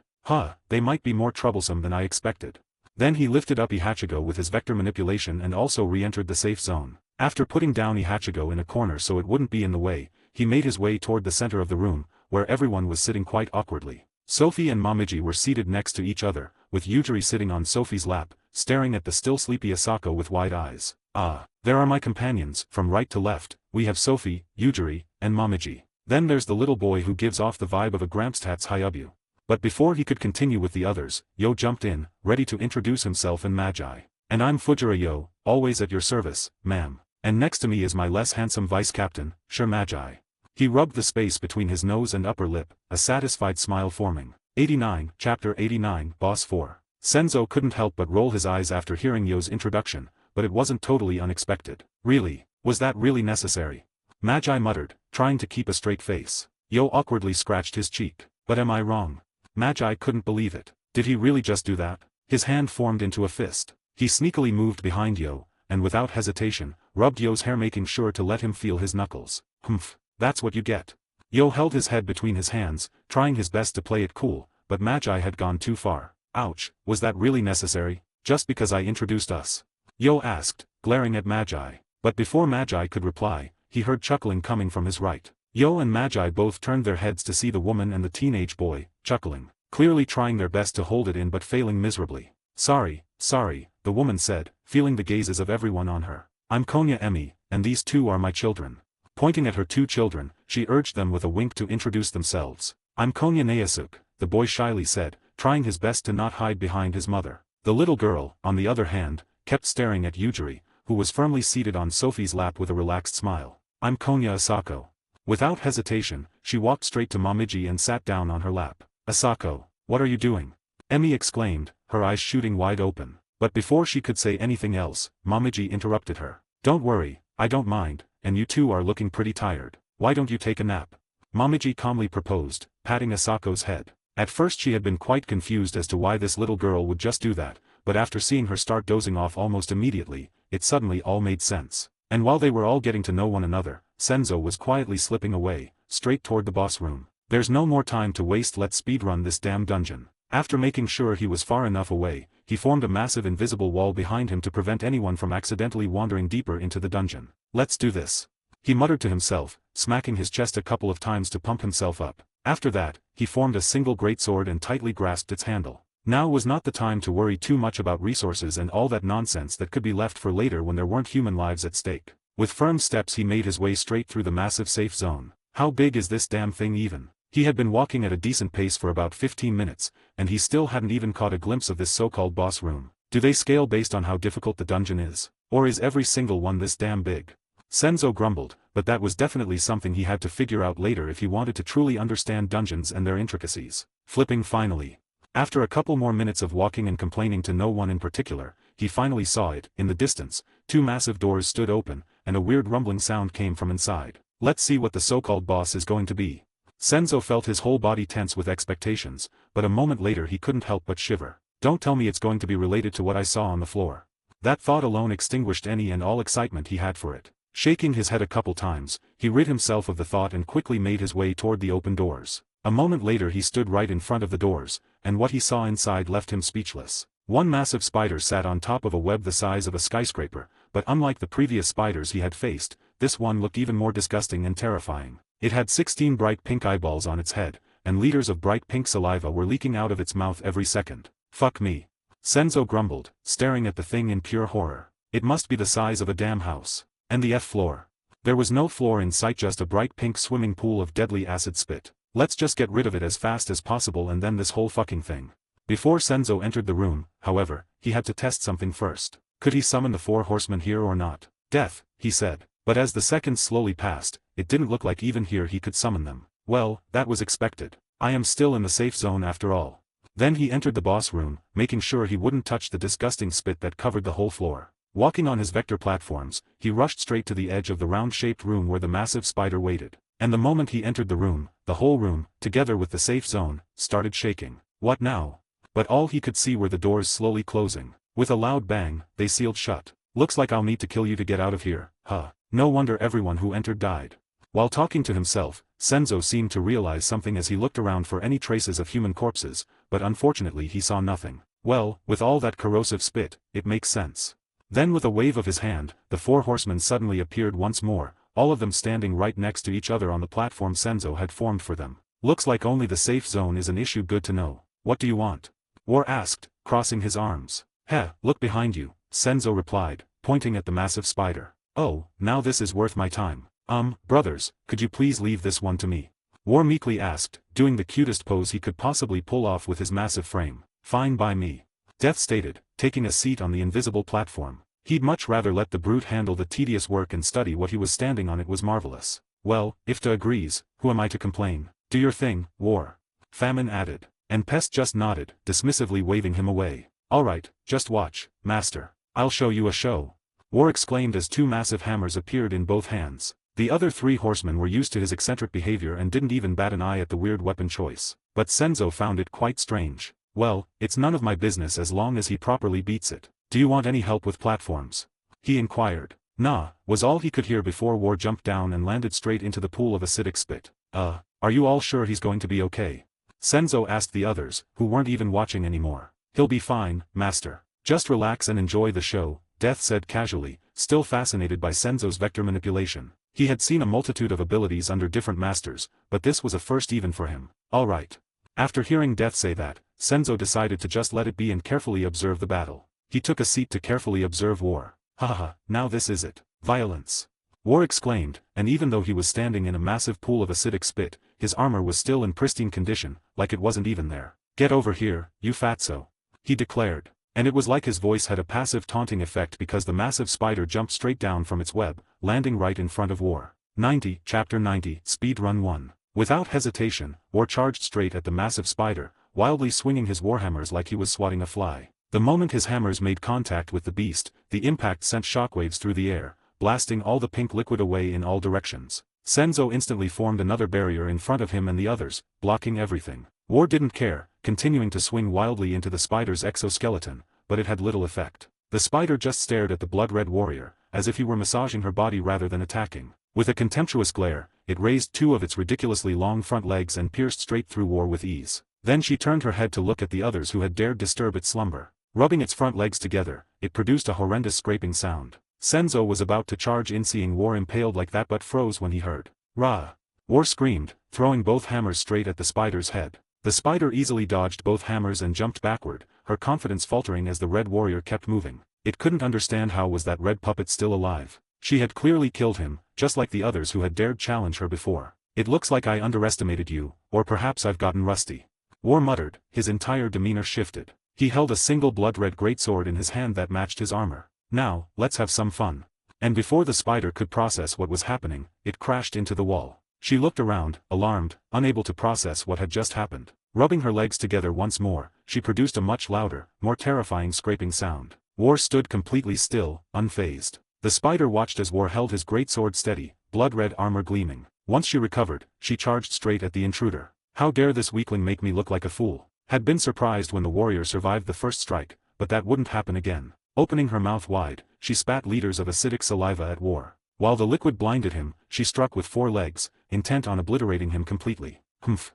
War, however, was not impressed in the slightest as he tightly grasped his sword with both hands and held it right in front of him. In the next instant, time seemed to freeze. War vanished, reappearing behind the spider a heartbeat later. Senzo's eyes widened, he couldn't even follow War's movements. "Wah!" he exclaimed, but the other three horsemen didn't even flinch. But Senzo couldn't understand it, nothing was happening. No flashy moves, and the massive spider looked completely unharmed. But War simply stuck his sword into the ground and bowed toward the spider. "Thank you for the duel," he politely said. And then it happened, a single perfect cut appeared, slicing through the acidic wave and the spider in one motion. "Holy shit!" Senzo muttered as he saw the whole room rapidly fill up with the spider's blood. I can't be wasting all these resources." After War had given him such a show, it was his turn. With a few quick hand motions, he lifted the spider and stored its halves in separate invisible containers. Only then did he collect as much of the acidic spit as possible in other containers he'd formed. Phew. He wiped his brows, looking at the 8 massive buckets filled to the brim with its fluids. "That's insane." "Indeed, quite a terrific specimen to research," Death added, nodding his bony head. "Great job, War. But if I may ask, what the hell was that last move?" Senzo asked as he and the others also landed on the ground next to the still bowing War. Senzo raised an eyebrow, looking at his summon standing there like a stone statue. It didn't make sense. "Just give him a moment, this is how he handles duels," Death explained, with a shrug. "Sure, I guess," Senzo replied, looking around for an exit or anything indicating where to go next. That's when he saw a staircase that had appeared out of nowhere in the dead center of the room. I guess hoping that this would be the end was naive," he grumbled. But he was also excited. If the first floor alone was like this, what kind of weird, abominable creatures would he meet later on? "Thank you, Master, I really appreciate that," War said suddenly, startling Senzo so badly he jumped like a little girl. "Ahem, no problem." Pfft. Pest couldn't hold it in, seeing Senzo get jump scared like that. "What a sissy," War mumbled, rolling his eyes. "I don't want to hear it, okay? That shit can happen to anyone." Yeah, but I heard you wanted to know what I did, right?" War grinned. "It's actually really simple. I intentionally got him riled up, then let myself get hit to activate battle escalation. After that, finishing him off was easy." "Hold up, you're telling me battle escalation is that broken?" Senzo couldn't believe what he was hearing. "Just get hit once and one-tap your opponent. What kind of overpowered bullshit was that?" "Well, yes and no. It depends on how much damage you take and how long the battle has been going for and some other factors. For example, would you survive getting impaled like that?" "Oh, that makes sense." Thinking back, seeing him get impaled like that was. "Guess I'll need to aim for some regenerative powers next, huh? Enough about that, can we go to the next floor now?" War asked, almost drooling, as he looked at the massive staircase. "Sure, let's go. But be careful, we don't know what kind of enemies we will face on the next floor." "Alright." It looked like War hadn't heard the latter part of what Senzo had just said as he rushed up the stairs like a happy child. "He's a pretty special specimen, I must say," he mumbled, chuckling a little. "That's War. He's always been like that, so you'll get used to it eventually," Death added, as he and the other 3 horsemen also went up the stairs one after the other. This doesn't feel too bad." After them, Senzo rushed up the stairs. Even though the monsters were ugly as hell, dungeon crawling was still pretty fun. 91, Chapter 91, Speedrun 2. Once Senzo arrived at the top of the staircase, his eyes widened in shock. There was nothing except a single ridiculously long corridor, and to make things worse, there was not a single light in sight. He couldn't let his guard down. It seemed like the higher he went, the harder this dungeon would be. "I can't sense any living beings, though. Death, what do you think?" Senzo inquired, but he didn't dare relax his guard for a moment. The small skeleton didn't turn around as he kept staring into the darkness. "This place is very dangerous." Senzo and the other 3 suddenly felt shivers run down their spines upon hearing Death's declaration. If even he says that this place must be a nightmare. And the worst part was that he had to rush through it to save Emmy and the others. "So what's the plan?"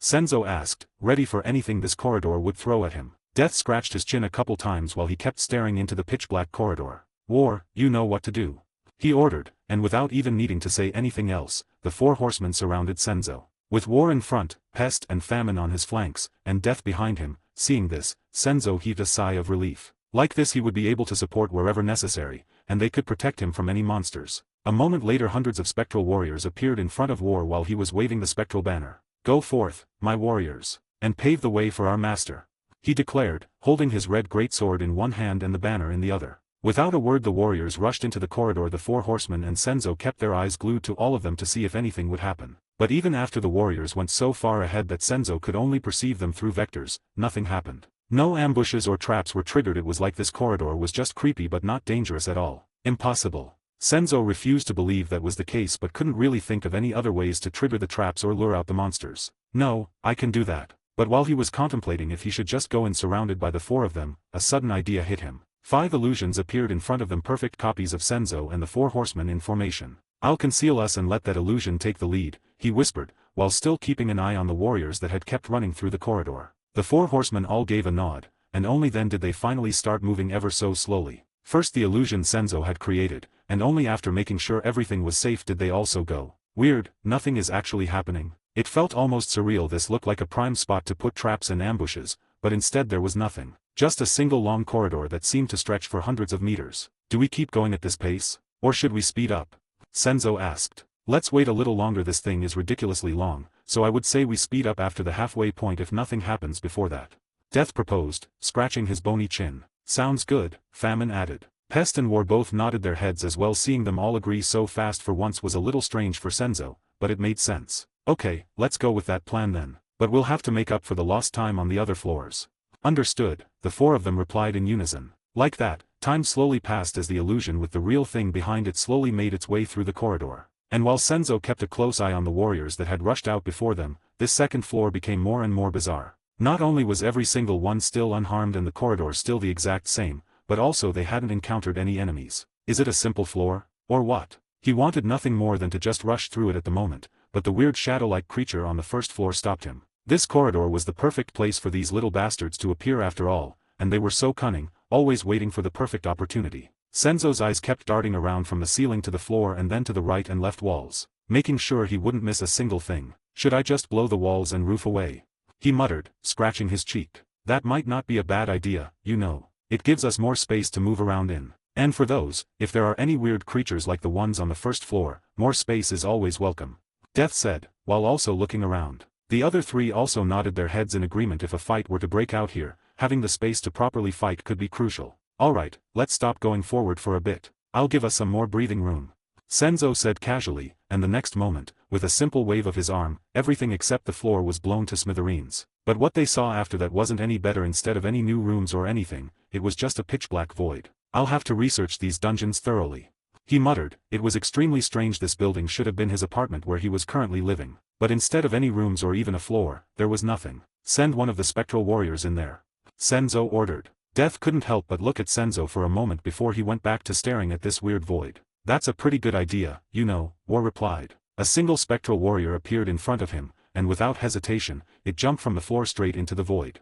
"By the way, War, how does that spectral banner work? Can you just recall them from any distance, or are there any restrictions?"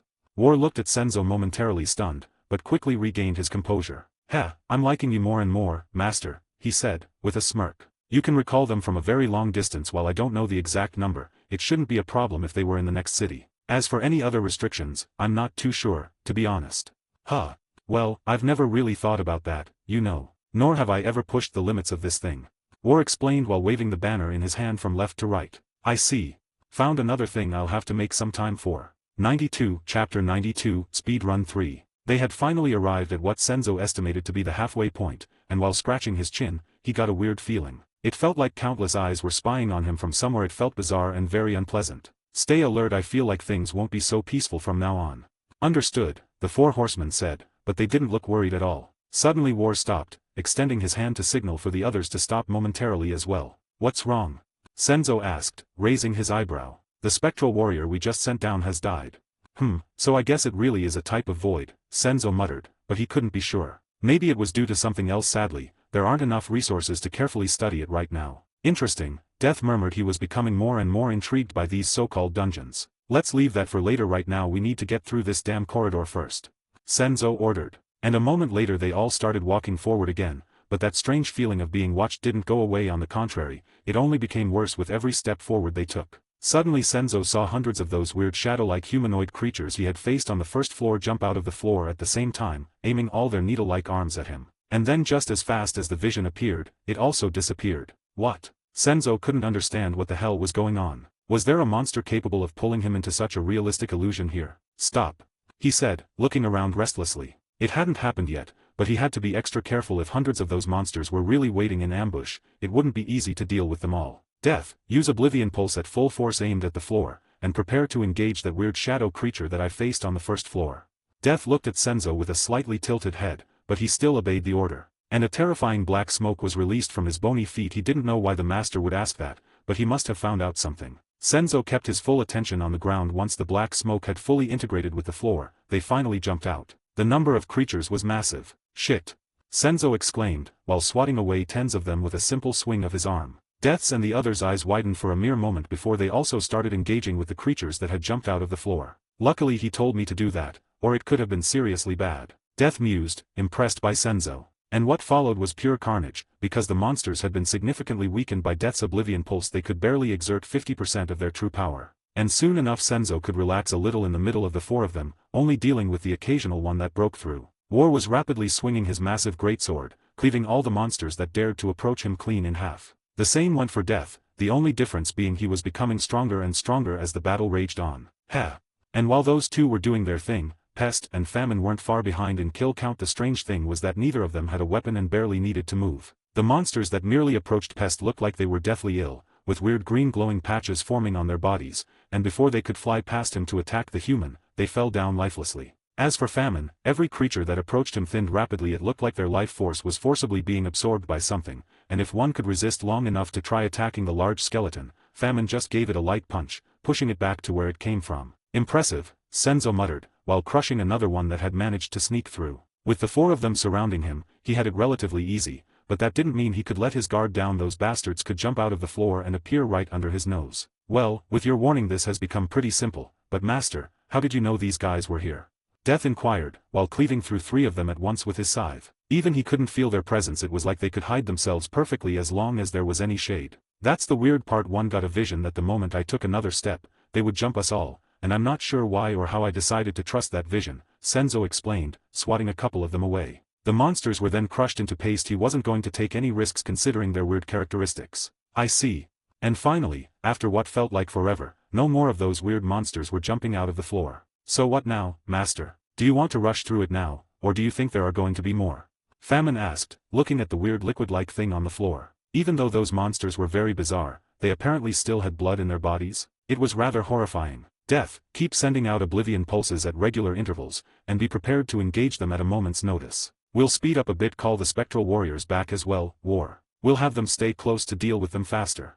The 4 horsemen nodded their heads in unison, and off they went. Their pace was now a light jog, but no one was fooling around. They were lucky because of Senzo's vision the first time, but if something like that were to happen again, who knows what the result would be next time. While they were jogging through the long corridor, Death was rather frequently sending that black smoke into the ground, and luckily it looked like those were the only monsters here, because they could finally see the exit, a ray of light in this almost pitch-black corridor. 93, Chapter 93, Speedrun 4. Even though they could all see the exit, that didn't mean Senzo would suddenly just rush through the rest of the corridor. There could be traps or more ambushes awaiting them near the end, so they just continued jogging through it, all of them staying alert. It is strange though, they didn't go for the illusion. That was the one thing Senzo couldn't make sense of the first time he encountered such a creature. It clearly fell for the illusion, but here they didn't. Could it be that the ones here are stronger? Or do they have a special way of transmitting information? If that's the case, we should probably prepare for the worst. If they could share information and learn from each other's mistakes, they would be one hell of an enemy. Stay alert. I expect another wave like the one we just faced somewhere between here and the exit.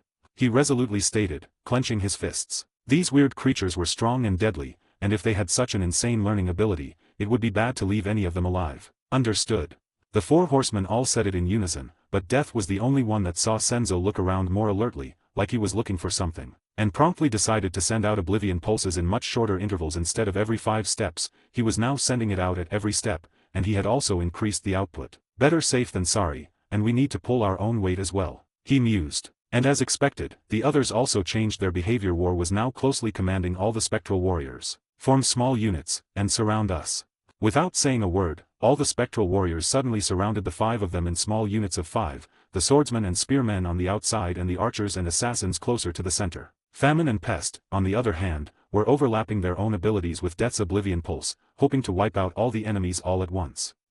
Senzo couldn't help but smile a little seeing the 4 horsemen take the initiative just like that. He had no idea why but was grateful nonetheless. If his guess was right and those creatures could indeed learn from their brethren's deaths, or they kept evolving and becoming stronger the later they appeared in the dungeon, it was best to exterminate them as swiftly as possible. Speed up a little, we're breaking through this thing in one go, Senzo exclaimed, raising his voice deliberately. Without a word, they all started running faster, and while they weren't sprinting just yet, they were now running at a solid pace. The light at the end of the corridor was becoming brighter and brighter, but Senzo didn't have the luxury to care about that. Because a couple meters after they started speeding up, they were suddenly surrounded by those weird shadow-like creatures once more. This time, however, they didn't try to ambush them and instead deliberately showed themselves floating in the void. Alarmed, Senzo and the others all suddenly stopped running and were staring at the creatures. "What do you think, Death?"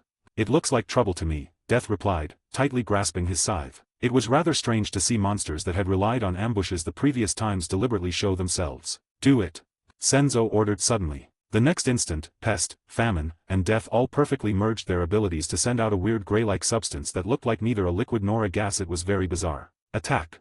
Senzo didn't have time to try and figure out how or why these guys kept changing their approach. He needed to just crush them right now. "Ha!" War and the spectral warriors rushed out without hesitation, jumping off the ground into the void. Senzo could only roll his eyes while trying his best to form platforms for all of them. He had no idea why War would suddenly charge in like that, but he couldn't do anything about it right now. "TSK, I should have told him more clearly, I guess." While he was grumbling about their reckless behavior, he was also constantly forming and destroying invisible platforms. And sometimes he even crushed a monster here and there, but the killing was mostly done by the four horsemen and the spectral warriors. With the cooperation of all of them, the shadow creatures were completely powerless. Senzo could clearly see that their movements were extremely sluggish and strained. And on others they simply liquefied or fell down, without the tiniest amount of life in them anymore. That weird gray cloud-like thing was extremely effective against the enemies. A couple minutes later War and all the spectral warriors also returned to the corridor, and Senzo could heave a sigh of relief. Even though it was very overwhelming, he had successfully supported all sides.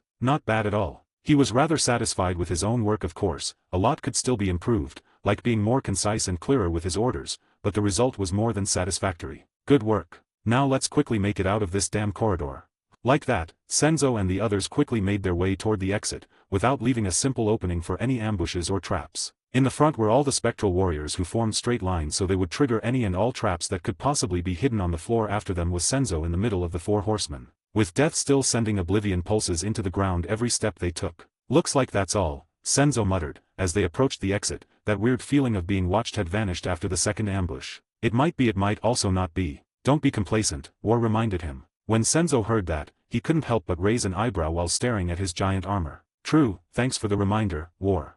War silently nodded his head. Death and the other two could only smile. Even though he might look like that, he was actually a pretty good guy deep down. Then the floor beneath their feet just vanished out of nowhere. Luckily, Senzo had been alert and could catch everyone by creating a new invisible floor. "What the hell?"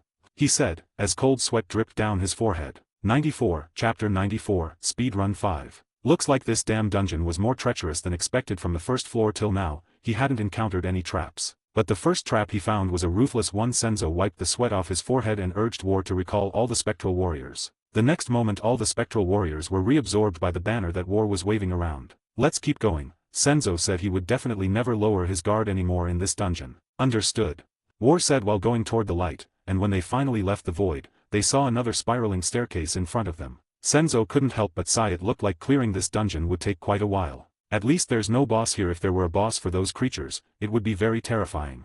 War and the others couldn't help but nod, hearing Senzo's words. Even they who had experienced countless eras were vigilant against those monsters. "War, you go up first, and we will follow after you. The moment you arrive up there, send the spectral warriors in all viable directions to scout the new area out," Senzo ordered. He had to hasten his pace. Emmy and the others couldn't hold out much longer. War rushed up the stairs immediately after hearing what Senzo said. This was what he wanted, exploring and fighting strong enemies. Waving his massive blood-red greatsword and the spectral banner, he quickly arrived at the new floor. But what he saw left him dumbfounded. It didn't look like an apartment building's interior anymore. Instead, it looked more like a jungle. There were puddles of water everywhere, and trees and all kinds of other vegetation were all he could see, no matter where he looked. He didn't mind it, though it looked like his new master was blessed to always find some enjoyable battles. With a smirk on his face, he quickly sent out hundreds of spectral warriors. He didn't even need to say a single word. Their connection was so deep that he could give them the orders through his thoughts. The spectral warriors immediately formed units once more and spread out in all directions to map out this entire floor and quickly find the staircase or exit.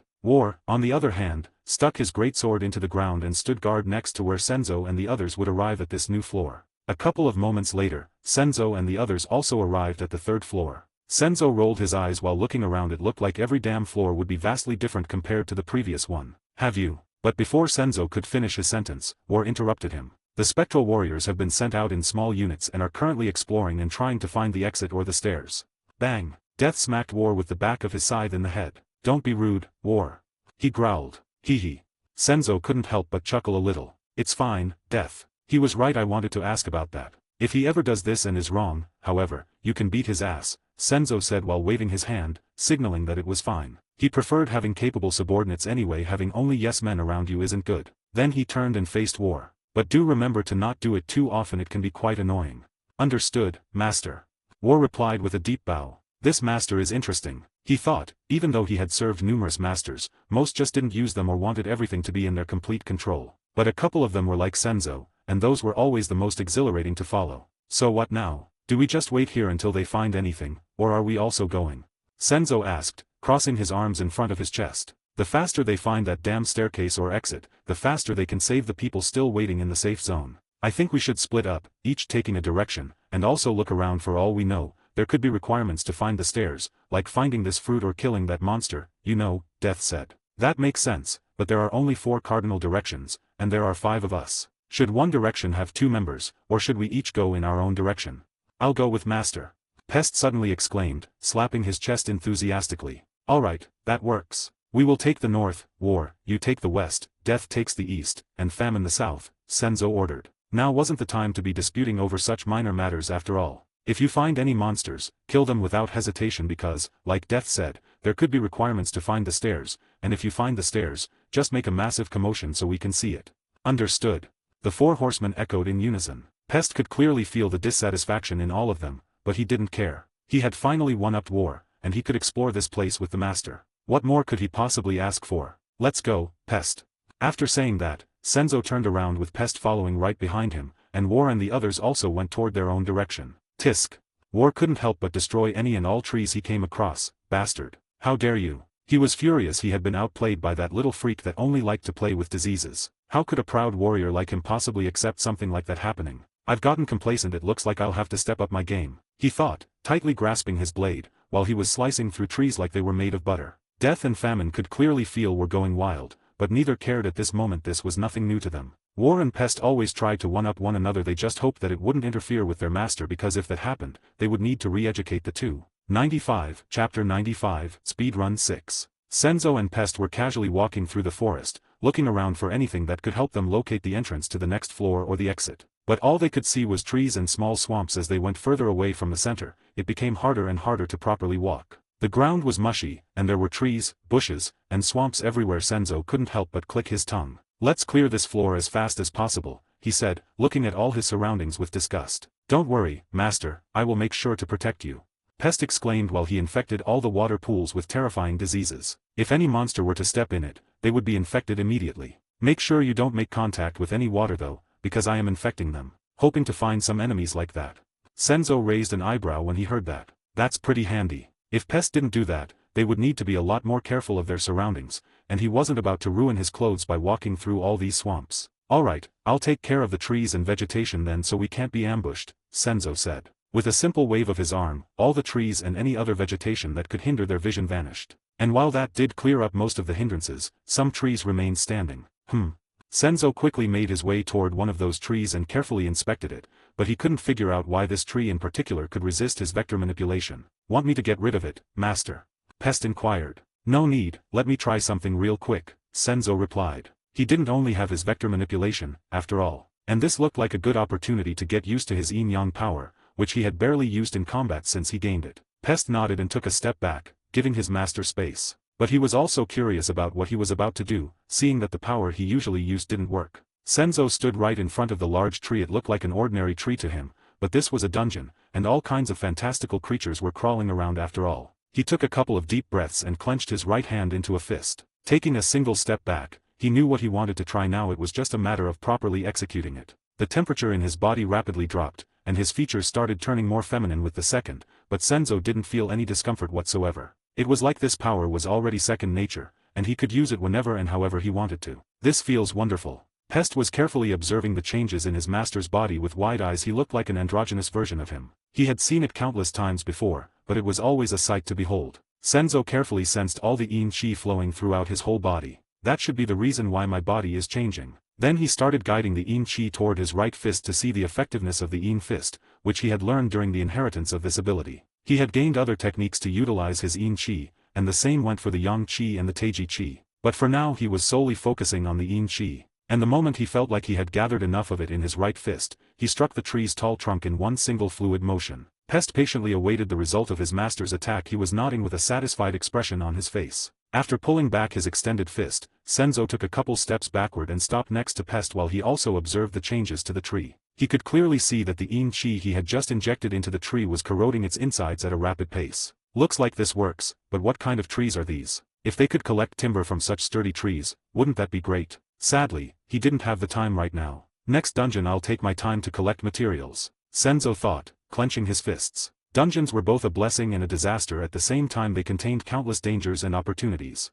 Pest just stood next to him looking at the tree. He didn't have the Taiji eyes that Senzo had, but even he could feel the tree's life force get drained at a rapid pace. A couple of moments later the tree finally collapsed, but the trunk stayed intact. It was only the inside that had been damaged by Senzo's fist technique. Senzo was dumbfounded. These trees were way too durable. First of all, they couldn't be pulled out of the ground by his vector manipulation, nor could the trunk be damaged in the slightest, and even after destroying its inside, including the life force, the outer layer was still in pristine condition. 1 second, Pest, let me see if I can break it. Because if I can't, we need to collect some to take with us.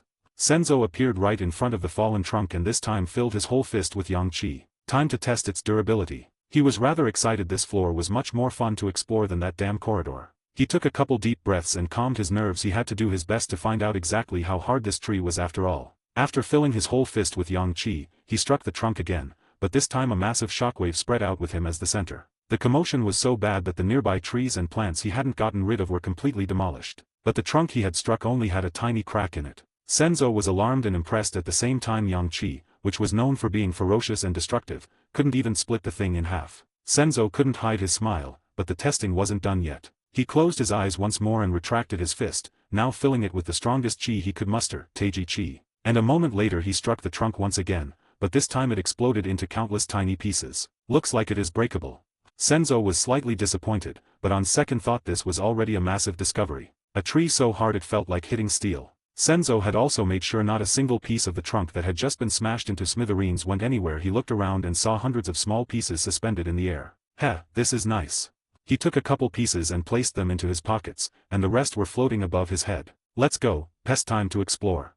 Pest just nodded. This master was very interesting after all. 96, Chapter 96, Speedrun 7. Master, it looks like we have company, Pest said, looking in a certain direction. Senzo followed his line of sight and saw what Pest was looking at behind the trees and vegetation he hadn't cleared out. Monsters were hiding. They had humanoid bodies but were much smaller and uglier, and most of all, they were completely green. They look like goblins to me. And even some hobgoblins, Senzo muttered, a smile appearing on his face. Finally some normal monsters, he thought. After those first 2 floors, I didn't have much hope, but it looks like this floor will at least be rather normal. You take the left side, Pest, I'll take the right side. But stay cautious even though they're normally very weak. Pest nodded, and without hesitation he jumped forward. All the terrain surrounding him was rapidly decaying, and on the tips of his fingers Senzo could see a light green glow. Looks like he's going all out. Senzo was very satisfied with the 4 horsemen from the moment he gained them, but he couldn't fall behind. He quickly jumped into the air, and with a simple wave of his hand, all the vegetation in which the monsters were hiding was blown away. Looks like there are quite a few, and... But he couldn't finish his sentence because what he saw left him stunned. There weren't only goblins hiding there. All the way in the back, he saw monsters that looked like goblins on steroids. They were massive, about the same size as War. Take care of yourself, Pest. He shouted, before flying straight toward the monsters he would have to take care of. Don't worry about me, and quickly get rid of them.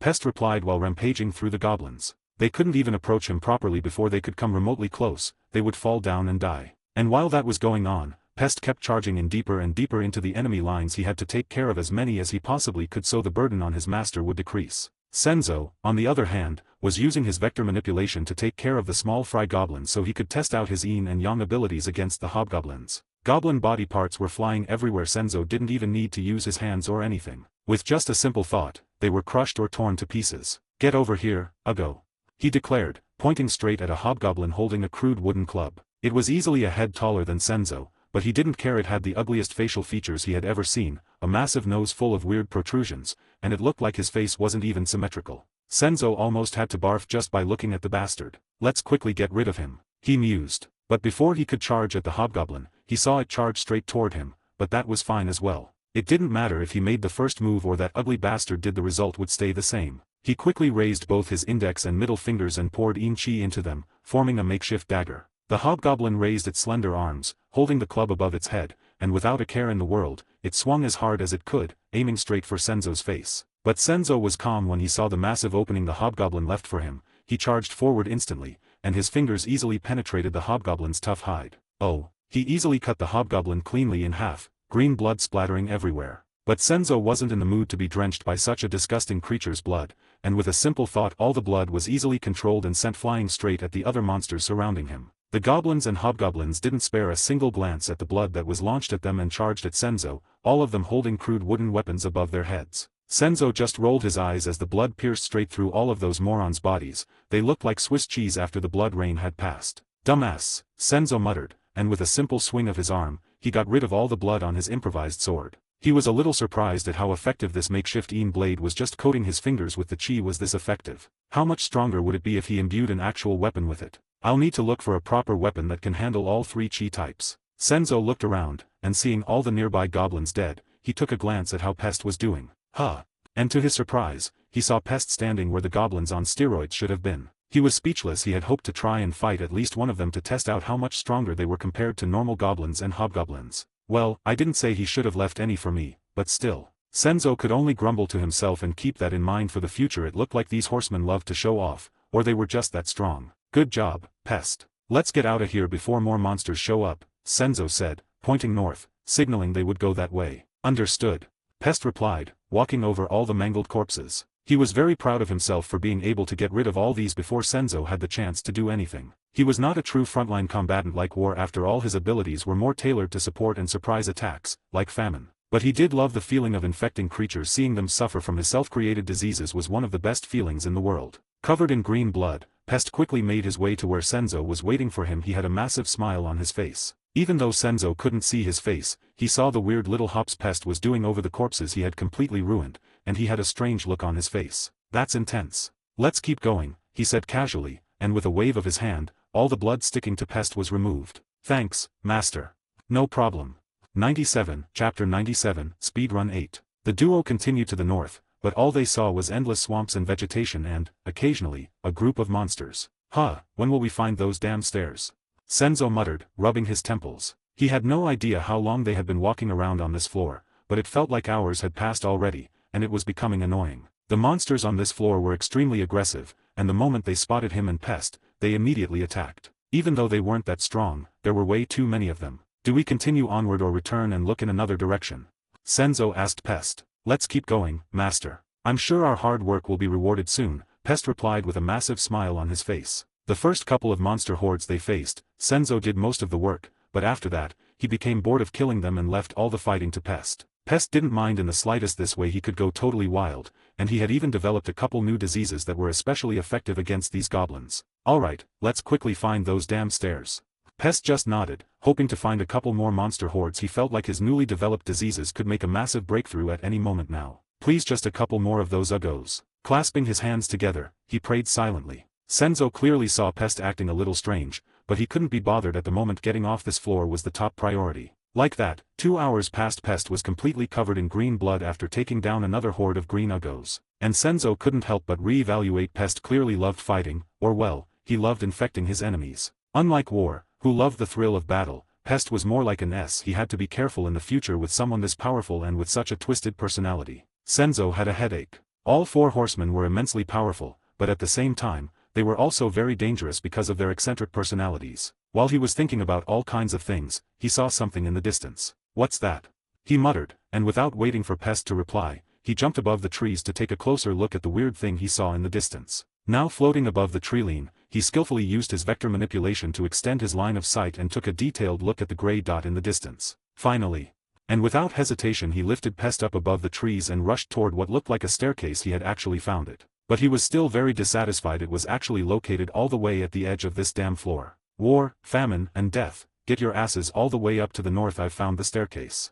Senzo's voice suddenly echoed throughout the whole floor while he was rushing toward the staircase at full speed. This floor was just too damn big. Even though he and Pest hadn't walked at a slow pace, it still took them a couple minutes flying at almost top speed to reach the staircase. Pest, go up to the next floor and make sure we can safely come up, then wait for me and the others after you've done that. Understood.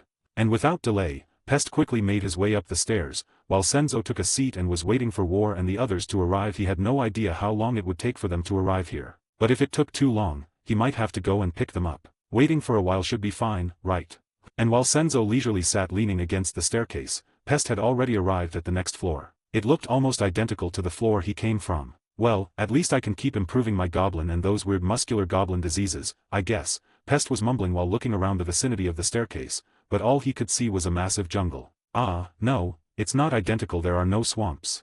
But seeing that the floor was pretty similar, Pest immediately lost interest and took a seat next to the staircase to wait for his master and the others to arrive. He had hoped something interesting would happen or that he could find new test subjects, but it looks like it would be the same as the last floor. At least it's fun to adventure with Master. A smile appeared under his Plague Doctor mask. He had barely met his master a couple days ago, and it was already so much fun. I'll keep showing Master more and more terrifying diseases so he keeps me close. Pest muttered to himself. And while waiting, he took out 2 glass containers, both containing a weird liquid that was glowing. The container in his right hand was light green, and the other one was light blue. He. These were the 2 diseases he had developed on the previous floor. The green one was the natural enemy of all green-blooded creatures, and the other one was to infect any and all drinking water. Pest was immensely proud of these creations, because different creatures and liquids had different chemical balances. Using other toxins or diseases could still work, but they were much less effective. That is also the reason why he needed as much information about his enemies as possible. The more information he had, the more effectively he could create new toxins and diseases. But while he was admiring his new creations, he was suddenly interrupted by a rude fellow. "Aren't you going to show yourself?" he asked, looking at a certain tree. After hearing that, 5 wolves with muscular goblins emerged from behind the tree. "Oh, interesting," Pest mumbled, and without hesitation he tossed both glass containers straight at them. Firstly, to see if they were the same as the monsters of the previous floor, and secondly because he was bored. Now that some enemies came knocking on his door, wouldn't it be impolite to not attack them? He took a quick glance at the stairs, and when he didn't see anyone coming up yet, he heaved a sigh of relief. "Looks like you guys are all for me." 98, Chapter 98, Speedrun 9, Dark. The moment the glass containers made contact with one of the muscular goblins, Pest saw its skin visibly decay, and in a couple of seconds it had completely melted. "Interesting, so you guys are pretty similar to the ones on the previous floor," he muttered. The only problem was that he couldn't take any notes right now. More enemies were rapidly charging at him, bloodshot eyes locked on their melting comrade. The muscular goblin sat on the wolves and rushed straight at Pest. They were screaming things that Pest couldn't understand at all. But he didn't care what they were talking about, they would all die anyway. Pest's fingers suddenly turned bright green, and without hesitation he charged at the monsters. Normally he would be more cautious when facing enemies, but these guys could hardly threaten him. He had a creepy smile on his face while charging at the muscular goblins and their mounts. The large goblins raised their crude weapons, and the wolves were all ready to completely tear that bastard's body into a million pieces. But Pest wasn't worried in the slightest. When he was finally in range of the goblins' attacks, they all swung down with their weapons. However, Pest easily dodged them all at the last second. He suddenly sped up once more and arrived behind them. Then he went on a complete rampage. His attacks didn't have a shred of technique or logic behind them. All he did was scratch, grab, and tear the wolves and goblins into pieces. "Unexpected, right?" Pest said to the last standing goblin. His whole body was covered in green and red blood from the goblins and the wolves. His Plague Doctor mask looked like a clown mask because of the red and green color mixed on it, but Pest didn't mind at all. On the contrary, he actually liked it. The blood of his dead enemies was a very fitting prize for him. He could use that to enhance his toxins and diseases against those monster types after all. "Now I will try to keep you alive as long as possible and experiment with all kinds of things," he exclaimed. The look in his eyes was not normal, and the muscular goblin felt its limbs give out. It tried everything it could to run away from the maniac in front of it, but nothing worked. Its arms and legs weren't listening to the commands its brain was giving. "Don't worry, I'll show your little friends what will happen to you." After he said that, Pest cut through the goblin's tendon behind the ankle to make sure he wouldn't run away and ruin his fun. Then he turned around and began carefully reassembling his dead friends. First, he carefully arranged the wolves, putting their heads at the front, then their bodies, placing the organs he had torn out on top of them. "That looks much better, don't you think?" Pest asked the muscular goblin, a depraved look in his eyes. The green creature just looked at the maniac in front of it with horror in its eyes. It was so repulsed that it felt like it could throw up any moment now. "Oh nope, that's a no-go," Pest suddenly said. Before the goblin could react, Pest had taken out a glass tube with a weird black liquid inside it, and forced it down the monster's throat. Can't have you dying on me, you know. I've had that happen in the past, and that was a terrible feeling." Pest was clearly talking to the monster like he could understand him. This was also one of his habits. Clearly explaining everything he was doing and going to do to his victims. At some point it had become a habit of his. Even if the other party couldn't understand him, it didn't matter. Seeing those terrified looks on the victims' faces was always one of his greatest pleasures. After the monster drank the weird black liquid, its gag reflex stopped working completely, and now it had to look at how this bastard was disgracing the corpses of its dead brothers without being able to throw up or even gag. Gray AA. It screamed at Pest, trying to intimidate him, hoping he would put it out of its misery. Hee hee. But instead the opposite happened. Pest started reassembling the corpses at an even faster pace than before, almost like he liked more resistance. Yes, that's it. Struggle more. Hate me more. Pest's whole body was shivering from the immense pleasure from the current situation. It almost looked like he could climax at any moment. The monster was horrified and quickly shut its mouth. It was wondering how it could have met such a freak on a random patrol of the weird hole in the ground. A couple moments later, Pest had finally reorganized all the corpses neatly in a circle surrounding him and the monster. All the heads were at the front and looking straight at the monster. Behind the heads were the bodies with the organs he had torn out on top of the backs. But even if they were on their backs, Pest had neatly arranged them in the order they would be placed inside their bodies. He had to be thorough when doing things, after all. Now let's get this party started, right? He asked, looking at the only monster that was still alive. The green creature felt its blood run cold, and it started sweating profusely. Anywhere it looked, it saw its dead brothers. A moment later it started ugly crying, as all kinds of tragic sounds came out of its mouth. Hearing that, Pest stopped approaching and did a weird little dance around the monster, little hops and a smooth pirouette on one foot. One of the most bizarre scenes was currently unfolding around the monster. It was making all kinds of desperate noises, and Pest was just dancing around it without a care in the world. A couple minutes later, Pest stopped dancing and took out one glass vial after the other. Now it's finally time to start the experiments. After the monster saw all those glass vials being placed in front of it, it immediately lost consciousness as it fell down on its back. Tisk, weakling, Pest muttered, but he still didn't stop taking glass vials out of his jacket even if it was unconscious. The show must go on. 99, Chapter 99, Speedrun 10. At the bottom of the stairs, Senzo was waiting for the other three horsemen to arrive, but even after waiting for what felt like an eternity, he still couldn't see them. Guess I'll have to pick them up, he muttered. But on second thought, it did make sense. They didn't have any movement-type abilities after all. With a single step, he was suddenly standing in the air and used his vector manipulation to sense the location of the three, and after a short moment, he finally found them. If I don't pick them up, it will take quite a long time for them to arrive. This floor was very big after all. Even he and Pest needed quite some time to reach the stairs, and the others all went in completely different directions. Senzo waved his right arm, and the three horsemen that were running at full speed suddenly felt their bodies being lifted and pulled in a certain direction faster than the speed of sound. Damn! War shouted, but Death and Famine couldn't hear him because they were pulled so fast toward Senzo. They didn't mind this feeling. Running was a chore after all. Okay, let's go up now, Senzo said casually, pointing at the staircase. The three of them nodded and quickly made their way up the stairs. They could clearly see the displeasure in Senzo's eyes, but they couldn't do anything about that. If they had any movement-type abilities, they would definitely have used them. Heh, don't worry too much. I'm just annoyed at the layout of this damn dungeon. It's so weird. The first two floors were simple walking in a direction and killing the monsters, but now it's exploring and killing monsters. Senzo complained, rolling his eyes. Death chuckled, while War and Famine nodded in agreement. This was a very bizarre and diverse dungeon, but that was also the fun part. Well, let's hope that the next floor can be cleared quickly, War stated, slapping his chest proudly. He had to prove himself to his master because on the previous floor he could only kill monsters, but at the end of the day he had to be helped by Senzo to quickly reach the staircase. Can't let that happen again, he vowed to himself. And while they were chatting and complaining, they finally arrived at the fourth floor. The moment they stepped up, War and the others saw Pest doing his thing and couldn't help but roll their eyes. What a freak. War, mind your own business. You know damn well that's a sore spot for him, Famine stated. TCH. War turned around and took a seat, making the ground shake slightly. Famine and Death just made way for Senzo while carefully inspecting what Pest was doing. They knew his hobbies were rather peculiar, but they didn't mind it. After the three of them, Senzo also made his way up the stairs and looked around to see what this fourth floor would be. The moment he saw an almost identical copy of the third floor, he almost wanted to cry. Fuck me, he muttered, but he couldn't complain too much. It didn't matter if it was a chore. He had to clear the damn dungeon still. After looking at the trees surrounding them for a while, he stopped looking at them and stood next to Death and Famine. That's when he saw something absolutely horrifying. Pest stood in the middle of a corpse circle and was feeding a muscular goblin potions. Senzo couldn't keep his calm, and with a single wave of his arm, he pulverized all the corpses and intestines Pest had neatly organized. He gagged at the sight, and even after pulverizing all the corpses, this horrendous feeling didn't go away. What the hell is he doing? Senzo asked no one in particular. It must be pretty shocking, right? Seeing it up close the first time like this, Death replied without looking at Senzo. Why? But Senzo almost couldn't put it into words, that's how disgusted he was. His good impression of Pest went straight out of the window, and now he looked at him like he was an absolute freak. Famine nodded at Death, and the small skeleton could only sigh. I'll explain it to you in simple terms, but could you please give him another chance? The silence between them stretched for a while. It was clear that Death and Famine cared a lot about Pest. But what Senzo had just seen was absolutely not okay, and he wasn't sure if he could let Pest out ever again after this. I'll think about it after hearing you out. How about that?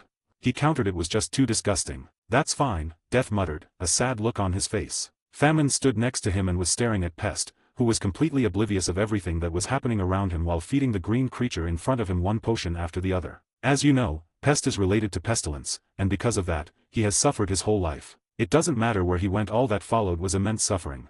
As Death started, he couldn't help but glance at the sky while drowning in nostalgia. And after who knows how many years of suffering such a fate, he decided to fully embrace it. So whenever he finds a test subject or an enemy, he becomes a little crazy, and he loves researching everything that is related to his domain of pestilence. Senzo wanted to ask something, but he could clearly feel that Death wasn't finished yet, so he let him finish his story first. And after the first master created this power and brought us 4 brothers together, his obsession with researching and letting his test subjects suffer has only gotten worse over the years. For some reason he seems to think the more you suffer, the better the effect of his powers. Senzo was silently observing Death and Pest at the same time, and even though War had his back turned toward them all, he couldn't help but clench his fists tightly. War had always spoiled Pest because he could see how much he was suffering, but that turned out to be one of his biggest mistakes. It feels like you left out quite a bit, but I see what you're saying. Senzo replied, a determined look in his eyes. Death and Famine looked at him in surprise. They didn't expect their master to react like that. 100, Chapter 100, Speedrun 11. But that doesn't mean I can just let this go. Death and Famine both kept quiet and waited for Senzo's verdict. Even if they were used to Pest's behavior, that didn't mean their master had to accept it. Senzo couldn't help but sigh. He felt like Pest might be troublesome, but he didn't expect it to be this bad. How about this? I'll not let him out for some time to make sure he properly reflects on his actions. But after that I'll let him out again, and all 3 of you need to help me re-educate him. Death, Famine, and War stared at Senzo with wide eyes. This was a massive compromise from him after all. There was no need for him to do this for them. Thank you, Master. Death exclaimed, his whole body trembling with excitement. Famine and War both nodded their heads while tightly clenching their fists. Alright, now that that's decided, I'll explain it to Pest and take him back. After Senzo said that, he took a couple steps forward until he stood right behind Pest, who, without a care in the world, was feeding the green monster one potion after the other and carefully observing its reactions. Senzo took a single glance at the monster, and it vanished from sight. He had completely crushed its body so that it wouldn't suffer anymore. How is that possible? Pest muttered to himself, looking at the empty space in front of him. He was clearly taking his time to torture it as much as possible, so how did the monster disappear like that? Pest, we need to talk.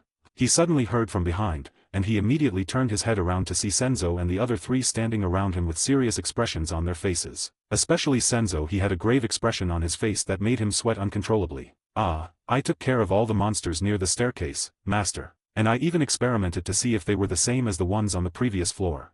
But before he could continue, Pest suddenly felt his whole body stiffen, and a moment later he couldn't control his body anymore. He was frozen in place right there. He couldn't understand what was happening, but seeing his master and brothers not react, he knew there weren't any enemies around for the time being. Be quiet and listen very carefully to what I'm about to say, okay?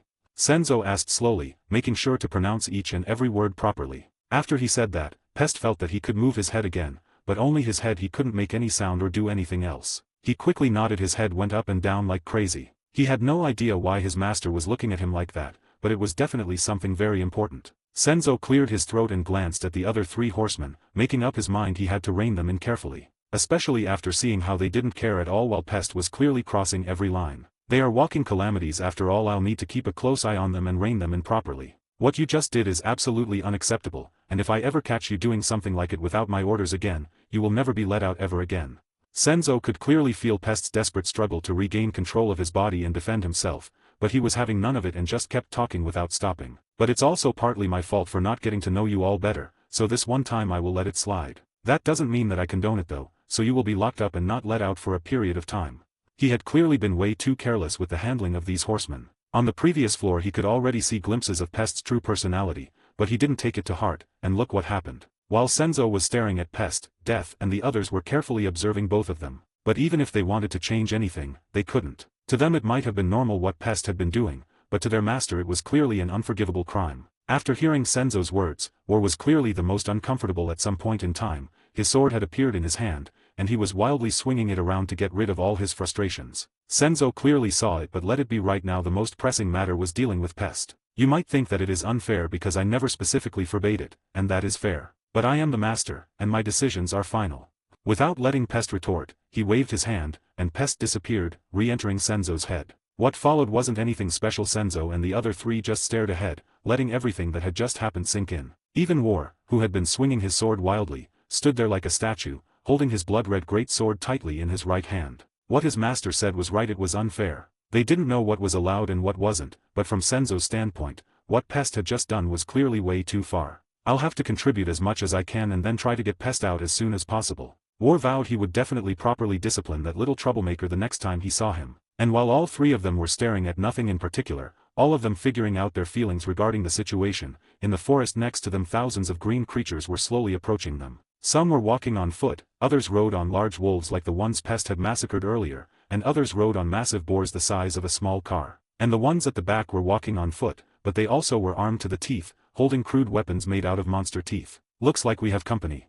Senzo muttered. He was clearly not in the mood to fight after what had just happened. War, you take care of all of them. If you need help, you can ask Death or Famine. Get rid of them as fast as possible. I want to get out of this hellhole ASAP. Due to copyright restrictions on YouTube, I have decided to create a collection of fanfiction novels in audiobook format. If you would like to access the collection, you can purchase it through one of the following platforms: Patreon or Ko-Fi. You will find both links in the description. After completing your payment, you will automatically receive a link to a private Telegram channel that has a great collection of fanfiction audiobooks in audio format. This is a one-time payment that grants lifetime access to the existing collection. Please note that the collection is continuously expanding. I regularly add new audiobooks over time, so the library keeps growing. If you would like to update a novel or add a new one, you must subscribe to my Patreon. Depending on the tier you select, you will be able to request a specific number of chapters weekly, which I will then produce in audiobook format.